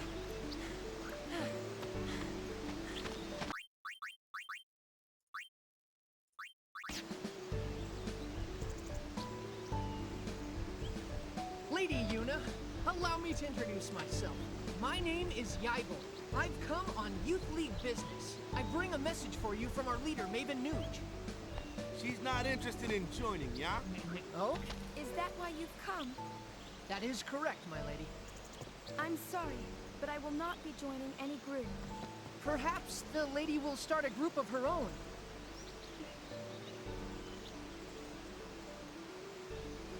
Leave us, please. Yuna! Waka!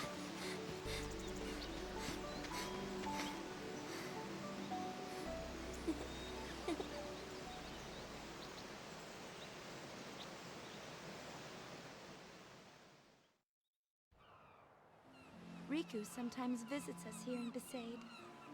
She's been traveling around Spira, salvaging ancient machina and teaching people how to use them. It's tiring work, but you wouldn't know it from looking at her.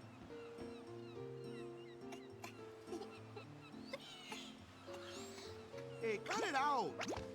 Love sure got a handle on you. Where's Lulu?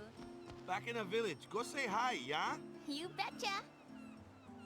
And Yuna, you seem the same as always. Yeah, same as always.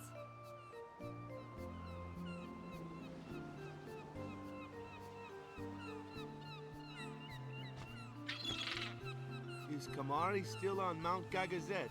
Yeah, he's been up there teaching the orphan Ronzo all kinds of stuff. He's like this big guru now. Oh, that reminds me. I got Oh, some. true, dude. Fuck. Is it, What here a we go. fucking dub, Kamari bro. found it up on the mountain. God damn it. A sphere? Funny looking design, yeah? So you're saying there's not a chance for me, Take a dude? good look, Fuck. Yuna.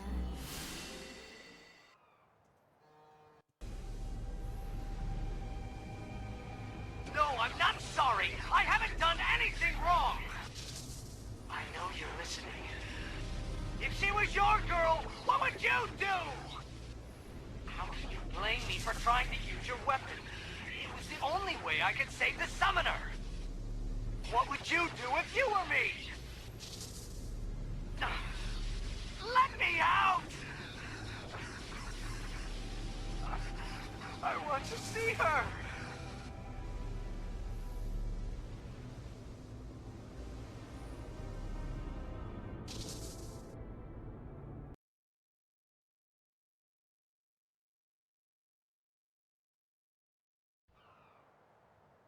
It was a voice from the past. No, it was a voice that's never left me. What is this? What's he doing? I mean, is that really him? Is he, what's going on? I'm not sure. But you want to find out, don't ya? Well, yeah, but Yes. Let's go then. Go where? Well, that's the tricky part. I know. Kimari found the sphere. Let's go talk to him. whoa, whoa. You sure you're ready to just run off? Can't you wait until we find out a little more first?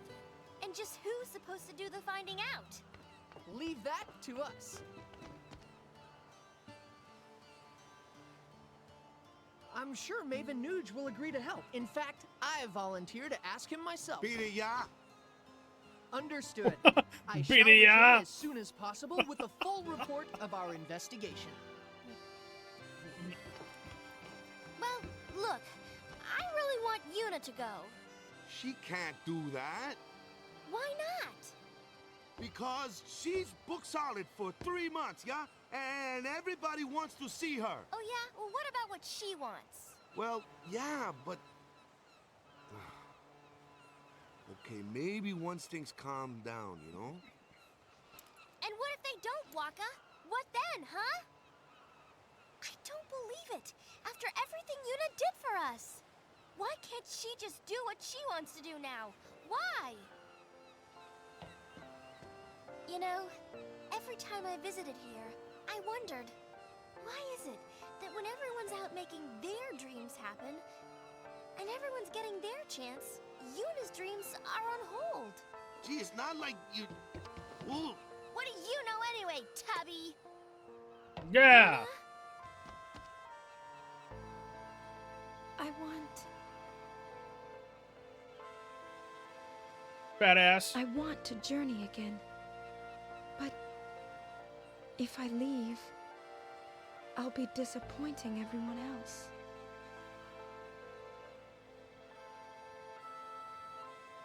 I want... What's the point of pretending to be all grown up if it means the things I want to say never get said? How am I supposed to change anything? Yeah, Waka, you fat fuck. I'll go. You mayo eating, hamburger eating. I Mustard know ass. it's selfish, Fucking fatty. but this is my story. Right on. I knew you'd Goddamn say mustard that, tiger. So, I brought something just for you. Give me a break. First, a costume change. You need a new look. You are a celebrity, so incognito's the way to go. Wait, you two. I'll go get Lou.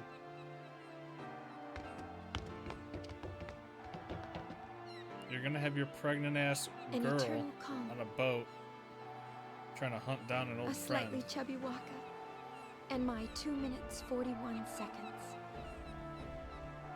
It's not much, but it's enough. Still, Honestly, with someone like Lulu, I can't blame the it's guy. okay to want more. Sheesh. Sheesh.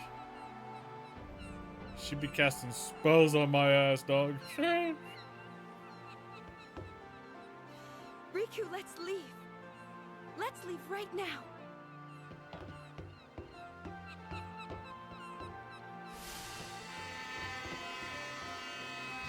And they fucking ditch him. Got him!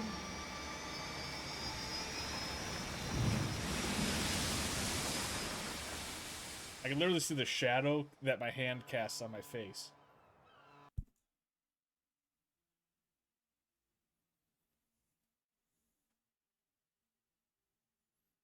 Can we... Next screen, please! That was it!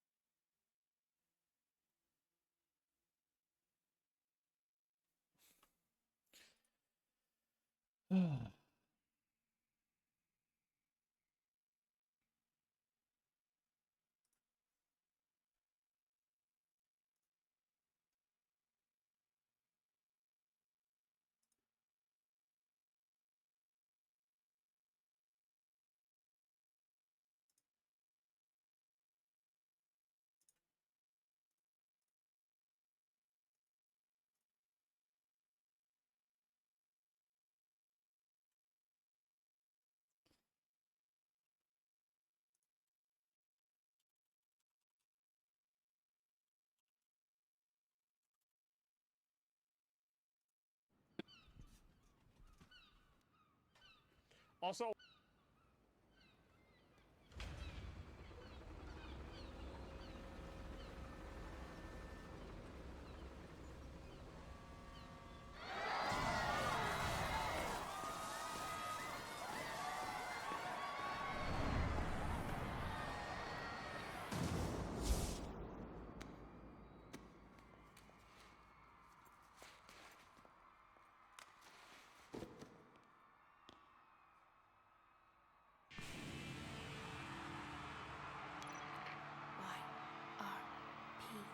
In position.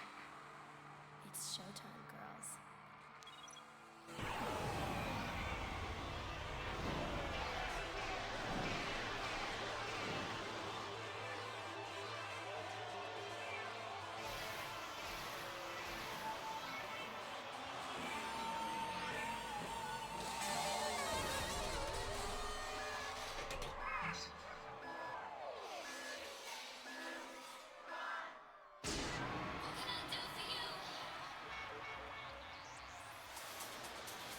What?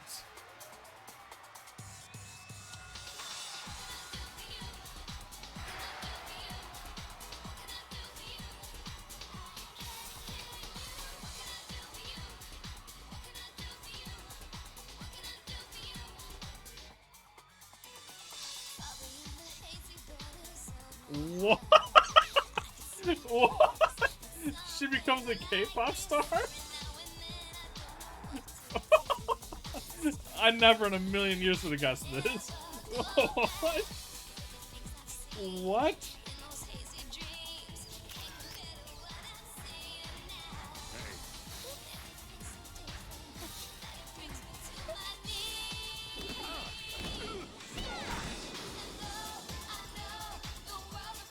Oh God, what is this? I'm not playing it. I'm just watching this cutscene. This is crazy.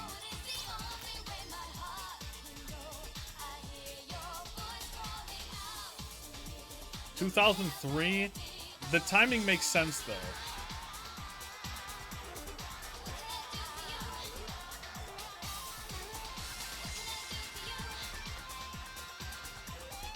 This was like right after Spice Girls kind of popped off and shit.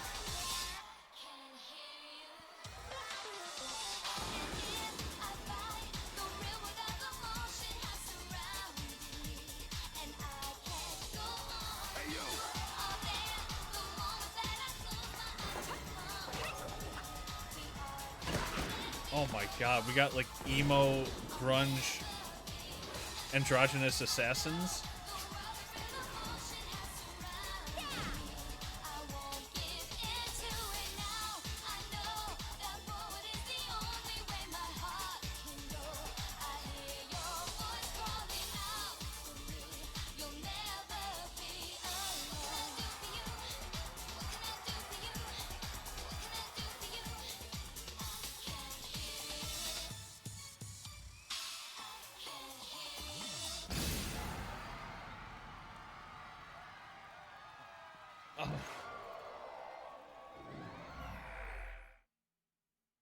Oh, it's so bad. Wait, what does the gameplay look like?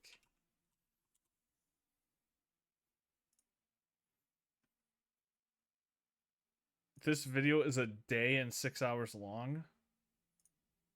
I didn't even know YouTube videos could be this long.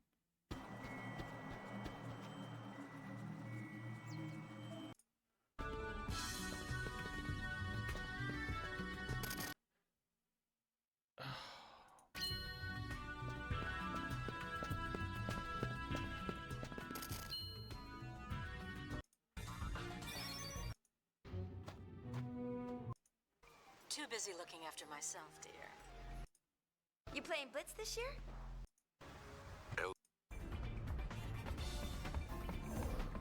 Oh my god, dude. That's so funny though. To take a character that like literally had like no dialogue besides like shy gasping noises and just like sad girl emo half sentences to she's wearing a skirt, she has a ponytail the size of her entire body, and she's running around like I don't even know how to explain those arms. How do you explain when someone runs like that? I'm just doing the Thriller. Oh my god, you could jump in this game? Wait, the inside, they decorated the inside of the ship? Does Rico have a thong? Is she whale tailing?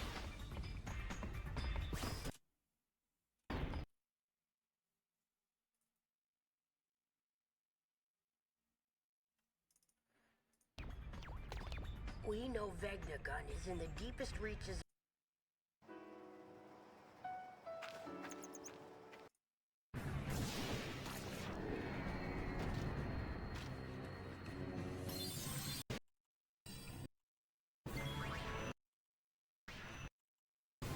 Wait, it's the same enemies? Wait, do you walk up to the enemies in this game? Like you can see them off in the distance?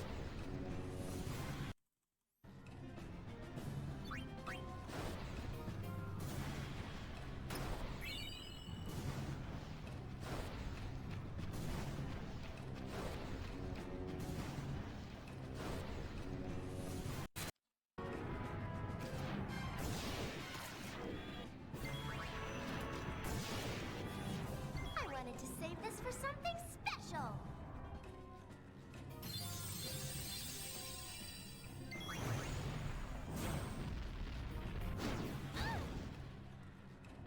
This had better be worth it. Yep. It is what it is. Get that shit out of my computer. Alright,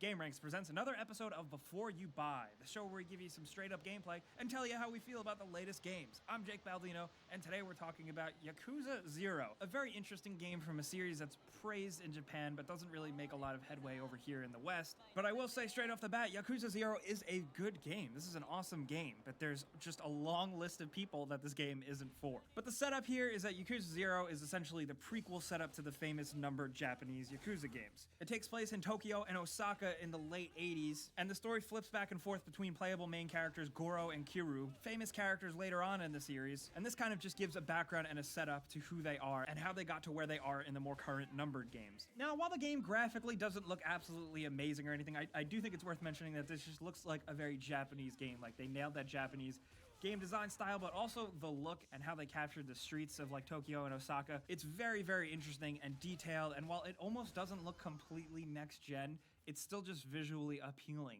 During the day, it's bright and colorful, and at night, it's still bright and colorful, but it has more of a film noir tinge to it. And the fact that the game takes place in 1988 just makes everything so different. In Japan at that time, the game likes to really emphasize how it's an economic boom and things are really changing and things are going so well. So everyone is dressed to the nines, everything is shiny and glitzy and glam, and everybody has gold jewelry. It's just ridiculous and crazy and over the top, and I think that could be definitely said about the rest of the game. Even though the plot itself, which is the main focus of the game, it's very, very grounded and serious. But I think it's impressive. A plot that basically focuses on criminal and local politics, real estate land grabs, and like family and friendship drama, it just manages to pull you in quite easily. But I think this is where we need to make some notes.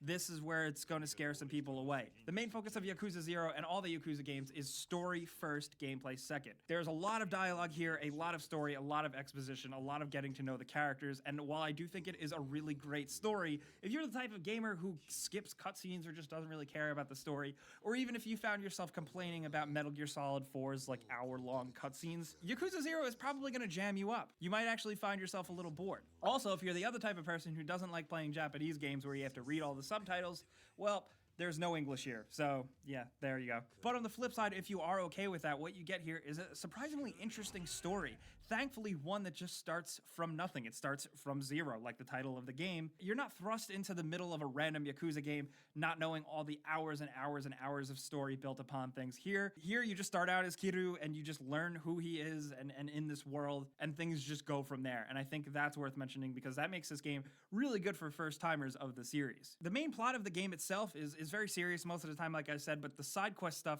is really charming and special, and that's where the weird side of Yakuza really starts to show and explains to you basically why people love these weird, quirky games. There's so many different weird side quests to keep things varied. There's karaoke mini games, there's sneaking around porn magazines, talking to weird people, bowling, dancing, playing arcade games at the arcade. There's just so many different things to do that all just have a weird sense of humor to them, from the actual fun execution to actually how the dialogue is written, because some of it is just so wacky and weird. But it's all delivered through some really great voice acting. The Yakuza games always cast top talent from Japan, like famous Japanese actors, and it shows here. While I can't understand what they're saying, they're doing it they're pulling it off pretty convincingly, you know? Like, I get it. Just know, though, it is a very, very Japanese game with all those weird quirks included. So if you find yourself not really into a lot of JRPGs or other Japanese-style games, Yakuza is definitely no different. I'm not going to pull any punches there. This game is very much a game, if that makes sense, and that can be said about the combat. You've noticed I didn't really talk about it so much because there's not a lot of it, but what is there, it's fun. It's basic, it's very simple, but it's like a fun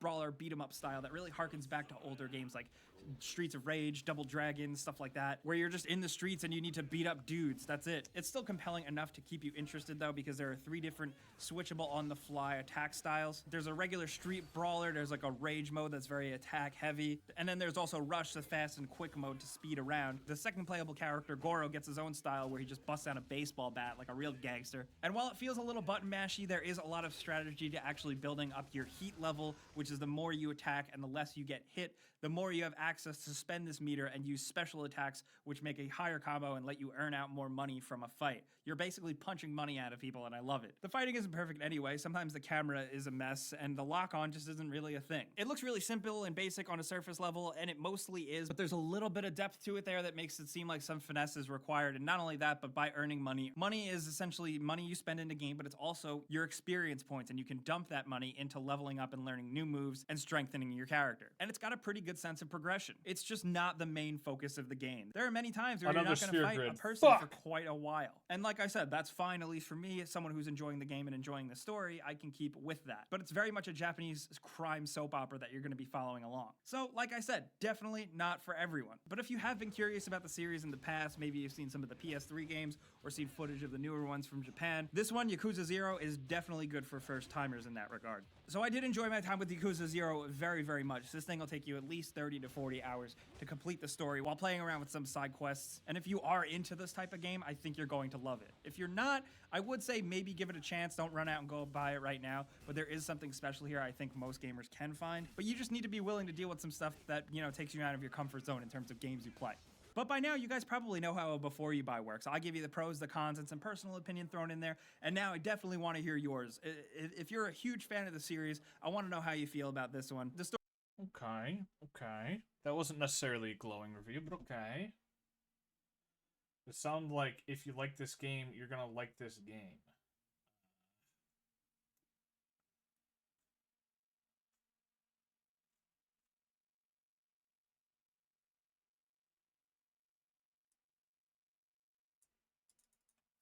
Is there any...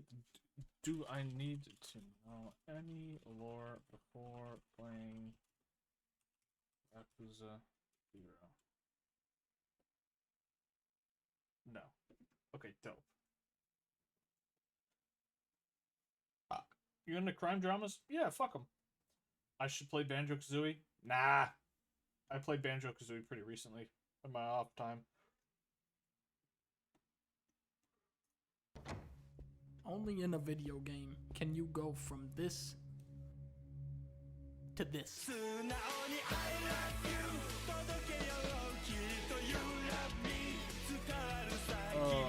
Back to this. And then, oh. What in the name of fuck? And then back. And then.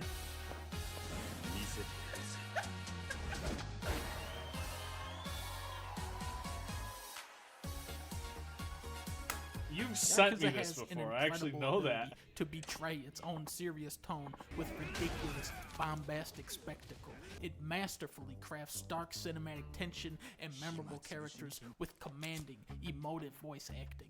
You have these grizzled, beat-up-looking villains with their entire history written right there on their face. They're so evil and hateable. And right when the game's got you, and you're yelling, yeah, man, let me fucking kick this guy's ass. Now here we go. Huh? It barrages you with lame-ass tutorials and a headache of bizarre systems that struggle to complement each other. But the storytelling is so captivating towards the start that it glides you through the monotony. As the training wheels start to come off, though, the story starts slipping by introducing a lot of weak subplots. Oh, boy.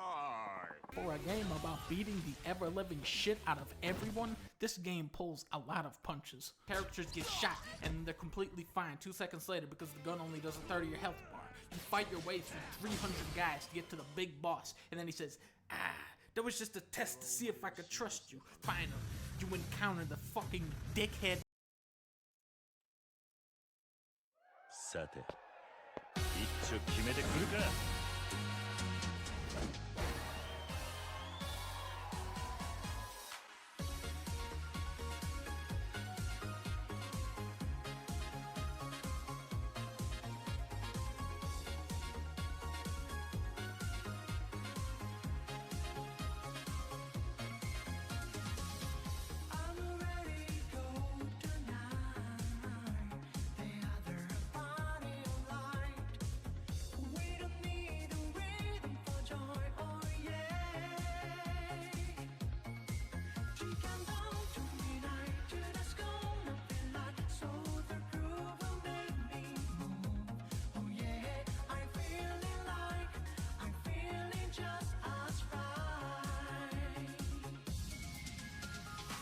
And what game are you talking about?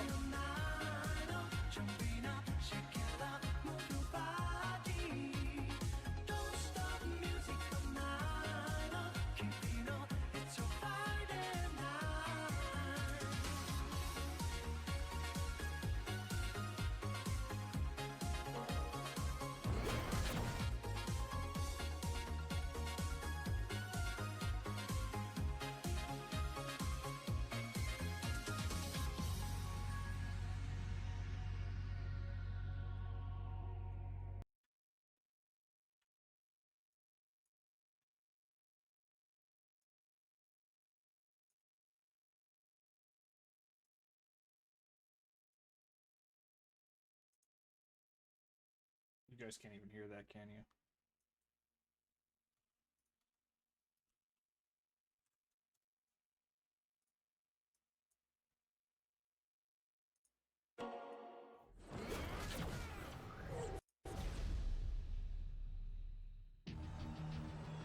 All I wanted to be was a Bro, can you make your fucking mind up, dude? You said Yakuza Like a Dragon is the best Yakuza game, period. And I said, what game is the best? And you said Ichiban is the best. What is that? Is that a different game? Is that a same person? Is that a person? What's going on? What am I doing? I saw my life's path ahead of me. Ichi, would you be willing to get arrested for the family? Reputation is everything. If a Yakuza shows weakness, he's done. Okay, that's not a separate. That's not a separate Yakuza game or something. 18 years. A dream is what keeps you going. So I say you do it, just like you wanted. Become a hero. Let's start a brand new age of heroes. Well, this just got complicated.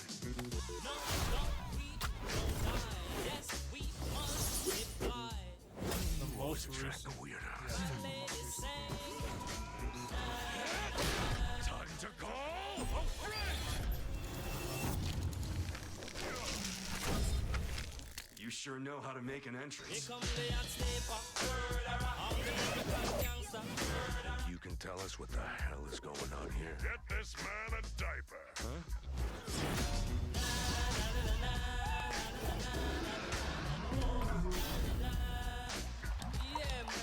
So it looks like Yakuza didn't know what to do with its combat and turned it into a turn-based game. Is that what I'm understanding?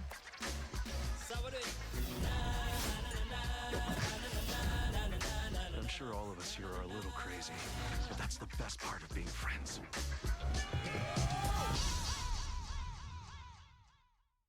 Let's get nutty!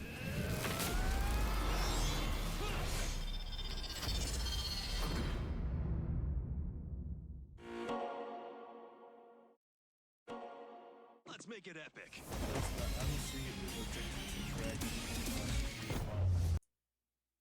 MC? Main character? Growing up, all I ever wanted was to be a hero, just like the ones in my favorite video games. Ichiban, why not become a hero at 40, right? Cheers! The Dragon Slayer! Turns out, all a hero needs is a quest. I finally found mine, and I'm going to play it my way.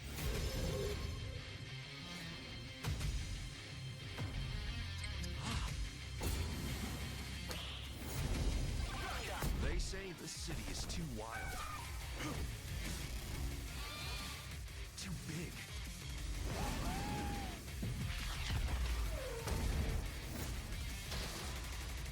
Too mean to take on yourself. I say, with the right friends, anything's possible. And I mean anything. I summon you!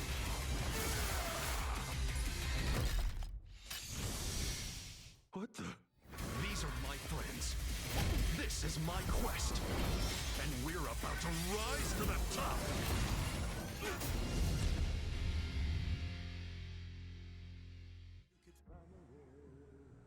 To say goodbye. I'm such a mess. I'm lost. I'm no good at this.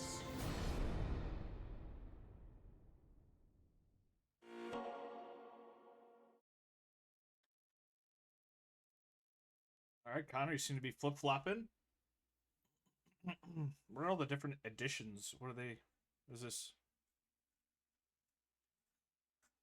Ah, buy the different editions. We're not going to tell you what they do, but you can buy them. You can buy them.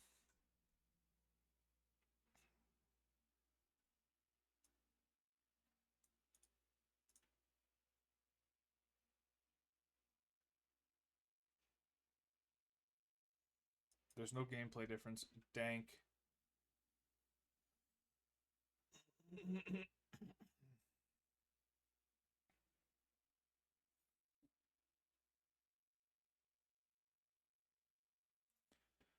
So you think the story in Yakuza 0 is better, but the gameplay of this one's better?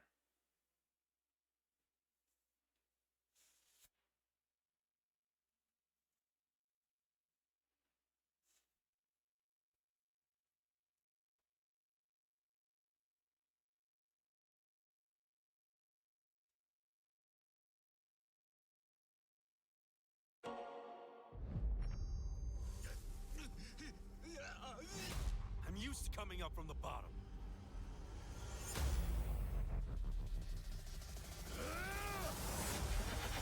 Wait, is this is the most recent Yakuza game, or is there a newer one?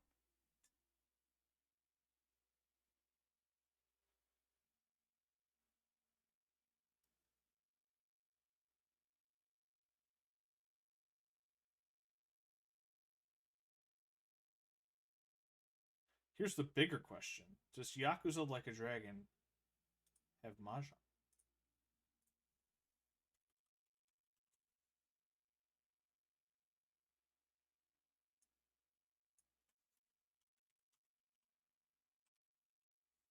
The only reason I'm playing these games is to play Mahjong.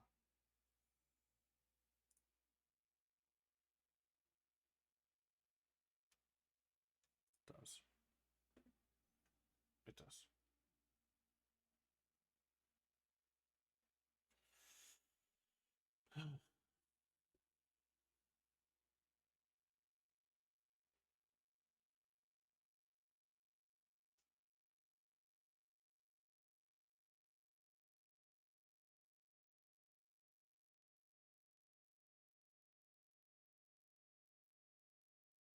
So are we agreeing to Like a Dragon? Is this the one I want to play?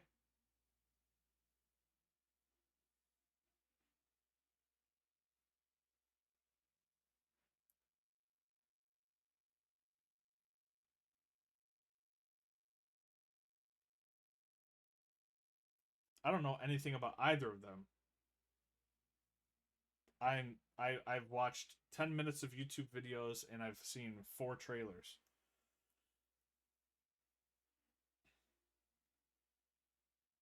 Okay, now you're back to thinking I should start on 0. Okay.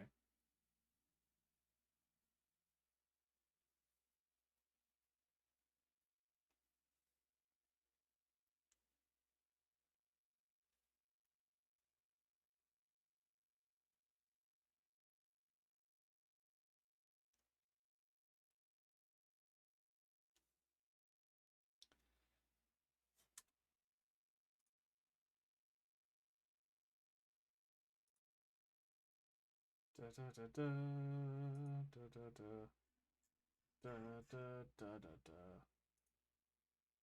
So that means we're tied.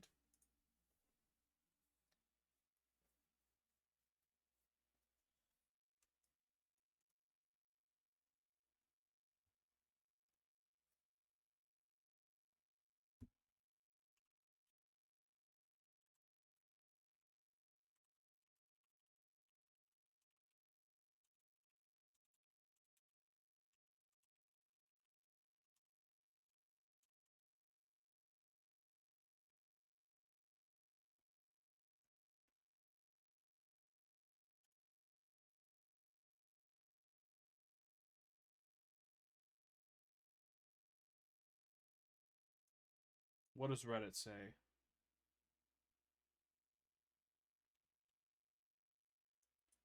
Zero.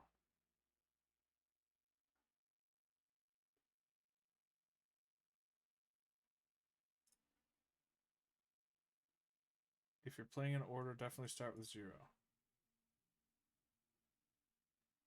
Yeah, personally, I like its story and mechanics by far the best of the beat 'em up Yakuzas.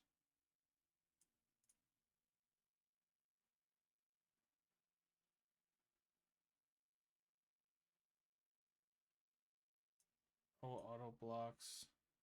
I don't know what any of that means.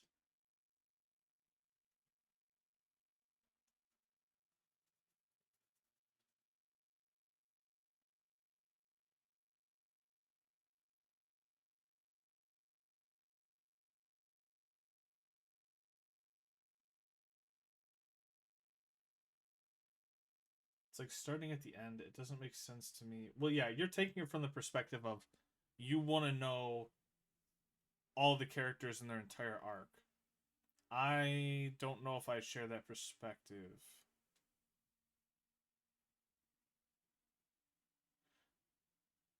True. What's true? What's true?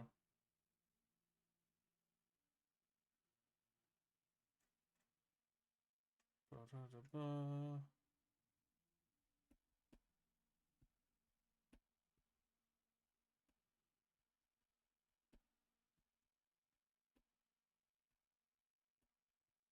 Playing in reverse order. Oh.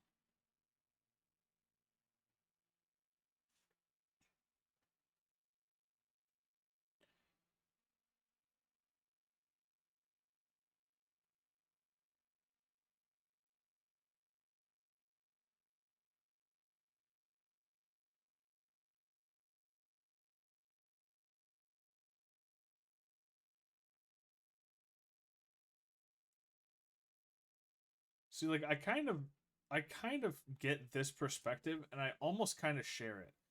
Like I feel like 7, like the one that you showed me, like just from the cutscenes and stuff, feels like a more polished game.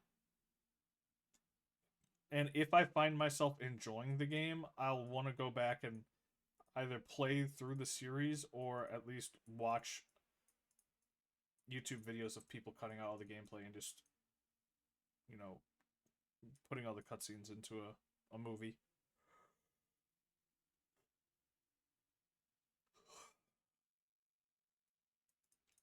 Because, like, I don't know how likely I am to be like, oh, once I play Yakuza 0, I want to play all the other Yakuza games. Like, I don't know how likely that is.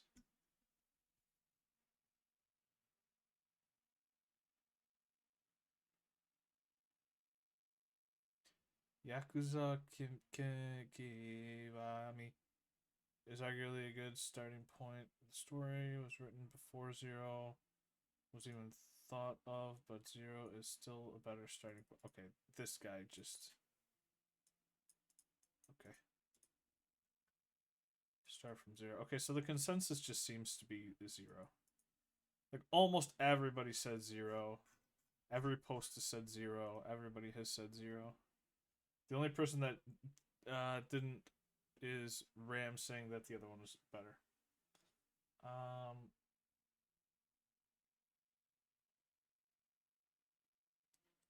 don't even bother with them. Just play like a dragon. Wait, what?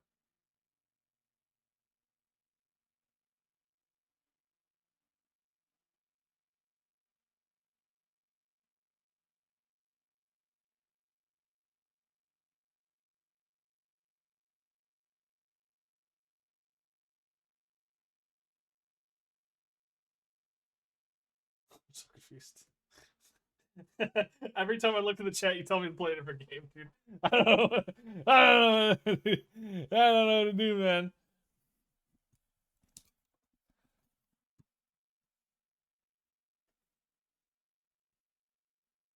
I mean, I don't see myself playing every game.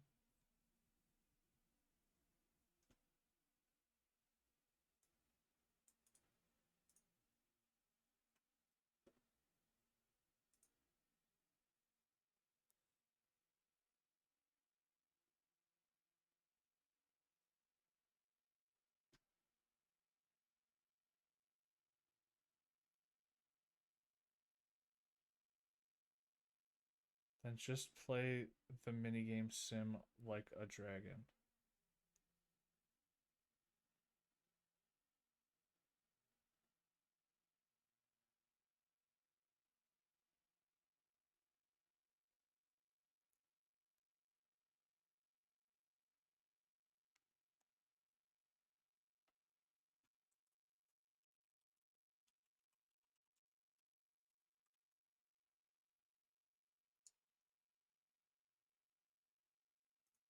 In the past couple of years, a lot of new people have gotten into the Yakuza series, whether it's thanks to all the memes, the sales on Steam and PlayStation, or just the games being available on Xbox Game Pass. With these new players naturally comes a lot of new fans. But given the scope of the games and the similarities between all of them, there are some conflicting arguments online over which order to play them in or which single game to play if you could only pick one. But I wanted to make this video to try and help out those unfamiliar with the franchise and understanding which game is which, so to speak, because I've had some of my mates wanting to get into the series, as well as seeing some people online with the same desire. But there is a bit of confusion. Even recently, I actually went to a retro game store in the middle of nowhere, and I bought the first 2 Yakuza games on the PS2. Yakuza 1 was all good, but then I noticed Yakuza 2 literally had the Yakuza 1 case, but with a big 2 drawn on it, and apparently no one that worked at the shop had realized that that's not the actual cover, even though the cover... You can tell it's literally just Yakuza 1, 2, but anyway. One of the dudes there said to me, yeah, they all are on Xbox Game Pass recently, but I couldn't really tell the difference between them because all like the box arts look the same, yeah? And I, being the social butterfly that I am, simply said, yeah. But in my head, I thought, are you stupid? Look at the giant numbers on them, you absolute... Anyway, to start, there's a large variety of games that are available on modern platforms, which are essentially all you should be looking for, which I just call the modern Yakuza games. These games, in release order, are Yakuza 3 Remastered, 4 Remastered, 5 Remastered, 0, and Kiwami 1. Then there are the Dragon Engine games, which if you don't know what video game engines are, then feel free to make a post on Reddit as though you know every single detail about them, but anyway. The first Dragon Engine game was Yakuza 6, then Kiwami 2, Judgment, Like a Dragon, and most recently, Lost Judgment. With this in mind, if you're an average Xbox Game Pass enjoyer, I know it's the earliest game there on the list, but whatever you do not start with Yakuza. Great news! What? RGG Studios and the guys that make the Yakuza games, just to spite me, have put Yakuza 0, Kiwami 1, and Kiwami 2 back on Game Pass, which means that now everything I'm saying is pointless. Speaking of the remasters, Yakuza 3, 4, and 5 were all remastered recently, and given the release of 2 remakes of the first 2 Yakuza games, those being Kiwami 1 and Kiwami 2, the oldest, in big fat quotation marks, of all the modern games is Yakuza 0, which fortunately means that it is the cheapest by quite an amount. Then there's the newest game, that being Lost Judgment. It's a sequel to Judgment, which is actually a spin-off of the Yakuza series, but it's a spin-off in the same way that frickin' Pepsi Max is a spin-off of regular Pepsi. It's basically the same thing, but the Judgment games have their own self-contained story with no characters tying over from the Yakuza series, although places and events do. Same universe, different story basically. Finally, there's the most unique Yakuza game, that being Yakuza Like a Dragon, which is actually Yakuza 7, so it continues on from Yakuza 6, albeit with a new protagonist and whatnot, as to give the series a fresh take. But it is also weirdly a turn-based JRPG, so if you like those, it's good. But if you like my mates, particularly my mate Jordan, who suck at action games, or you're one of those game journalists that call it Yakuza, this is definitely an easier game to get into. Another more accepting and accessible feature of Judgment, Like a Dragon, and Lost Judgment is that the 3 of them have English dubs. Get fucked, you cum stain! As opposed to the rest of them, which are only dubbed in Japanese. Yes, sir! They're all subtitled in English, but there's no English audio. They do all have the options for the Japanese audio as well, so if you prefer one or the other, you can go right ahead and pick, as they're both actually quite good. But don't listen to what people say online, they're just racist or something, I don't know. With these facts in mind, I have secretly presented you with the 3 best starting points to get into the series. Realistically, you could start with whatever you want, as the Yakuza games rely scarily little on previous game stories, and will instead only rely on plot points that are kinda impossible to ignore, like at the start of Yakuza 6, for example, an entire section of the city that all the games take place in was rebuilt. With that being said though, if you do want the best starting point in terms of story, you can start with Yakuza 0 and move through the games chronologically. It's a prequel to the very first Yakuza game, and it especially doesn't require you to be familiar with any of the series' story, because this is the origin of it all, so to speak. The genesis.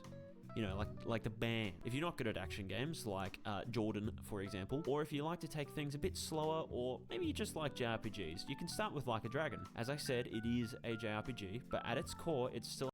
Perfect. So they recommended both the things you recommended so far. Has a great story, some of the most boppin' music ever, and plenty of fun activities on the side to keep you busy. Both of these games, Yakuza 0 and Like a Dragon, are available on PC, PlayStation, and Xbox, with Like a Dragon being available on Xbox Game Pass, which is awesome. But unfortunately, at the time of making this video, Judgment and Lost Judgment are only on PlayStation and Xbox. Judgment, specifically, is not on Xbox One, but that's because originally it was a PS4 exclusive, and then they ended up doing a next-gen Remaster, which unfortunately meant that they didn't retroactively port it to the Xbox One. So Judgment is not on the Xbox One, but Lost Judgment is. But hey, if you want the most modern game with gameplay that makes the other games look like they're held together with a rubber band and maybe a styrofoam cup, Lost Judgment is amazing and without a doubt my personal favorite of the entire series, and definitely the best thing that this company has ever made. So if you do want to play one to see if you'll enjoy the series or not, or can only play one single game, these are probably your best bets. Unfortunately, you might see a lot of people trying to suggest online that you have to play every single game in the series or else you're a fake fan, but there's also a lot of stupidity around shitting on people that only play Yakuza 0, for example, even though it is easily one of the best, but whatever. Some people also like to insist that you have to play the games in release order, starting with the very first game, simply called Yakuza on the PS2, because if you don't do that, then apparently you're some phony fake fan who should die. The first two games are very old, with a dogshit camera you can't control, and a lot of old game itis like save points being thrown around further than an Olympic javelin, and schlunky wonky motion blur because people back then thought it looked so cool. Shut the fuck up. They're also only on the PS2 in English, or there was a Japanese remaster on the PS3 which does let you move the camera, but as I said, is only available in Japan. But let's be real here. We all know that if you walk into a GameStop and ask for, a PS2 maybe, that you'll be promptly killed, and so unless you want to go through the effort of emulation, you're better off just playing the two remakes of the first two games, those being Kiwami and Kiwami 2, because well, you can actually buy those. Finally, I'll cap off these videos, whoops, I meant to say this video, with a few gameplay strats you can follow for the 3 games I recommended. I say 3, but besides Like a Dragon, all the games do actually play the same way. They have their own differences and whatnot, but if you can beat one of them, you can beat all of them. But don't do stuff like mashing the light attack button. It's also not the best to always do a full hit combo than a finisher, or spam light heavy, light heavy, light heavy, you know. Be sure as well to hold whatever the fighting stance button is, that being R1, RB, or whatever your keyboard controls are, in order to readjust your character, especially in boss fights. You don't always need it, but it is very helpful. Speaking of keyboard and mouse, don't. And another don't is, for the love of God, please understand that throwing weapons does, like, no damage. Don't be like that one dude who just sits there spamming circle to throw chairs and shit. Jordan. Another thing is that, unlike real life, being drunk in the Yakuza games is actually quite beneficial for you. When you're drunk, your heat generates a lot faster than usual, which your heat is what you use to use your big special attacks, those being heat actions, so it's not really a bad idea to go around town and have a couple shots every now and then. But where you need to stay cautious is always remember to bring some healing items with you. Even if you think you have enough, you don't really use your inventory for much else, so you may as well just go crazy and chuck some healing items in there. Another caution is that if you're early in the story, whatever you do, don't try and grind for XP or money. The games will just literally up the amount you get as you progress, as well as spawning more enemies that will just give you free shit anyway, so it's not worth the time grinding on the early chapter enemies. Finally, all the games will typically have a counter attack you can use where you hold R1 and press triangle, or RB and press Y, or whatever your buttons are, which in most of the games is something like the Tiger Drop. The timing's a little difficult, however, thankfully I, with all of my hours in each game, can say I have the exact timing down to a science, and I'm kidding. I screw it up like half the time, I swear. Anyway, if we wanted to look at specific games, for Yakuza 0, it takes a kinda painful amount of time to get good abilities, especially for Kiryu, one of the playable characters, because a lot of his super duper uber useful and good abilities are left behind a lot of time investment. But before then, I'll be honest, you can kinda just get away with swapping to the beast style and slamming people in the head with bikes, and as Majima, you can also get away with just spinning around on the floor with the breaker style, but for bosses, Okay, I don't know. I'm just gonna play 0. I've seen enough. I don't want to play another turn-based game, so I'm just gonna play 0 because it's not turn-based, and I'm not gonna think about it, and I don't care what anybody else has to say about it. Moving on.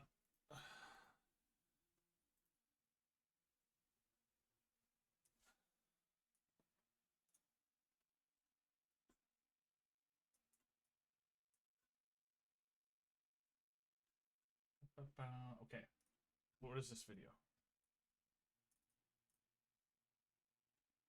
Earlier, obviously, but you know, just real.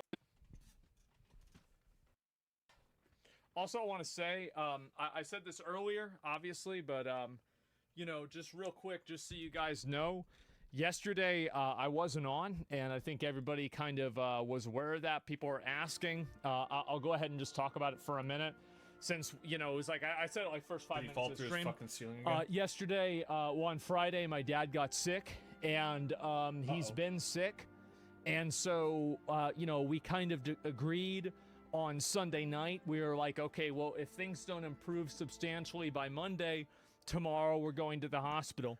Well, yesterday was Monday and we went to the hospital. And so took him into the emergency room. They admitted him into the hospital. He's there getting treatment now. I don't know how long he's going to be there. Their understanding or belief is that they think it's pneumonia, but we'll find out. And so that's pretty much it. I mean, he today, obviously I've been calling and, you know, checking in. I don't want to hear him talk about that. That sounds sad.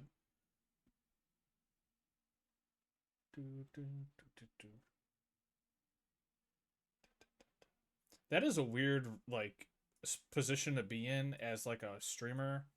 If you don't go live for a day, people start asking about your fucking personal life. Like, oh, wow, you didn't stream yesterday. Who died? It's like, We're gonna watch. no, actually, we're watching this, dude.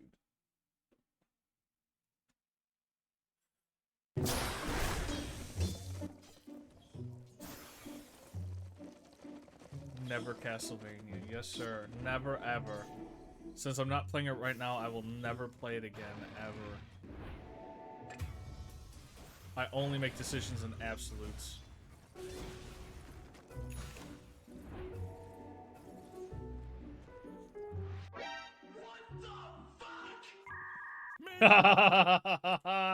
That's so fucking funny. Taking the entire stacked camp and just leaving the fucking flag there. That's incredible. Meanwhile, in our universe. Bruh.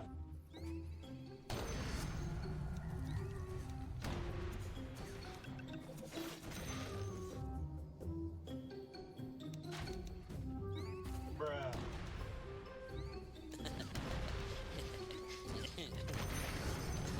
Run, bitch! Run! What the fuck is this? It's time to upgrade your inventory for the summer. Grand Theft event on DotaBoom.gg is all about fresh treasures full of summer skins. Show everyone who's the king at the beach. Open a multicast case and get the chance to grab 4 skins at a time. 5 bonuses. I watched so much this guy's YouTube videos of him just playing techies over and over again.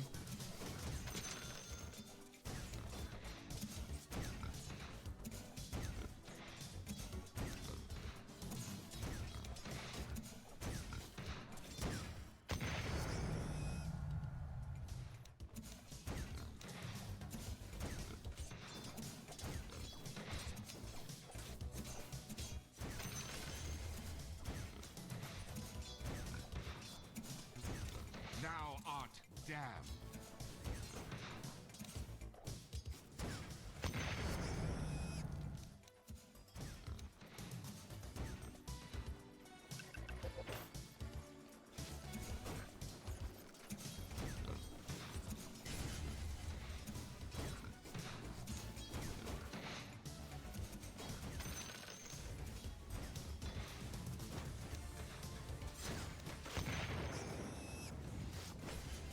Oh.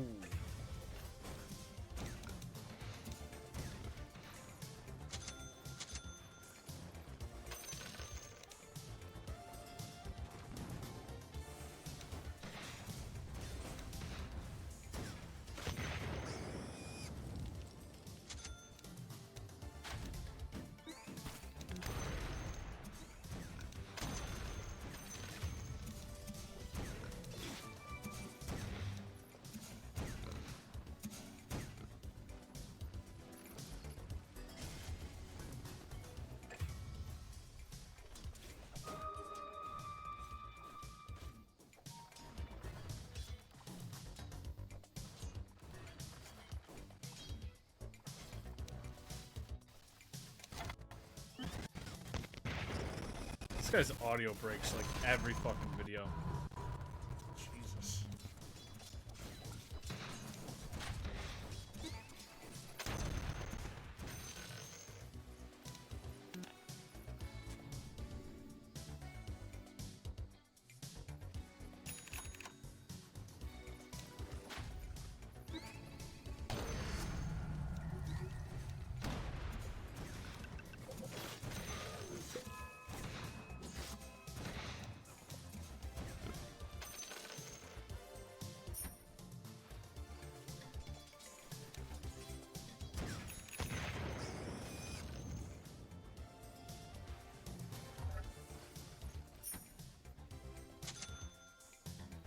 burner.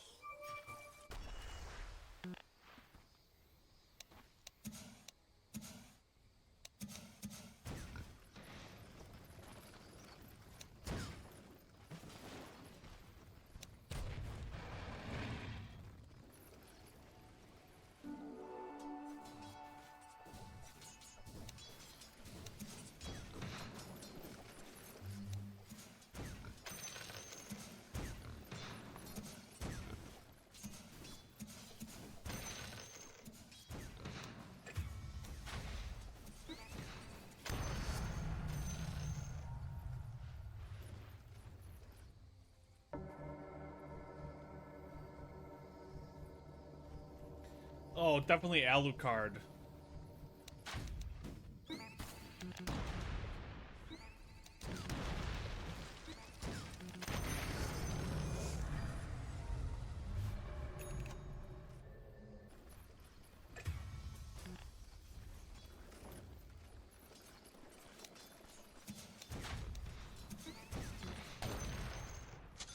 Did I name one? Did I get one?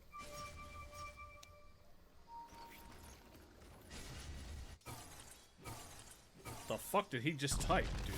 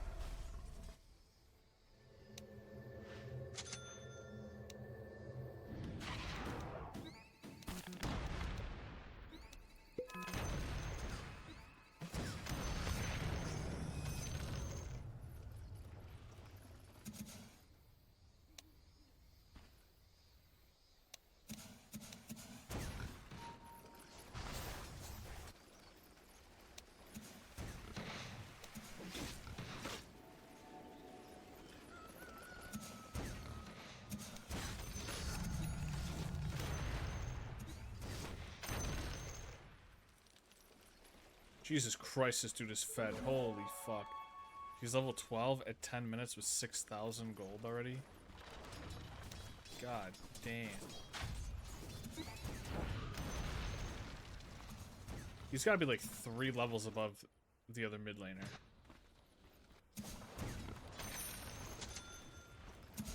He's 4 levels above the other mid laner. Holy shit.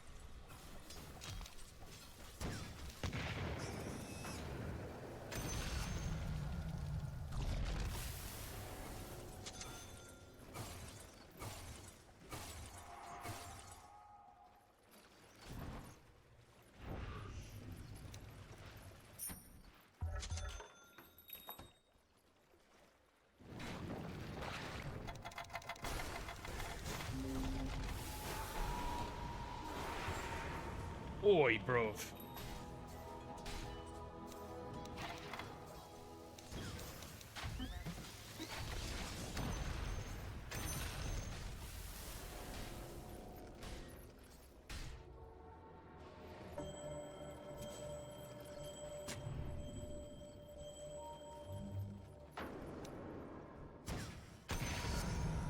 Jeez.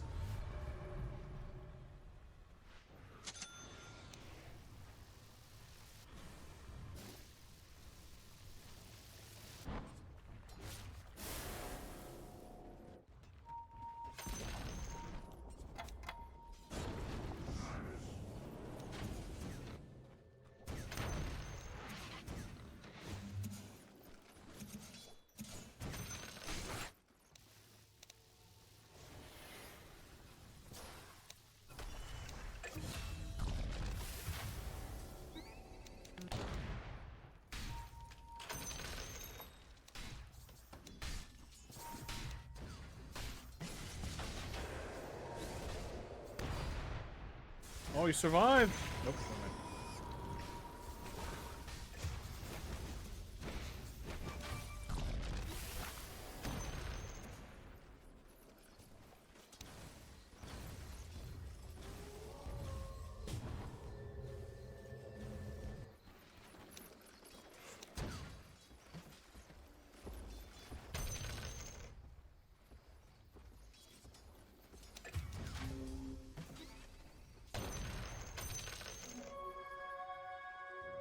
That's a good get. A little regen.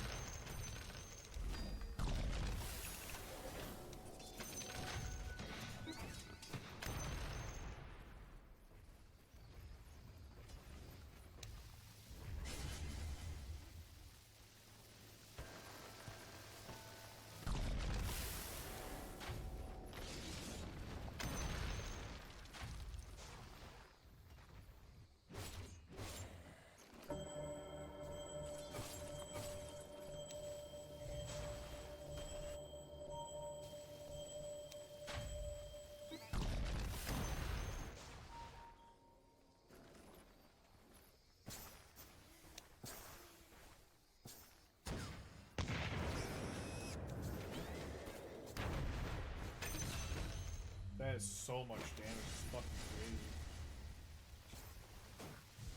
He's almost 18. His ult's gonna get even stronger. Please.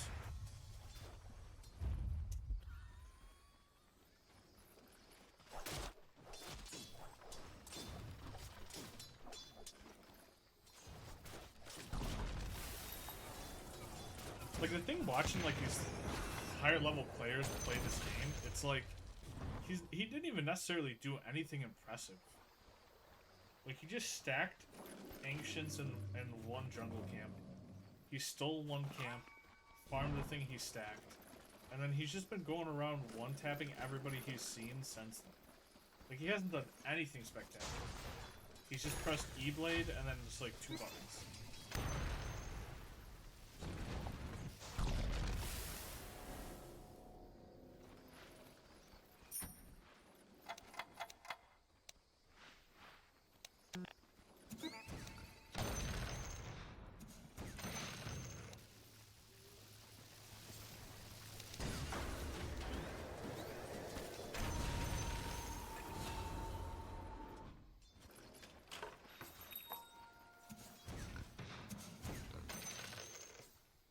Magic thyself out of that.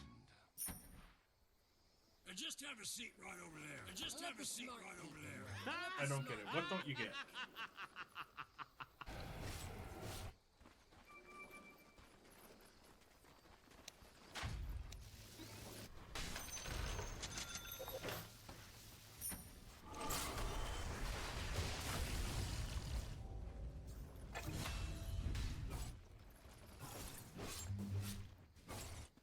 All of it. Huh. I don't know where to start then. So there's this thing in Dota called stacking creeps. Stacking jungle creeps. And what you can do is every 2 minutes, every jungle camp respawns. And how the jungle camp respawns is dependent on if there's anything in the box. So, like, imagine... Let me see if I can get a better picture.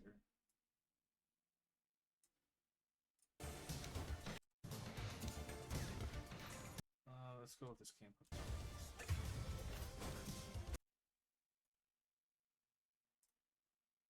Imagine every camp where minions spawn in the jungle. And they literally do. So this isn't like a figurative thing. This is actually how the game functions. Imagine every camp where all the minions spawn have an imaginary box like this.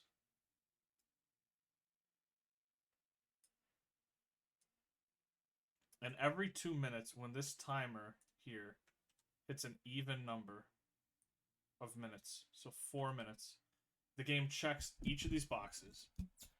And if there are minions in these boxes, nothing happens. If there are not minions in these boxes, it spawns new ones. So what people do, like this guy's doing, he has a lot of AoE damage, you walk up to these jungle creeps and you auto-attack them at the right time, usually do it around 52 or 53, and you pull the creeps out of the box. And then you'll hear the game literally make the sound. Right there at the 4 minute mark, you hear that little blow, like that, like a harpish sound in the background. Right here. And then at that moment where you heard that song, these minions up here will, like, you literally can see them spawn in. Right there. So they're no longer here. The clock hits 4, it plays that sound, and then the minions spawn. So what he's doing is, instead of having to sit and kill all of these, he's pulling them out of the spawn radius so that the game checks the spawn, sees that there's nothing there, and replaces them. And then the jungle creeps just act like any other jungle creep in any other game. You go far enough away from them, they just lose aggro and they go back. So they call it's called stacking jungle creeps. So, like, you can see how that's effective, right? Because, like, obviously in League of Legends, most of the jungle creeps just give buffs, and there's no way to have 2 jungle creeps.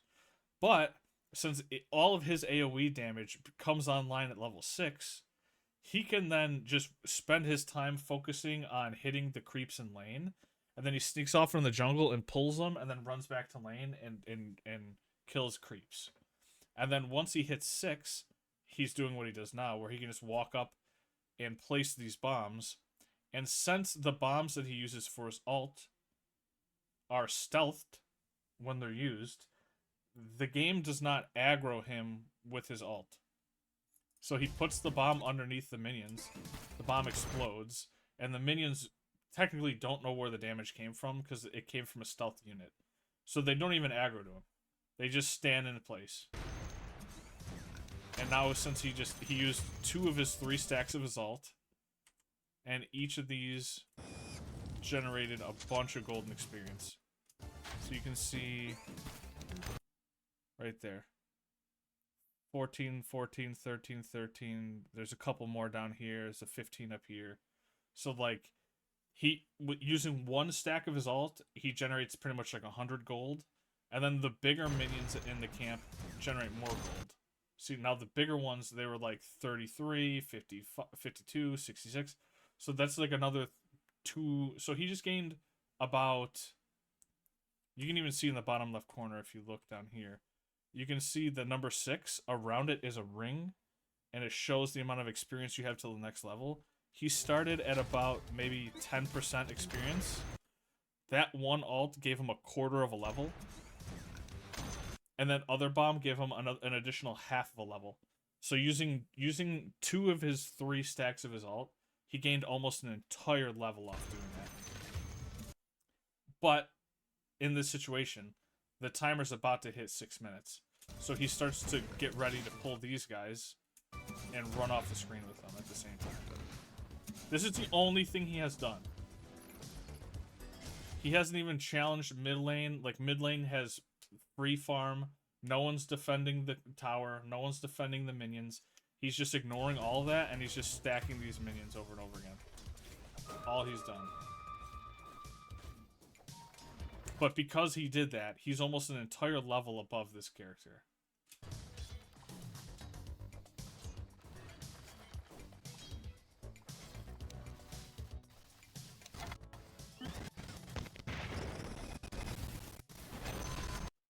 So now he is an entire level above the character. He killed him while doing all that. Came back, killed him.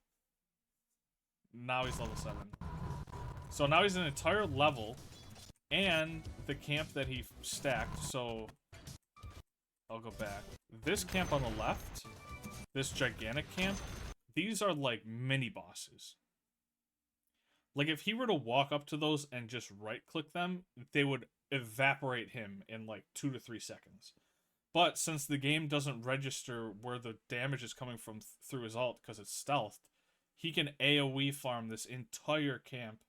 And every 3 of these minions is probably around 150 to 200 gold. So there's 1, 2, 3, 4, 5, 6, 7, 8, 9, 10, 11, 12, 13, 14, 15 health bars here. And we can say on average they're probably 60 gold apiece. So, you know, he's making 600-700 gold off this. Which, 1 minion in lane is like... I think a ranged minion is 30. And a melee minion is like 15. So just killing this one pack, which takes him 6 seconds, maybe, is more gold than like 4 entire minion waves that he perfectly last hit. So he's like power leveling his character by doing this.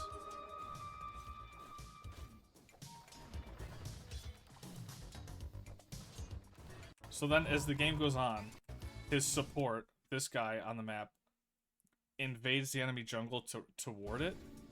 And while he's over there warding, he spots, the person that's making this video spots, that this camp is stacked. And as he goes up, he also sees that the enemy team has been doing the same thing. So the enemy team has been trying to stack these camps. So he just comes over here and steals it. So he takes this camp, and then he waits for the ward. You can see on the minimap here, there's these little gray dots. Oh, actually, my head's in the way. Hold on. What if I... right like here, underneath my pointer finger here, there's that little green eye, and underneath it are two little gray circles. Those are indicators that those are minions. Those are neutral minions on the map. So his support gave him vision, and then later on in the game, he sees... You can see the enemy logos here too. So now he can see that the enemy team is stacking those camps. So he waits for them to stack them, and he goes and steals them. Right here.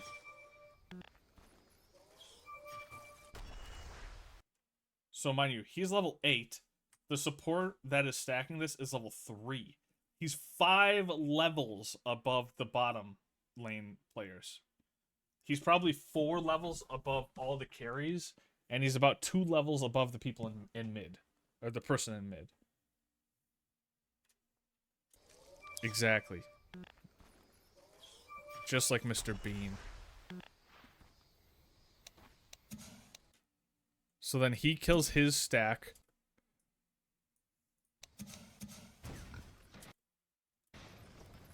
Well, actually, he's just going to pull it. He's probably going to go and steal theirs first, and then come back to his. And you hear it in the background. You hear that, like, that little kind of harp sound. That means it's stacked again.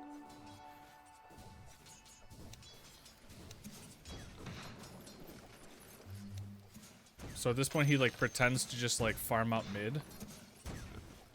But you can see he's actually writing on the map that he's about to go invade. Actually, I'm in the way of that too. He drew a line here, like showing that he's about to come here. You can draw on the map in this game.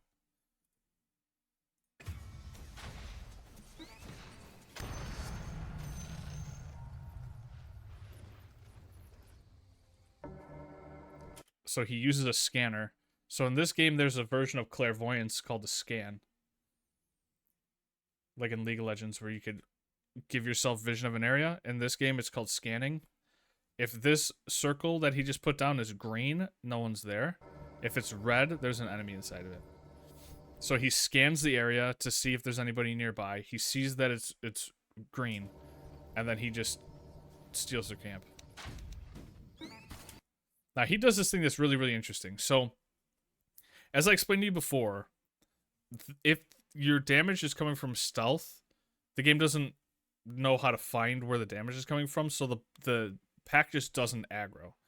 Like, the pack just doesn't even attempt to find out. But what he does is, each of these bombs that he places has, like, a delayed timer. Like, you can hear when he places it. Listen for the thump. That's him placing a bomb. And then you'll hear it arm. It'll make, like, a high-pitched, like, diddy noise. That means it's armed. And then about a half second after it's armed, it blows up. But you cannot place multiple invisible bombs in the same spot. Because people used to do that back in the game, and it, like, broke the game. Like, in a bad way. Like, it became, like, unfun to play against. They thought it was overpowered. So now you can only have one bomb in a certain location, and you have to have them a certain distance away. But what he does is he just waits for one to go off, and he places a new one in the same spot. Now when he places the third one, when he's ready to place the third one, he uses his Q, which is this bomb that he throws. Then he places the bomb while it's in the air. And then once both of these bombs are in position, he uses Blast Off, which is like a kamikaze move where he throws himself at it. And he times all the other versions of all the other instances of damage to go off at the same time. So there's no moment where, like, the mobs are aggro to him. Like, as he lands, the proximity mine is going to go off. He's going to hit the ground, blow up. It stuns everything. And then the first bomb that he threw in the air goes off right now. And it kills him.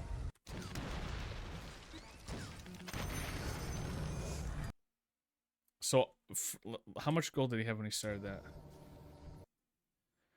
He had 1,000 gold, and he's just after level 9.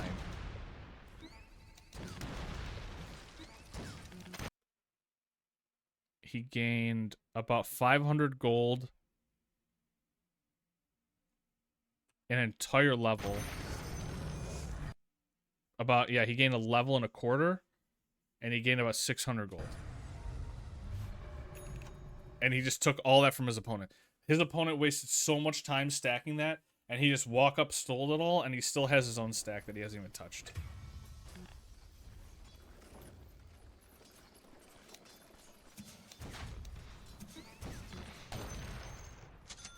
But again, this is the carry.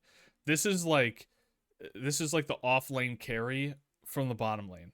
5 levels below the mid laner. Like he's in the top left corner. Dota has like this premium service you can pay for, where it gives you the average of where, like, how many last hits, how much gold your character on average has at this point. He's more than doubled the average net worth of your average player, and he has almost like 9 times the farm, more than 9 times the farm. It's crazy. Look at this, is the support going there to realize all of his shit's gone.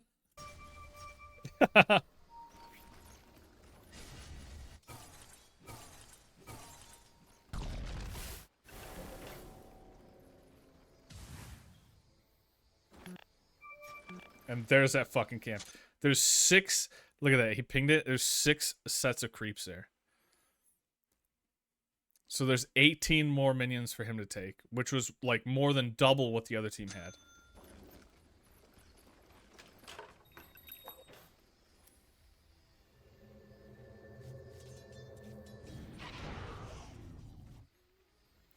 So what this team is doing, which is smart, because what ends up happening a lot of times in lower level Dota is people will just ignore the mid laner and just kind of piss and moan at him. The support from the bottom lane is pivoting to the middle lane and soaking up the experience that isn't being taken by the techies who's doing all like the shit in the jungle.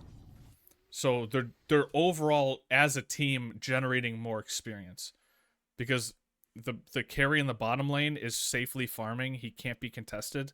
So the support pivots to mid to soak up the experience. And then he continues his jungling. It's actually really smart. But most people won't do that. They would rather just like ping you and question mark ping you and wonder why you're not like doing what they think you should be doing. He's gonna do the same thing here. So let's how much do you have? 260 gold, and he's 10.5.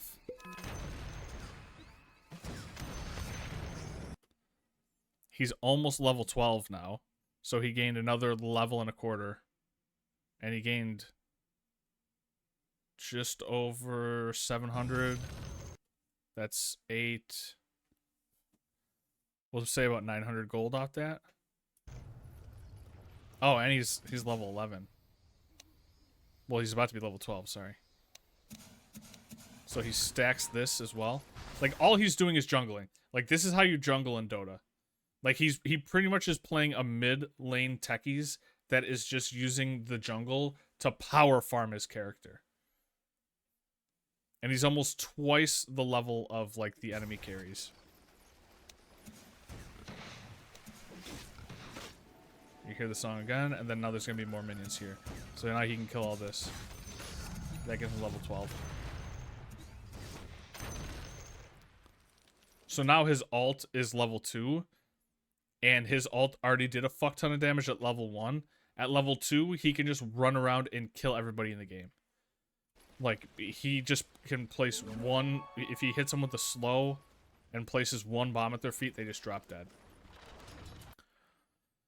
So what he does, which I've learned from watching a lot of his games, is he buys... What's it called? Ethereal Blade? Ethereal... Blade. So what Ethereal Blade does is it starts as a defensive item that puts you in like a ghost form where you can't be hit by auto attacks, but you take extra damage from magic. So you can't be targeted by physical damage, you can't be attacked, but any spells that hit you do 40% more. So that item builds into a usable weapon that has an activated ability that you can shoot opponents with it. It does 150% of their primary attribute as damage. and then increases their damage taken from magic by 40%. And also, on top of that, Techie's bomb. Techie's alt here. It not only does a fuck ton of damage, but every time it hits the opponent, it deals additional magic damage in the future. So like it shreds magic resist per bomb. So they're taking 40% increased damage from the item that he uses, plus every bomb that goes off shreds 20% of their resistance to the next one. So it just keeps increasing in damage. So pretty much he can just jump on anybody, or go if he goes near anybody, he just uses that item on them to slow them so they can't move, and he just puts a bomb at their feet and they just die. They can't even move. But again, like realistically in terms of Dota, this guy has done nothing spectacular. These are all like level 2. Like level 1 is like moving your character, using your abilities and hitting the minions. Level 2 is like learning the mechanics of like how the minions work and how the jungle works. Like he's just doing like some level 2 shit. Like he's not this is not some crazy in the weeds, super heads up, high level play. This is like you're taking a very basic mechanic and just extorting it to like its fullest potential, because no one is even attempting to contest him. Nobody's warded his side of the jungle. Nobody's invading, trying to steal his stuff. No one's fighting him over any of this loot. They're just letting him be. And he's just free farming. Like, this is just 10 minutes of a free farm techies.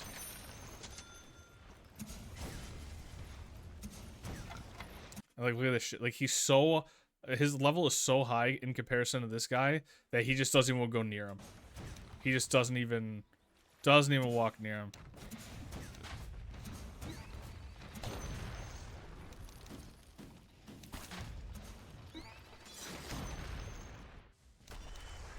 Look at that. His ult one-shots entire creep waves. It's crazy. Now this is kind of some nerdy shit. He got an illusion rune, and he's using his illusion rune to stack creeps in the jungle. This is nerdy. This is some big brain shit.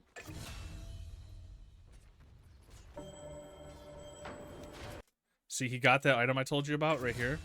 His courier carried it to him while he was stacking with illusions. So, like, there is a lot going on. It's hard to see. But you can see it in his item inventory. You see the little courier on the map right here. Oh, I'm in the way. You see the little courier down here on the map? It's like a little winged thing. He brings the items to techies while he's stacking. And you can see in his inventory, I think. Right there. His item got finished. Because his courier brought him the last bit of the recipe he needed for it. He scans to try and find the enemy mid laner, sees him, and then all he has to do is just hit him with E-Blade and hit him with his one stack of his ult, and he's dead. Just boop. He's just dead. 100-0. There's no counterplay. The guy can't do a single thing about it. He's at full health, and then he's just fucking dead.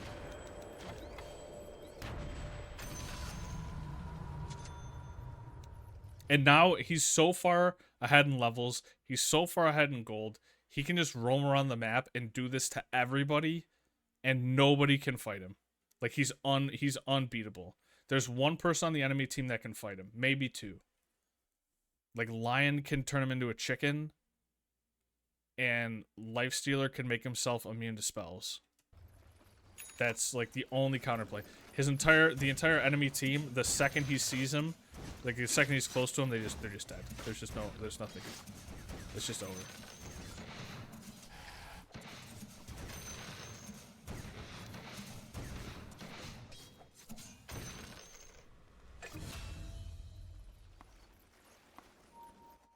Yeah, look at that. My head's in the way. He's drawing on the map, signaling to his support to go stack the creeps for him. Because he wants income to just keep pouring in. He's like, no, you go over there. No standing around, no getting free experience in mid. You're gonna stack my jungle creeps now. I'm so far ahead.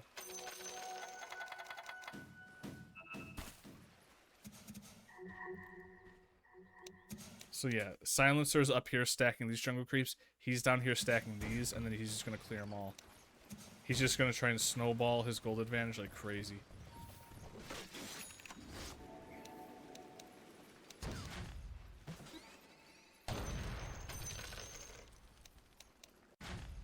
How much gold was that? He's at 175. Almost 300 gold, like 250. He's just piling money in. It's completely uncontested. Look at, watch how fast this guy dies.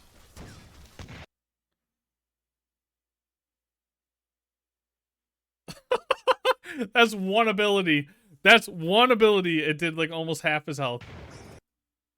And then he hits him with E-Blade. The ult is already underneath him. Gone. What was that, like 2 seconds? 20, 21, 22. Yeah, it was 2.5 seconds.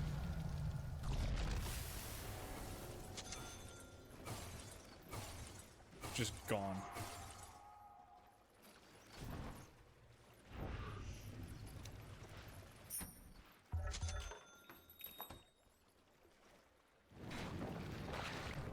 But he can't beat 3 people. He ain't that good.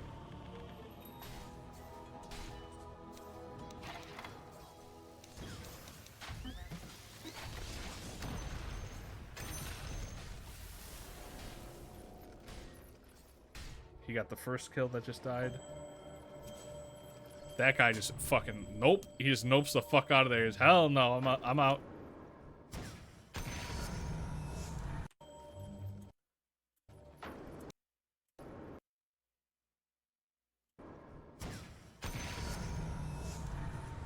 Insane.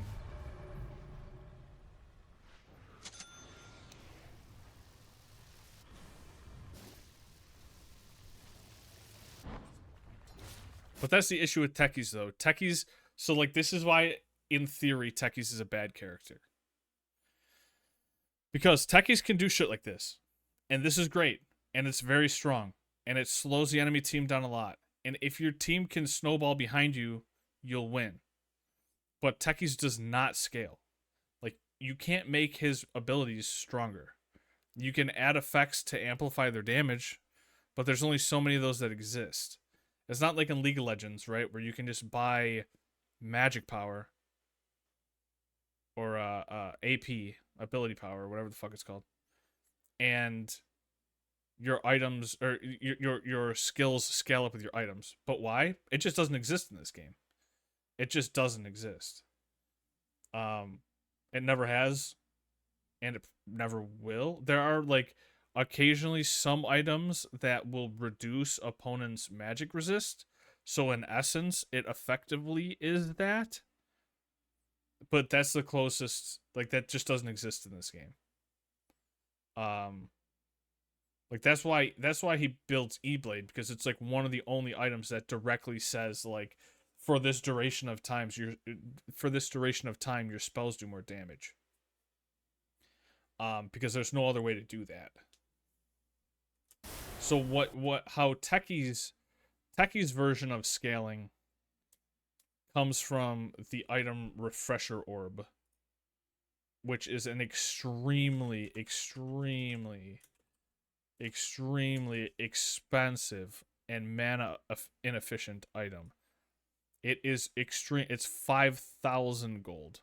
It's super expensive, which Ethereal Blade I think is maybe like 37-ish. Oh, Ethereal Blade's even more, 53. So, but what this item does is it's a 5,000 gold item that doesn't give you any stats. Okay, so it is extremely expensive, and all it does is give you some health regen, some mana regen of like a small amount of attack damage, like super small amount of attack damage. But the upside to it is the item has an activated ability that when you activate the item, it refreshes all of your cooldowns on all of your abilities. And I don't think it does items anymore. Maybe it does still. And items, yeah. So it has a 3-minute cooldown, but every 3 minutes you can spend 350 mana to get every cooldown on your items and abilities back. So since Techies is limited by the cooldown of his ult, the only way to amplify his damage is to reset his ult, which when he uses Refresher Orb, gives him all 3 bombs back. So that's like, he can't scale in terms of, you know, stacking AP or, you know, shit like that, or being able to right click well. Like, he's horrible at like right clicking, becoming an AD carry. And he can't scale in terms of magic damage. All he can do is buy Ethereal Blade, Refresher Orb, and like a defensive item, and he hopes that he does enough on the field to where his teammates can farm, get themselves in a really good position, and they can win the game for him. He can't win the game on his own. He's not a carry. So like, this is the downside of Techies. Techies can do crazy shit. He can control the field. He can make people disappear in the early game. But as the game goes on, he's going to start to fall out of favor, and you're going to see, potentially, depending on how long this game goes, he'll struggle to kill one target at a time eventually.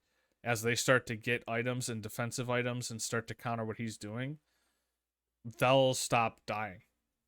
And eventually, if the rest of his team doesn't pick up the slack, they'll just lose.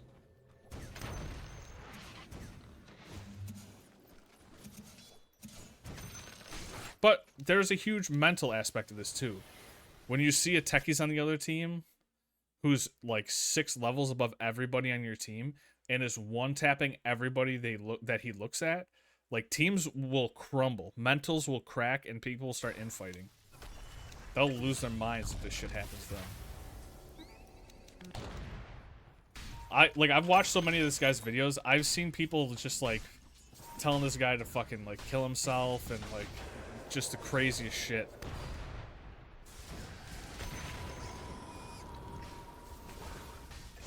Like, when he starts rolling, people start losing their fucking minds.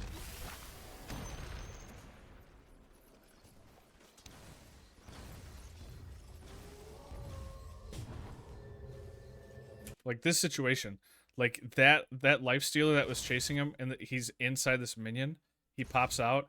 He's 6 levels below Techies, but since Techies has no cooldowns, he can't fight.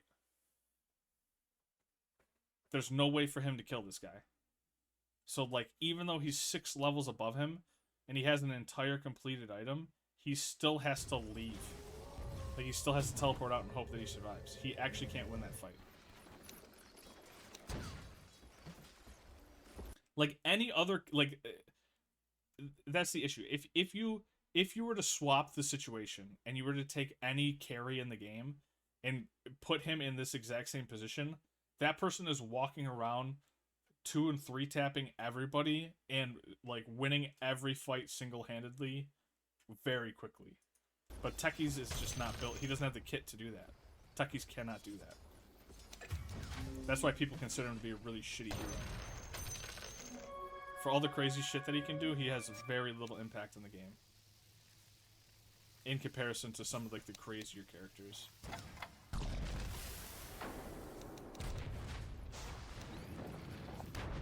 Look at that one bomb. Look at that shit.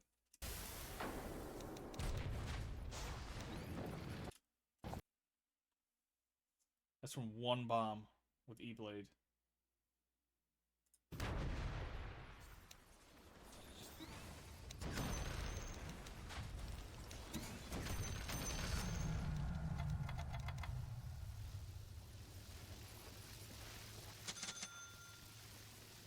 But again, he's just kind of hindered by his cooldowns.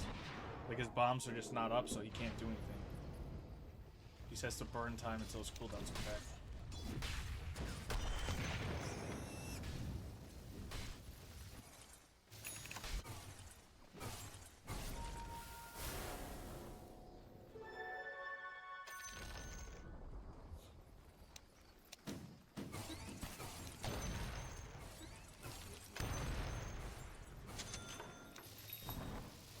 And you can see here, right? Like he has the advantage, but he sees his teammate farming. Like this is the real carry of his team, farming. So instead of taking like the good farm, he only kills the lower health minions and leaves the rest of those minions for him to come down and farm himself. At this point, he realizes, like, the impact that I have on the game is already done.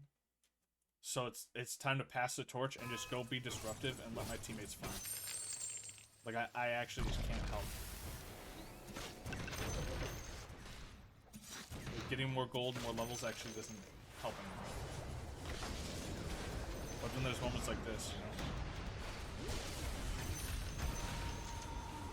Pretty much just single-handedly killed them both.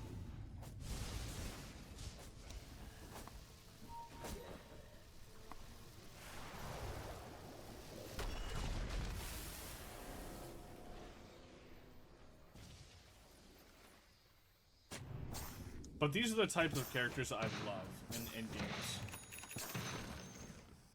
Like, it's a very conceptually, it's a very cool hero. It's like this hero that's like kind of inherently broken and can do incredibly good things, but also like inevitably will get to the point where it fails. Like this character will inevitably fall off so hard in this game that it's probably not worth ever having him on your team. And I think there's something kind of cool to that.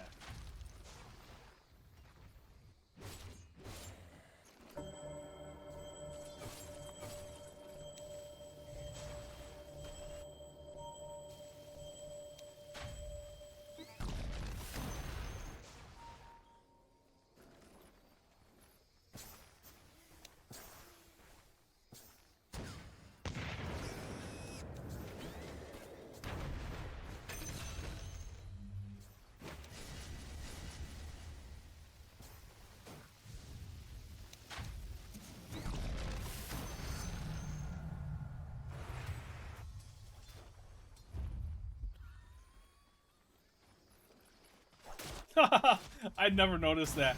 When you use smoke on techies, you can hear him coughing. Listen right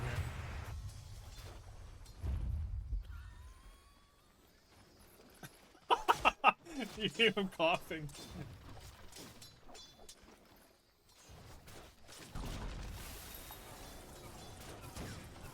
So this is a perfect example of like how hard a techies has to work just to get a kill on like a really good character. Like this looks like this is an open and shut case, but what he has to do is predict where his opponent's gonna be when his ability lands. So there's a charge up to this ability. You can see in the background, like if you look here, you'll see his character wiggle. So right now he's in the middle of a channel. He's picked the location where he thinks his opponent's gonna be. He then has to predict where his opponent's gonna be, how long this is going to take to charge, and if he travels there, if that opponent will still be there. Then once he hits that, he now has to simultaneously, while this guy is stunned, use multiple bombs that are perfectly spaced so that they can both hit the same target, but they can't be too far away from each other. Then he also has to use E-Blade to make sure he takes enough damage to die, and he has to use the Scythe to turn him into a pig, or else he'll press one button and he'll negate almost all of it. So you have to remember, he's doing like 3 or 4 different button presses in the course of like less than a second. Like he lands, he put both bombs down already. It's so hard to even follow it. So his mouse goes down here. He already placed a bomb. Oh, he placed the first bomb when he landed.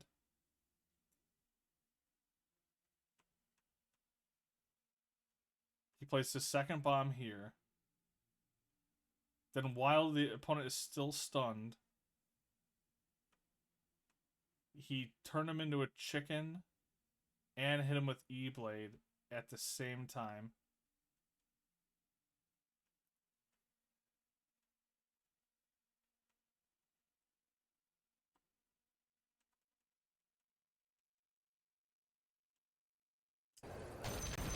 And then the bombs kill him.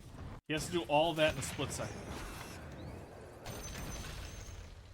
That's just to kill one good character. He had to use 2 different items that are worth thousands of gold. He had to use almost all of his alt charges. He had to do all that within, like, the second and a half that his stun lasts or something. It's like second and a half or 2 seconds or something. It's so hard.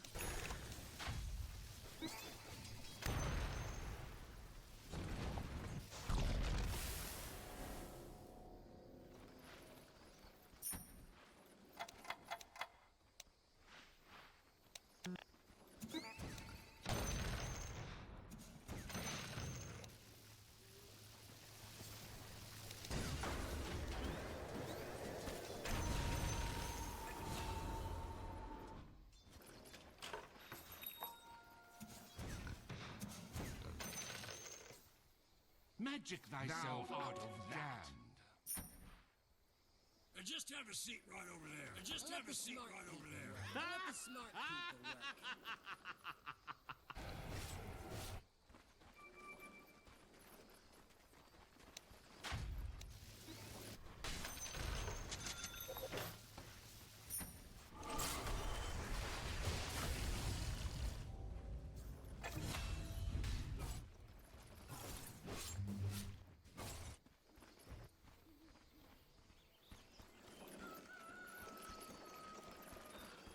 But again, realistically, in terms of gameplay, like, he hasn't done anything, like, immaculate.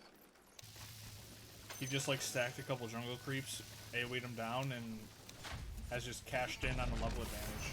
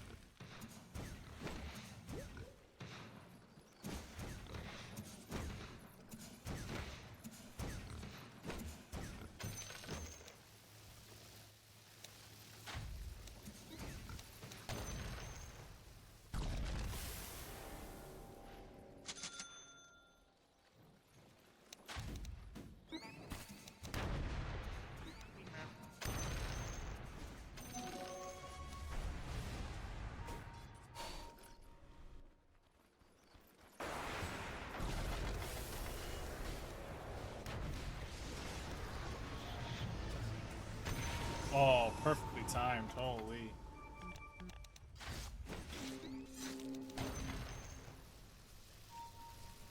Oh, shit. Oh, yeah, that's that new Lifestealer build where people are just, like, using alt and, like, taking over Ancients.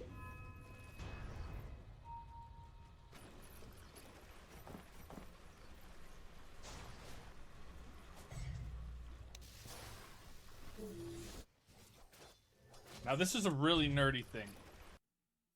In Dota, how mana works is when you get intelligence, it gives you mana. But when you gain that mana, it preserves the percentage of current mana that you have. And when you lose stats, I believe it does the adverse of that. Yeah. So you can see in the bottom of the screen, his maximum mana and current mana will go down when he drops his weapons, or when he drops his items. So what he does is he can drop his items on the ground to lower the total amount of mana that he has. His teammate has an item that gives people a static number of mana. So like, for example, I think it's like 200 mana, but I could be wrong. Let's see. Let's see if I'm right. Okay, it was about let's see, 300.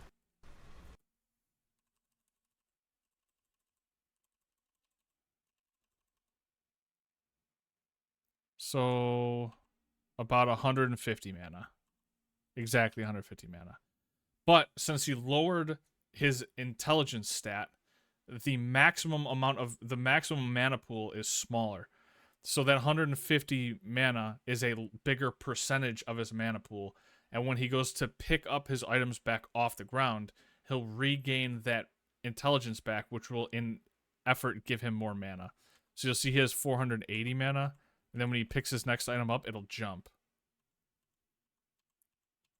So he got the mana boots, and then right there, he picked up one item, and he got about 170 mana off it. And he can do that every time he gains mana. So like you'll see like really sweaty, nerdy players, anytime they're about to gain mana, they'll just drop all their items on the ground, gain the mana, and then pick their items back up.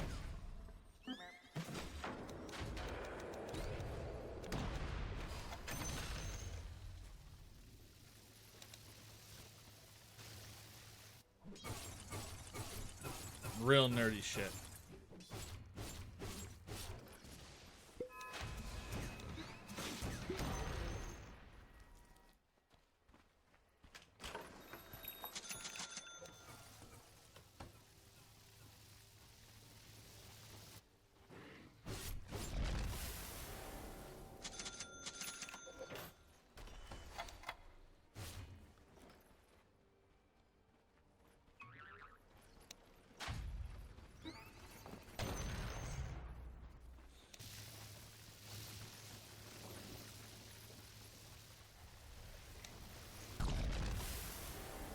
So this is a new trick that you can do on specifically this patch of the game. Roshan spawns in 2 locations. Both of them are on this river. And after a certain amount of time that I don't know how long it is, he will travel between these pits. So he will move up and down the river over time. So I think it's like maybe 5 minutes he'll move. So what you can do if you're a dork like this guy, you know exactly when Roshan is going to move from one pit to the other. He lays all of his proximity mines in front of the path that Roshan's going to take. So when Roshan comes to this pit, he'll run through a minefield non-stop to get there. And techies will already have the entire course set up. So Roshan will pretty much die before he can even get to where he's trying to go.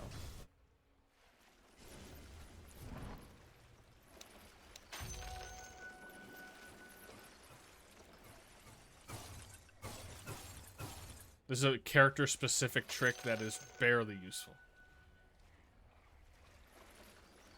It's cheeky, and it saves, like, maybe, I don't know, 15 seconds. But pretty much what he's doing is wasting his own time so his team doesn't have to waste their time fighting.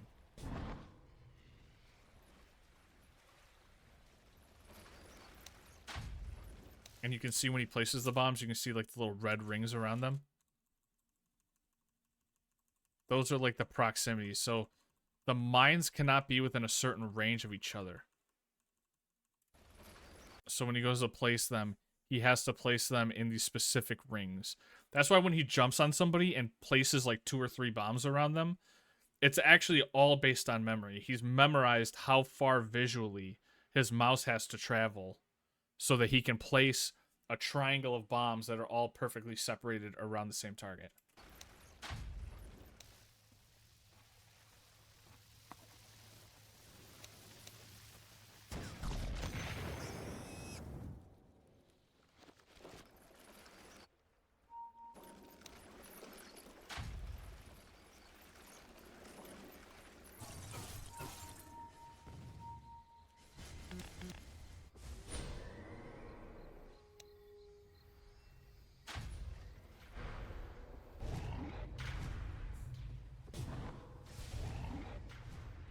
I don't know what they're doing.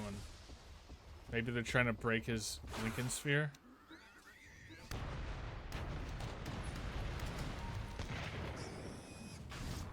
Yeah.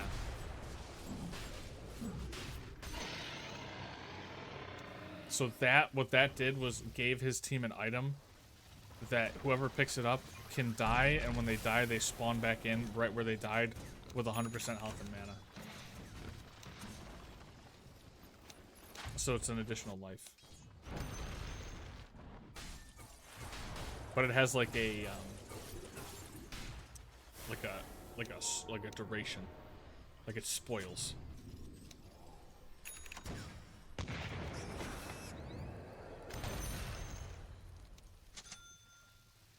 Absolutely deleted.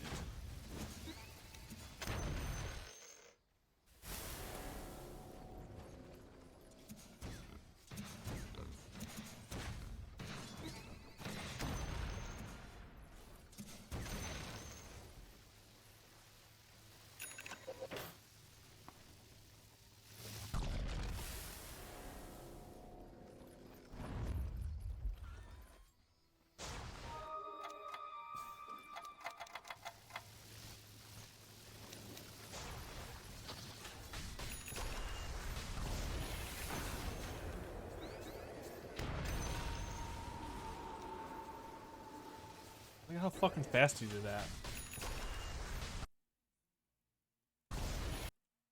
Turns him into a pig, E-blades him at the same time. So E-blade was already buffered.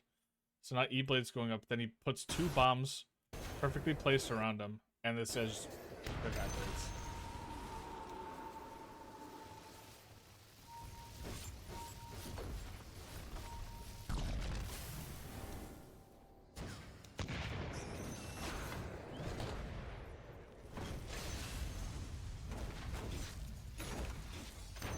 Oh, interesting. He went with Octarine Core instead of Refresher Orb. What? Octarine Core. 25% cooldown reduction. And a bunch of health and mana. Wow.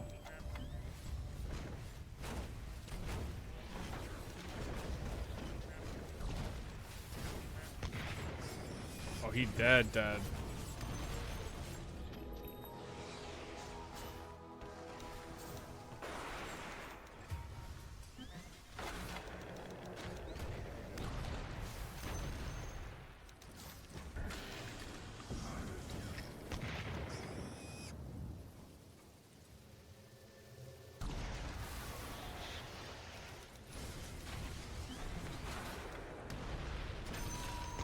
Jesus Christ. The damage is insanity. He did it with 1 bomb and an E-blade.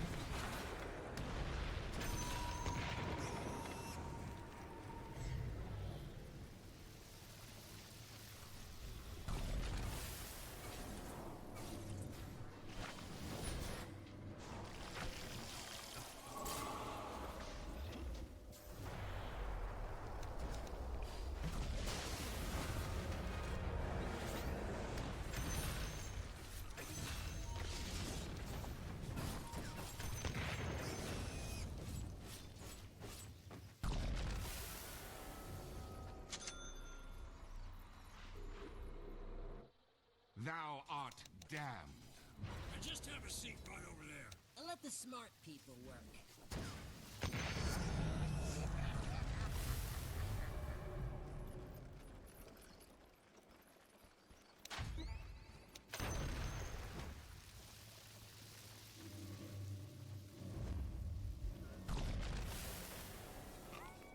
So he drops all of his items, uses that item. He drops all of his weapons.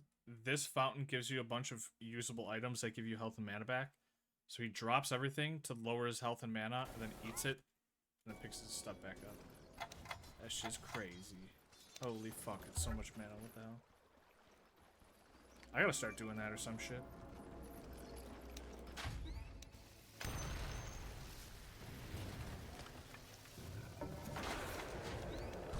Oh, that was sus.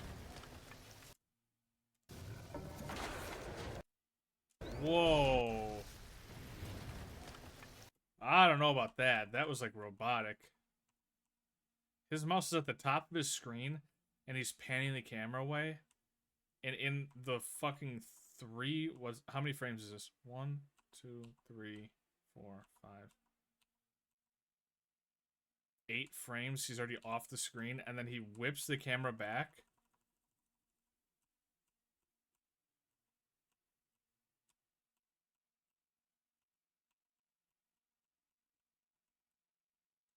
Oof. That's sus. That's crazy.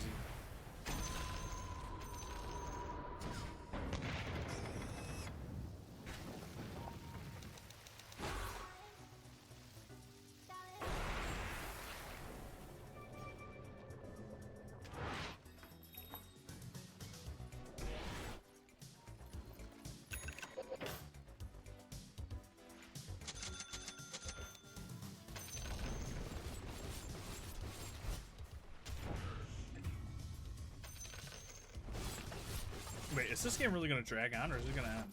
Okay, it's ending.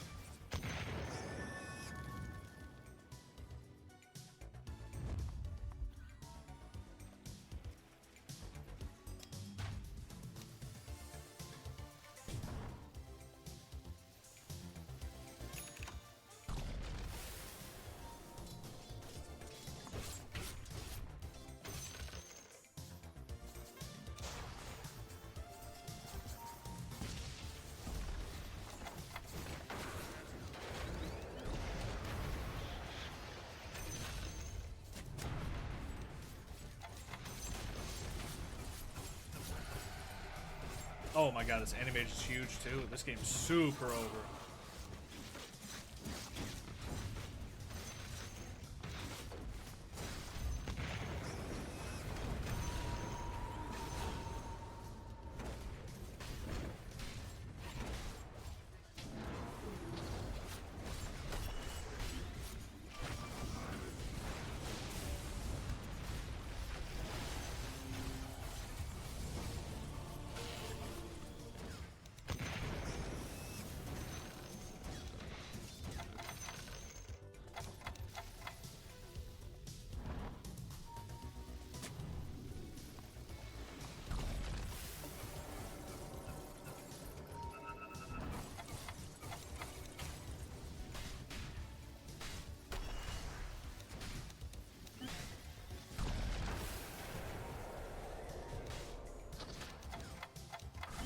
God, that button is so fucking broken. Holy shit. Oh, what a bad TP. Holy shit.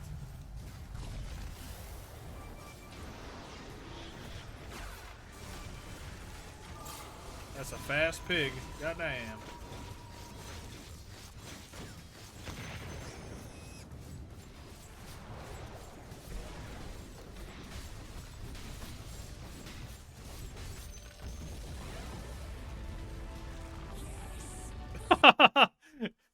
Techies, please,